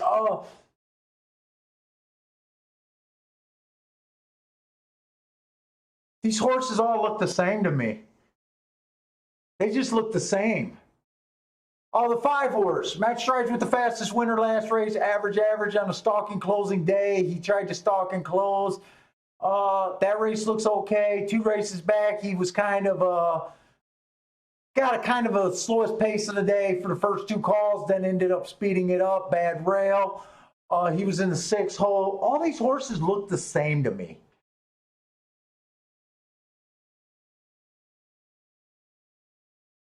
I honestly can't even tell you if I think the 5 deserves to be the favorite here. The 6 horse, average last race at 50,000. So he's dropping. No, he's at this level. This is a $50,000 claimer. This is a 6 horse. Last race doesn't look good, but I don't think he's a complete throwout because 2 races ago he went too fast to win. I can make a case for every horse in this race. And I don't know. So we thought the dirt was favoring the outside of the day until we ran our only route race today, and that was inside. It was won by. I don't think I have an opinion in this race.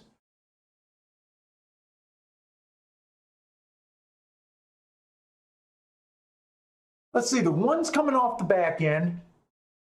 Two's a Raider at the best. Three's a Raider. Stalker.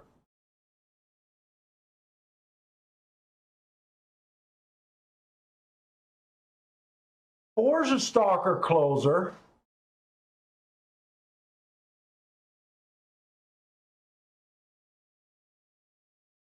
Five's a Stalker with a little bit of speed.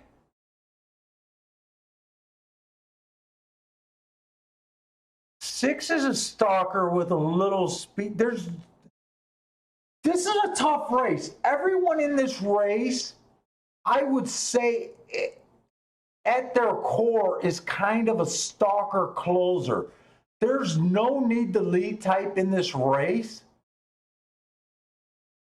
I think I'm having a hard time even determining the lead in this race.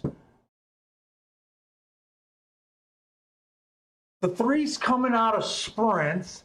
Yeah, I see that the three's coming out of sprints, and I'd like to put him on the lead here. He does have a mile race on December 13 where he kind of fought for the lead, where he was two by ahead. They're not really telling you. I'm just going to imagine that was by ahead or dueling. But then he also has mile races where he's 8 lengths off the lead at the first call, 5 lengths off the lead at the first call.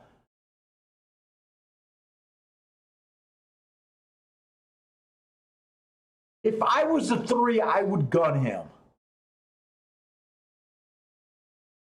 4's coming off a sprint, but man, we got the 4 on some races where now those were on the turf. Maybe he didn't like the turf.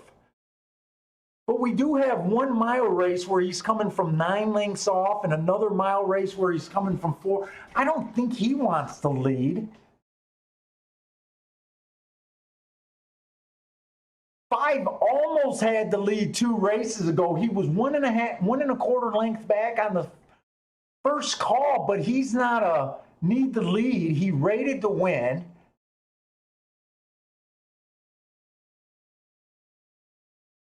He went slow. I gave him the slowest winner of the day.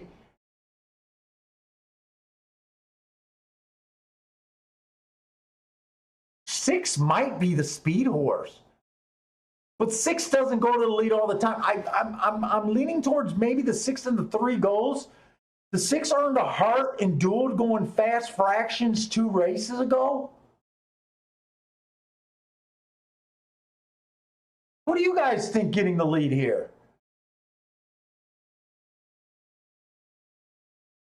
6 is appealing if you think he can get the lead. I'm leaning towards maybe the 5, the 6, or the 3 are probably the most likely to get the lead.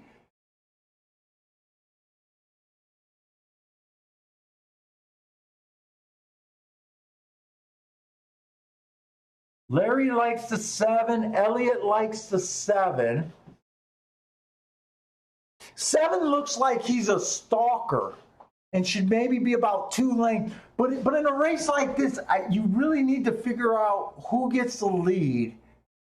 And is there going to be enough fractions for a horse to come 2 lengths off? I'm not saying he can't, because I can make a case for every horse in this race.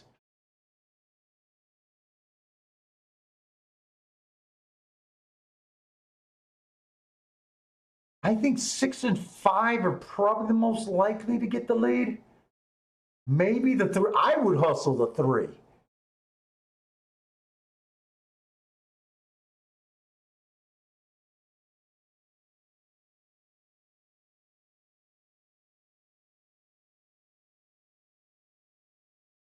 This is a tough race for me projecting the pace. Steve B is saying he thinks the 6 is the lone speed. I think 6 is a bit appealing at 8-1. I wish I had an excuse. Maybe he did not like the turf last race. The problem is, you see one race where this horse was all out to get the lead, and you see a bunch of races where he was kind of, say, 2 to 3 lengths back.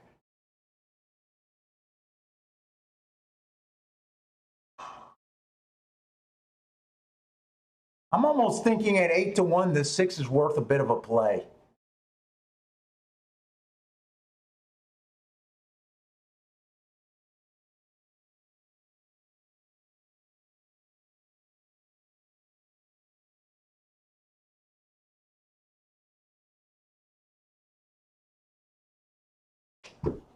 I think I'm willing to put a bet in this race.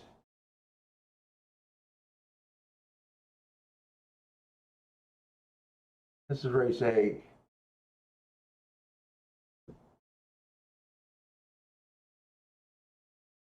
Steve B thinks the 7 will be able to run down the 6.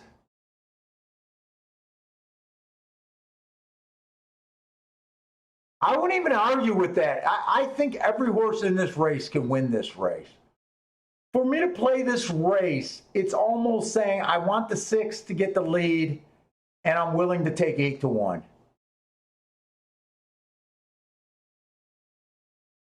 And I honestly don't think there's much difference between the 1, the 6, or I'm sorry, the 1 and the 7.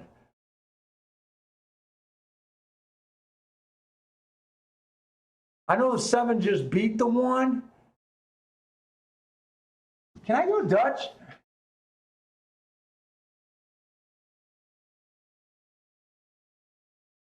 Six, 8, 8-1. I'm leaning towards either no play or dutching the 1 and the 6. Oh, I didn't even know they went off. They decided for me. 6 got the lead, but 7's right there.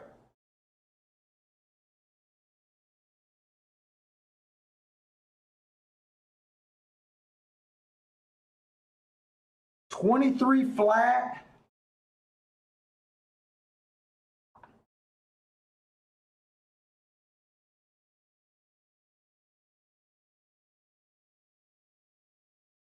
$23.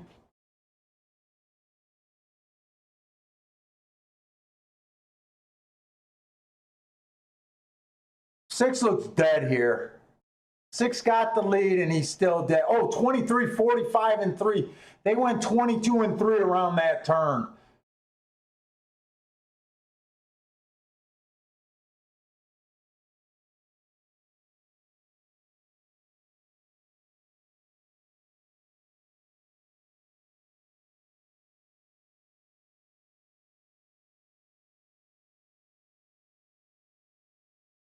There's a 2.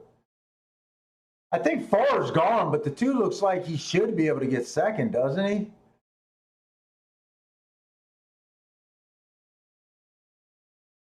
Four, 2. That ended up being a decent exacta.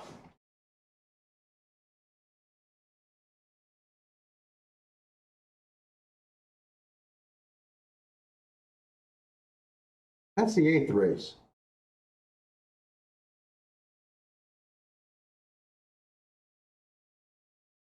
Four, 2.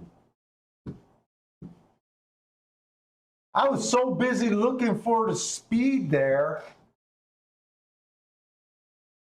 And the speed was dead. They went a pretty fast turn time. They went 23, 45, and 3, I want to say. That's a solid pace up front. Who was the 4?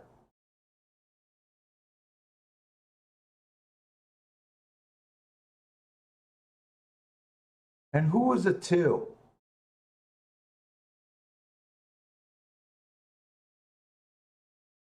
Like I really thought, I thought I could seriously make a case for all 7 horses.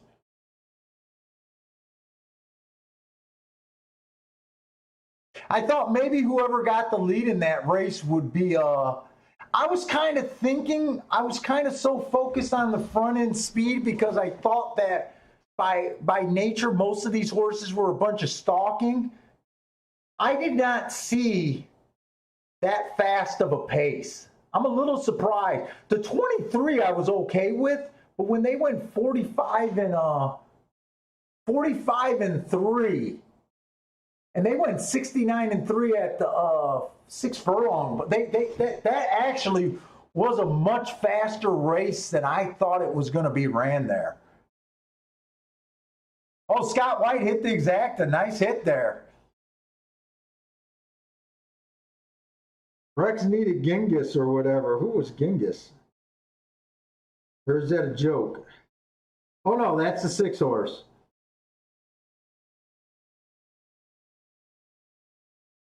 And did the 2 do something to the 3? Right now there's an ejection here.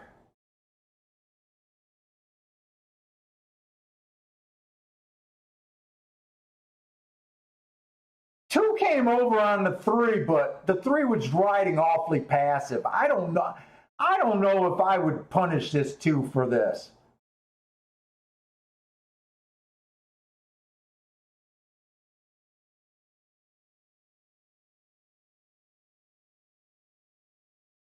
It looks a little bit worse on the head-on, but I still don't think it's. If I was a steward, I don't think I would take this down.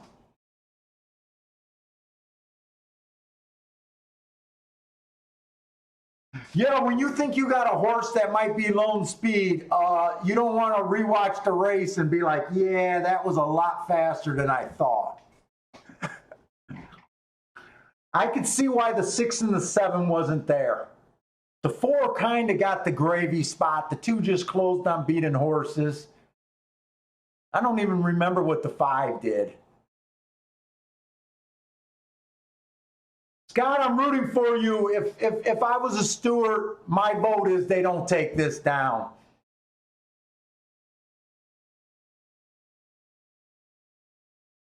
I agree with Marco. I don't think the 2 definitely came over to the 3, but the 3 did not look like he was riding, and he did not look like he was trying to explode there. I think you're all right, Scott. I think they already determined that we're right. Marco and me are right on this one. Good job, Scott. Well, maybe I should hold out the good job. Just see. Okay, there we go. Good job. With that little pause, I was wondering if the official sign was going to be the next thing to light up. Yeah, I agree with you, Marco. The 3 was there, but he did not look like he was exploding for anything.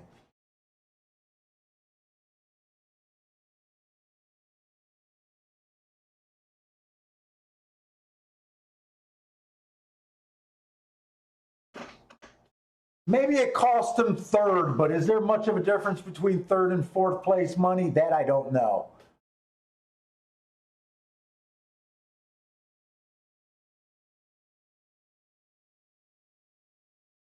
Yeah, you never want to have a winning ticket and then see that objection sign no matter what. You never know what's going to happen there.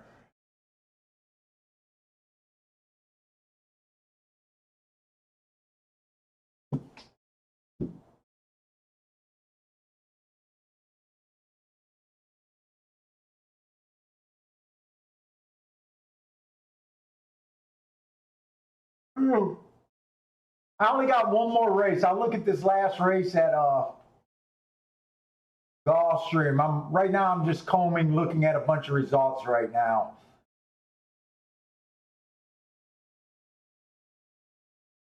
What did Arlington do their second race? $3 horse in the second race. That was a 5-horse field. Ugh. And the last thing I want to check, I want to see if Indiana's been outside today or not. Oh, they had a $2 horse in the first race at Indiana. They had a $5 horse in the second race at Indiana. They had a $5 horse in the third race at Indiana. Yeah.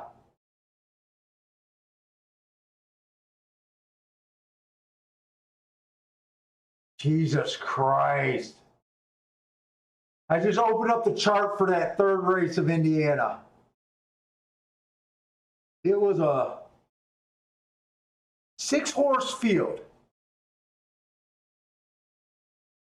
These are odds for $1. I don't like when they list it this way.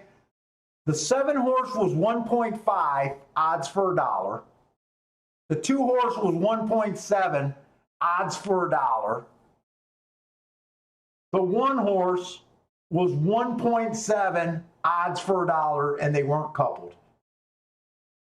Out of 3-horse, out of a 6-horse race. Jesus Christ, that's not even a racing product. Oh my God, that's brilliant. That's brutal, not brilliant, brutal.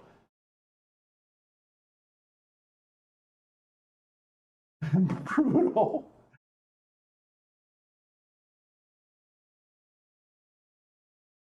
And let me just look at Thistledowns, since Thistledowns is on my mind. What did Thistledowns do today?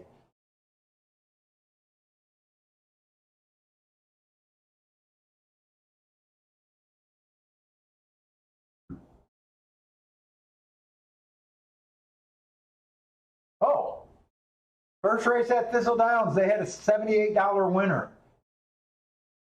Would have loved to handicap that race before the race just to see. Second race, they had a $13 winner. Wait a minute. The first race was a 7-horse field, and they ran a $78 horse, and it came in 5-7, both outside. The second race was a 7-horse field. The 6 won and paid $13. Could there have been an outside bias there today? I don't know. Third race, the 3 won and paid 10. Okay. Wow, they actually paid today. Okay, then the 1-horse won. Okay. Oh, then they chalked out the rest of the day. Well, they had a few useful races today over there. And you know, I don't think it was a outside bias. Just the first 2 horses were outside, then they were kind of all over again. Okay.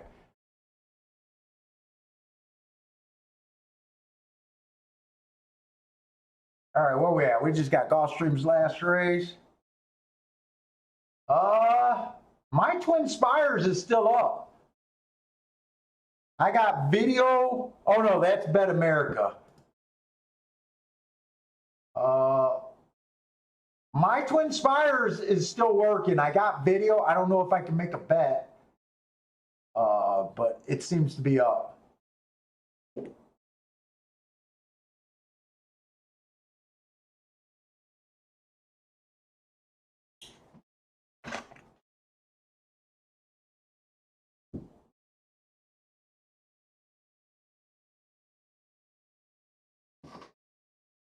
All right. Well, I dodged a bullet. I was actually going to try to Dutch the 6-1 that last race where it came in 4-2. I was hedging and got shut out. I'm glad the track made the decision for me, but I actually was milking that decision for a pretty long time. So maybe subconsciously I was trying to get shut out. The 9th race, we got a mile on the turf claiming 12.5. So far, the turf race has been kind of running kind of how we expected. The 4-horse won at a short price. The 5-horse won at a short price.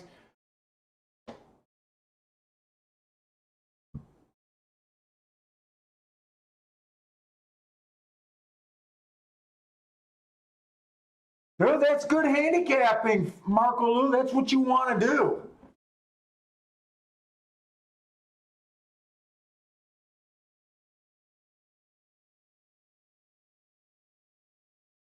So far, you made 3 bets, hit 1. You're hitting at a 33%, but you're even for today.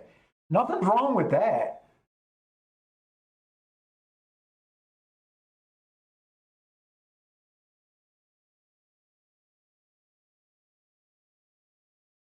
In fact, I think I made three bets today.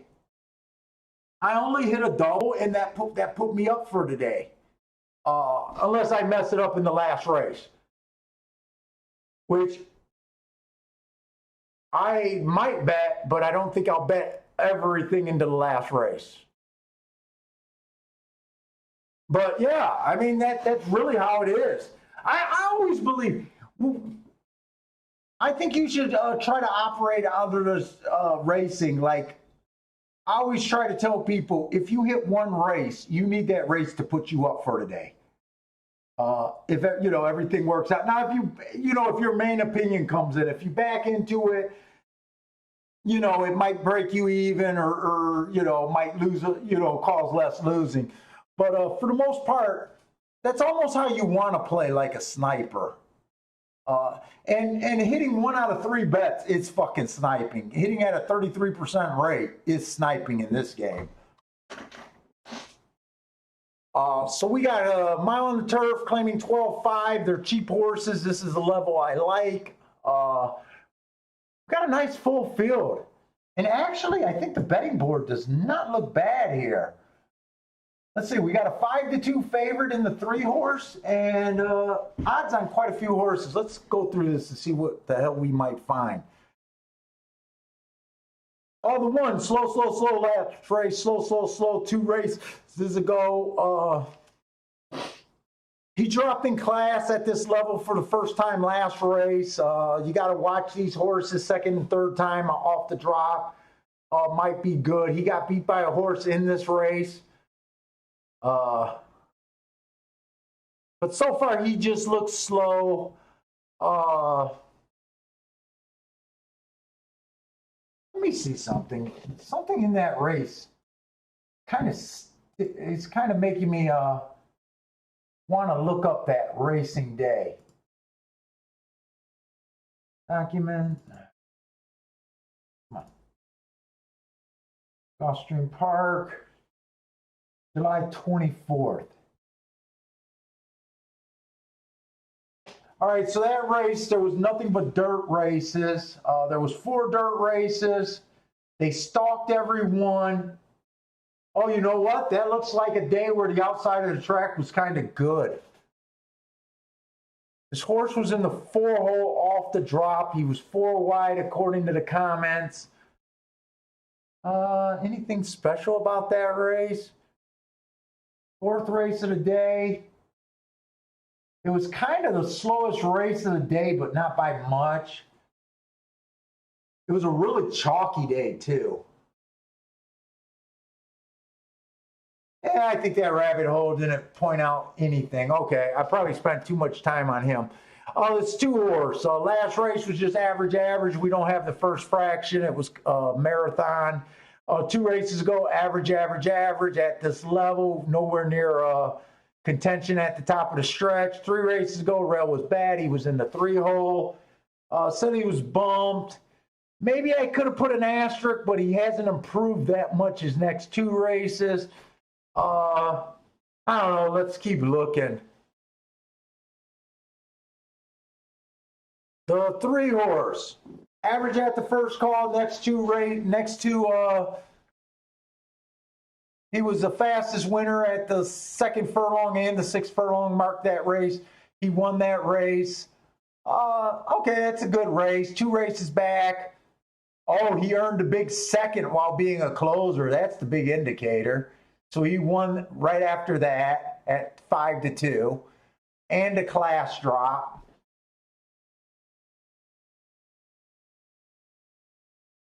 Three's 5 to, okay, that's the horse they're betting right now.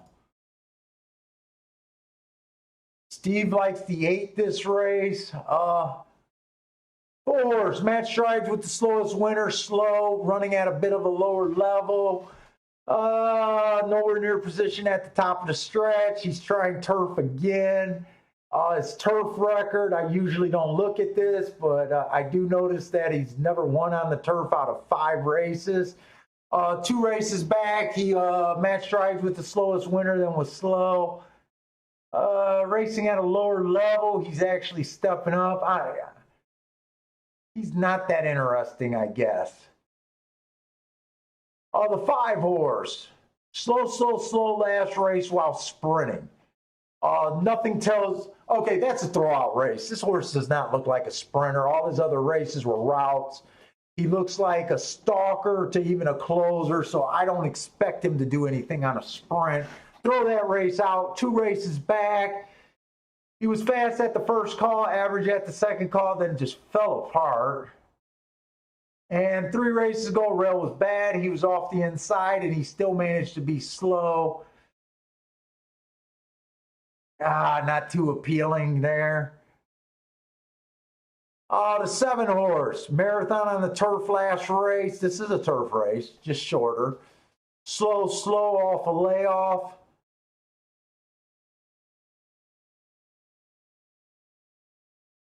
When he won his race 2 races ago,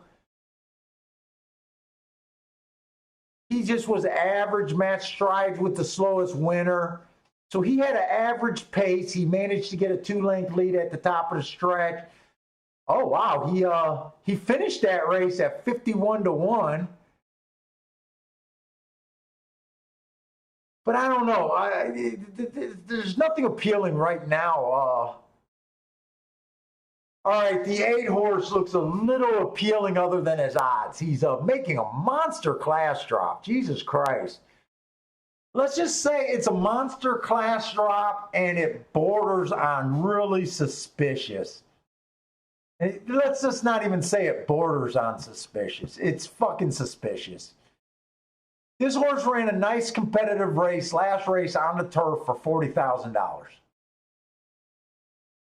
And he finished 5 by 2 3/4. He was in position at the top of the stretch.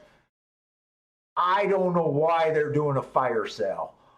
2 races ago, he matched strides with the slowest winner of the day at 32,000 and just missed by 2 3/4. This is so suspect. Look, this horse deserves to be favorite. Whether you think this horse is the class drop is so suspicious, man. This is a damned if you do, damned if you don't. If you take this horse at 5-2 and he loses, you're going to be pissed. If you bet against him and he wins, you're going to be pissed.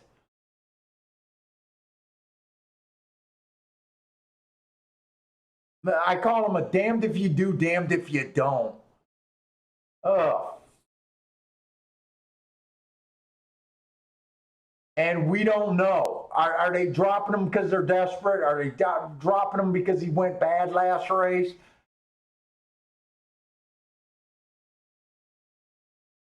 That was July 25th. So they laid him up in March.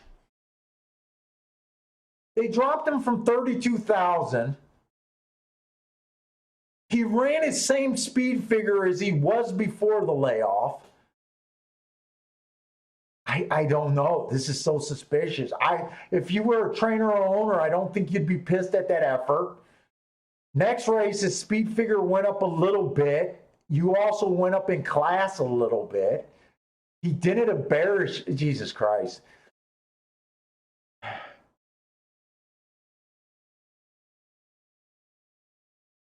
Yeah, Steve, I can see why you like the 8 at Gulfstream. And you know what? If this horse wins for fun, 5-2 is a gift.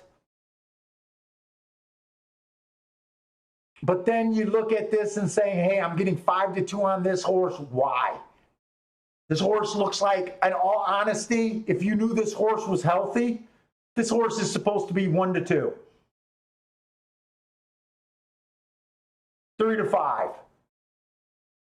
But this makes me extremely nervous. Almost to the point where you almost lose interest in the race unless you got something at double digits. Let's go to the 10 horse because I think everyone can see the merits on the 8. The 10 horse. At this level, slow. He at least, July 24th, that race came up already. He's coming out of the same race as the 1. I think someone else is going to run on that July 24th race. Who was I on? I was on the 10.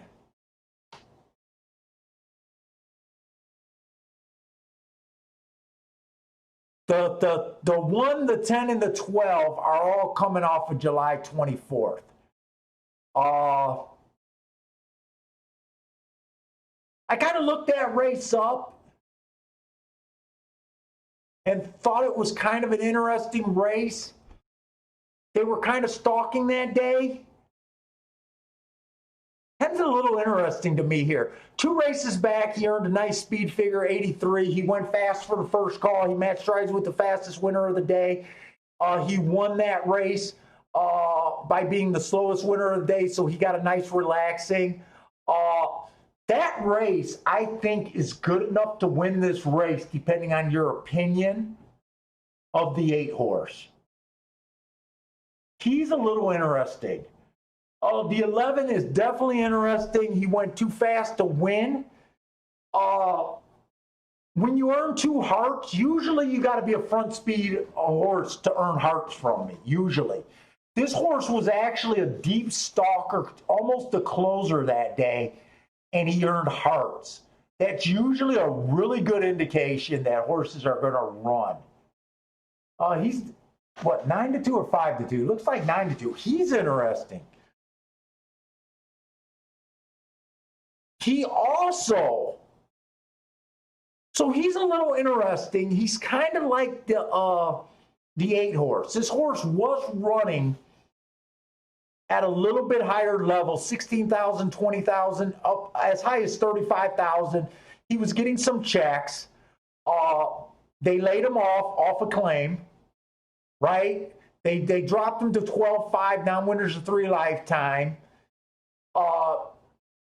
I didn't look that race up, but let's just say whether it was a good race or not a good race, it doesn't really matter. It was off a layoff. He ran roughly the same speed figure as before.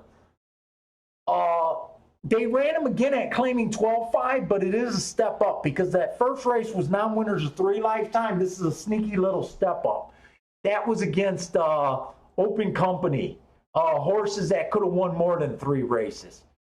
So that's technically a class drop. And this is a non-winners of 3, right?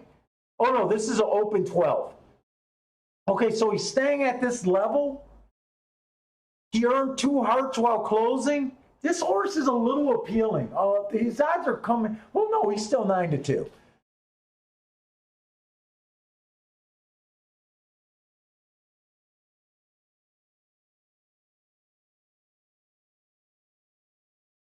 So he has some foundation, some earlier races that I like him. The whole appealing on whether to go for this race or not is really going to be what you think of this damn 8. If you think the 8 is broken down, I think this race is kind of appealing.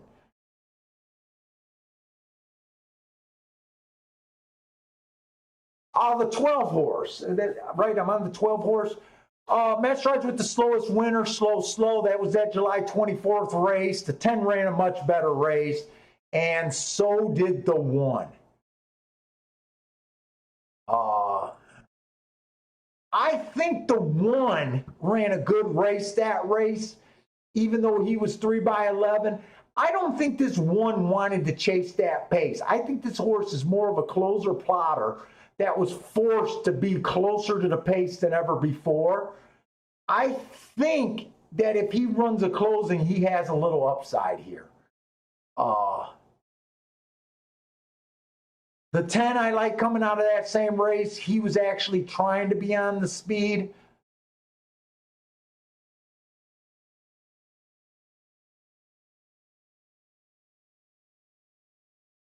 All right, so the 12 I don't think much about, and I think the 13 snuck into this race.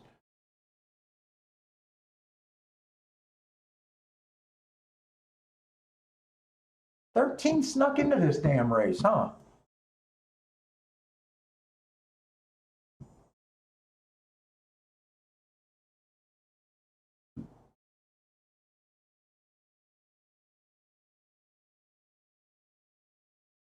July 3rd. I'm looking up the 13 right now.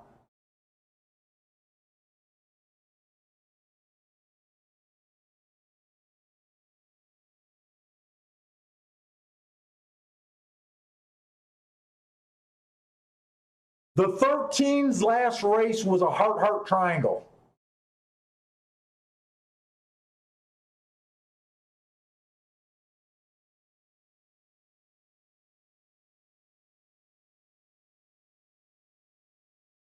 He got beat by 2 horses in this race. That's an extremely good race.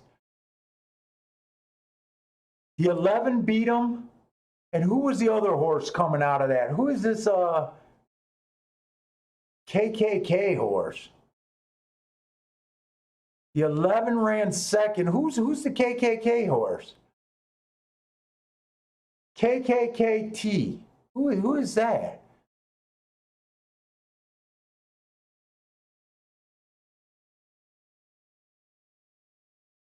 I don't even see him on here. KKK. He has 3 Ks in his name. You would think I'd be able to figure out this freaking abbreviation. July 3rd.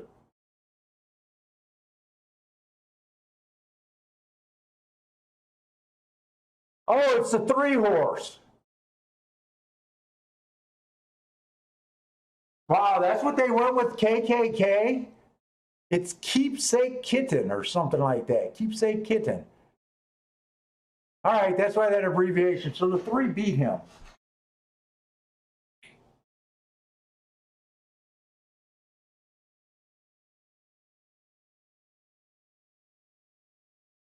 You know what? I might bet this race.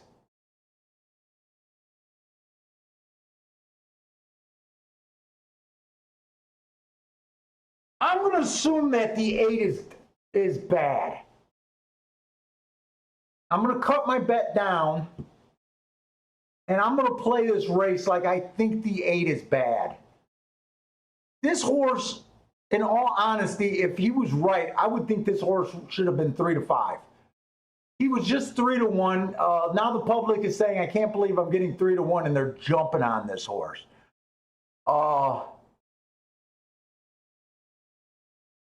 I'm intrigued by the 1, the 10, the 11, and the 13. Of those horses, I know I'm going to bet the 13. But I don't know what I'm going to do after that.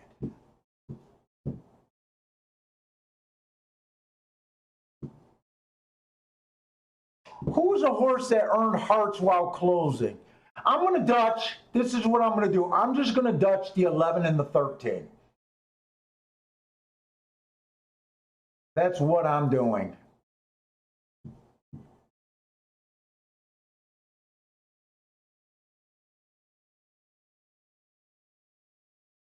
And I'm not going crazy. So I'm up a little over 200. Basically what I'm doing, I'm just putting 20 bucks on both of those to win. So I'm going to try to pad my bank a little bit.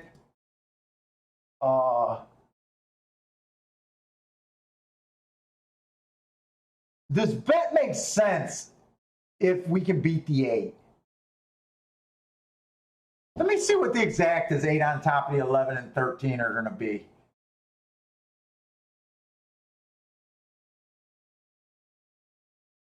$8.11 is paying 60. Whoa! $8.11 is paying $16 for a dollar.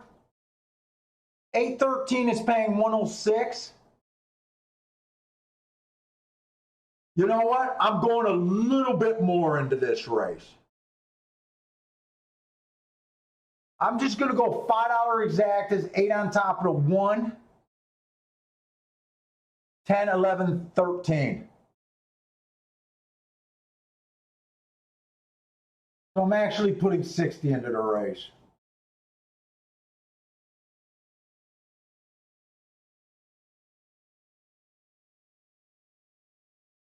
And my warning signs are going off because even in these exactas are paying too much if the 8.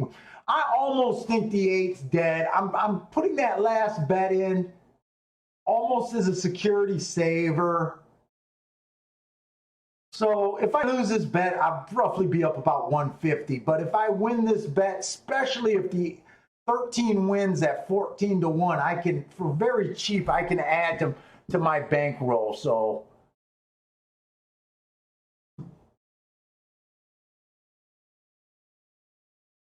if the 11 wins with 20 on him, I get like 110 back.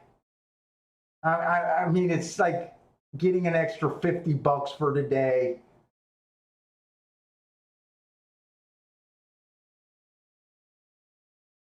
Oh, 13 reared at the start.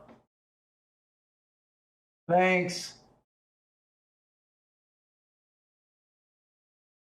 Don't rush up, just ride now. I don't think you have a shot now, but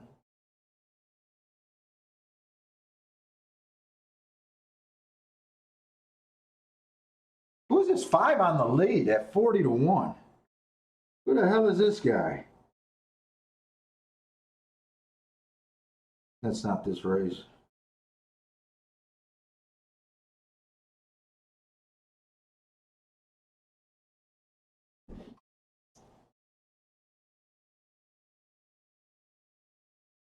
All right, 8 got the lead. Okay, 5's not going to be there. And they got 5 to 2 on this 8 horse. This just did not look right to me. I guess I got to root for the 8-10 exacta. Because I didn't bet the 10 to win. I dutched the 10, or I dutched the 11 and the 13.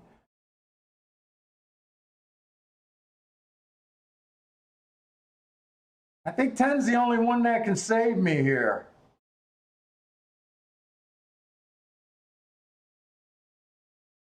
Oh, 11's coming. Come on with this 11. I got 2 shots for second. Come on, 11. Actually, I got a shot for the win. You motherfucker. I think they're going to put the 11 up. I think they're going to put the 11 up.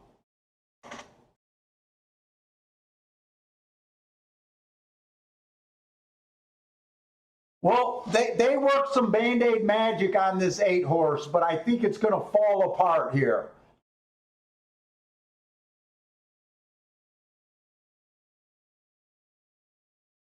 I can't believe this 11 held on for second. Did the 11 hold on for second? This 7 might have got the nose down at the wire. Oh, boo.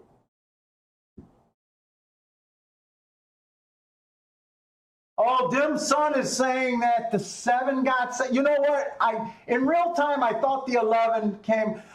Look, I'm not going to be upset about this because I know that if they didn't clip heels, that the 11 would have got second. The 7 didn't beat the 11. If I lose this bet, the 8 calls, whatever the accident was, if nothing would have happened, it would have been 8-11, or the 11 might have even won.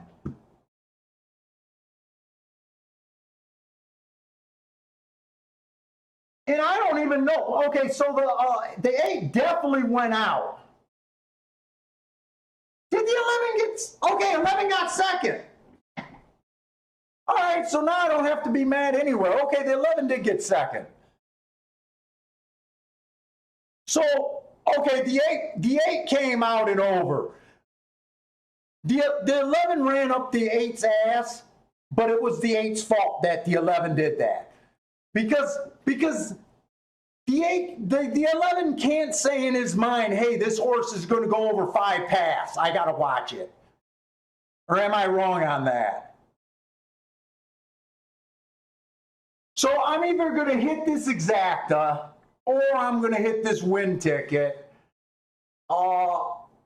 I ended up putting 60 in the race. Right now, if they put the 11 up, it looks like I get 90. It's not a boom by any stretch of the imagination.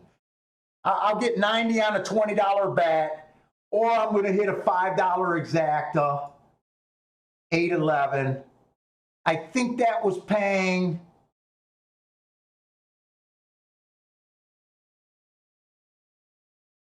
$16.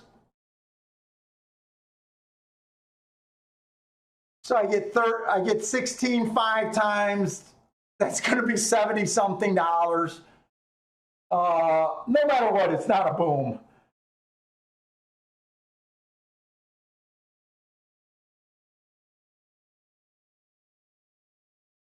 And by the way, as much shit as I give jockeys,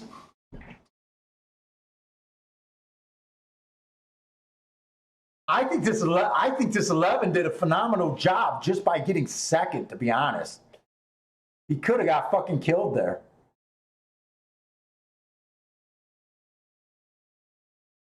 He could have got freaking killed there.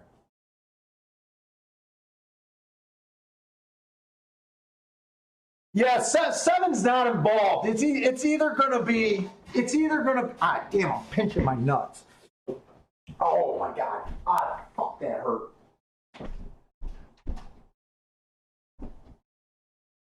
Ow.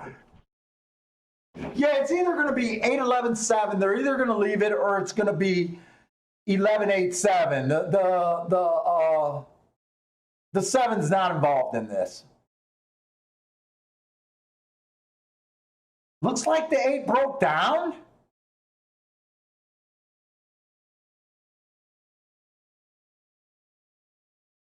What are you saying? The 8 did the 8 fall on the gallop out?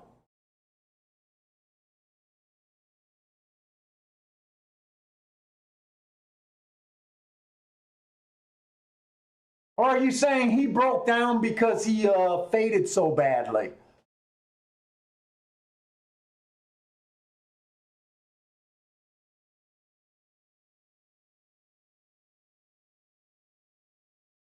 I honestly don't think there's any way in hell they'll leave this up, to be honest with you. The eight comes out 5 wide. I think you can argue that the 11 could not have expect that. To me, and I'm not just rooting because I get an extra $20 or $30 because the 11 will be named the winner.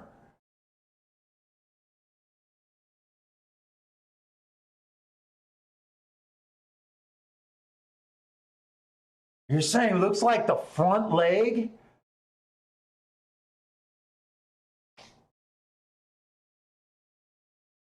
I'll look it up in the charts. I don't ever like to see breakdowns.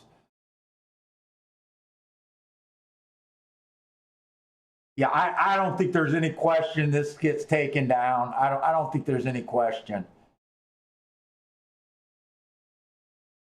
I'm a little shocked. So just looking at the pace in this race, I don't know if the 8 had to go that fast. 23, 46, and 3. I don't think he had to go that fast to establish the lead against these. I really don't.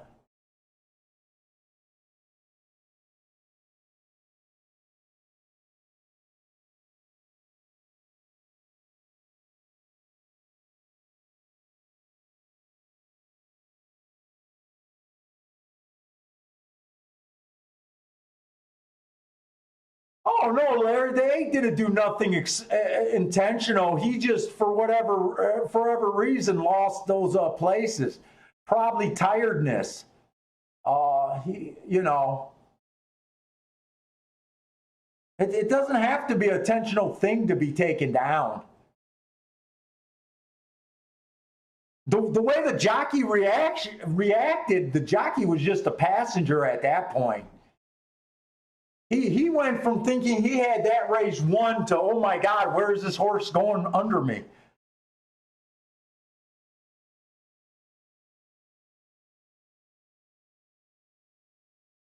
Oh, Frankie, you were on that 7?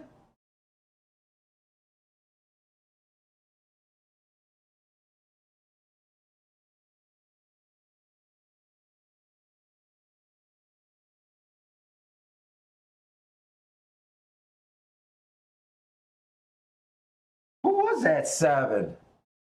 You were on a 7. You did a good job there. Who was the 7?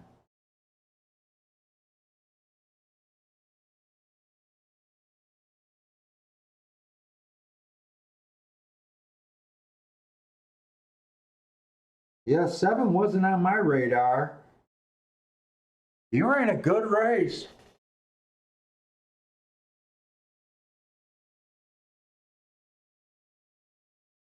Yeah, that was close. I'm waiting to see the photo of that. Live.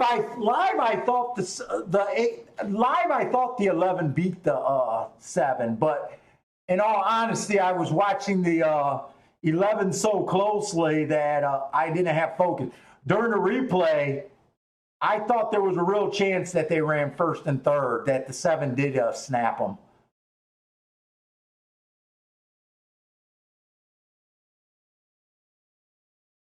Yeah, and that last bet for me, it worked out where I made a little bit of money, but it wasn't a great bet. No, I just had a feeling that this 8 should have been 3 to 5 in this race if everything was sound. Sometimes, so I come to the theory when you see a horse like that, my first thought when horses are being, what was his morning lines? Well, he was a 4 to, I can't believe he was a 4 to 1 morning lines. Wow, he was 4 to 1 morning lines. For some reason, I thought he was the favorite morning lines. I can't believe he was a 4 to 1 morning lines. Wow. I was kind of thinking that this horse, everyone knew that this horse should have been the chalk, and it was a question of soundness. And it was just guessing whether, that's why I call them damned if you do, damned if you don't bet them.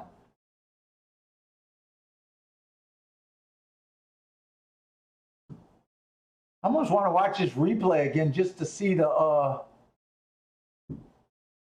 by the way, how much did that 11-8 exacta pay? That exacta was probably worth having, but for you to try to beat the 8, you probably thought that the 8 was not sound. Yeah, it only paid 18 bucks for $1. And I don't think the double only paid 22 bucks. Wow, that photo was close. That photo was close.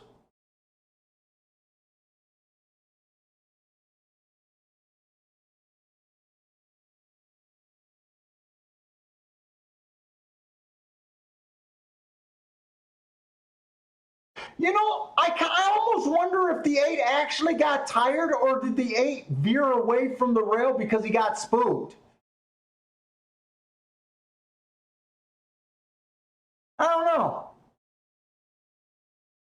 It's right there. He looks healthy. I don't know where you're saying that the 8 broke down, unless you guys seen something well after that. It just looked like he was pulling up a horse that got bumped. I don't know. Like I said, I'll look at the chart to see if it says anything, but hopefully he didn't break down completely.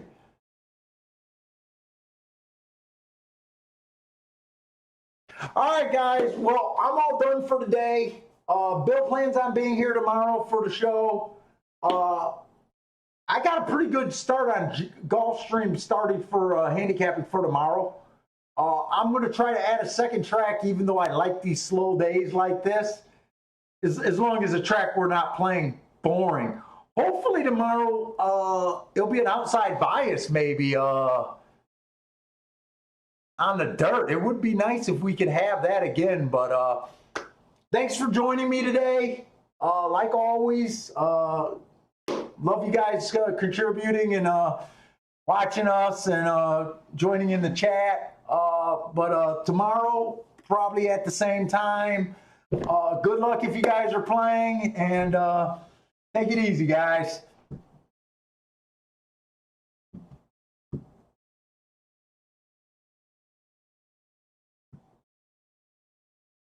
And now it's time to go see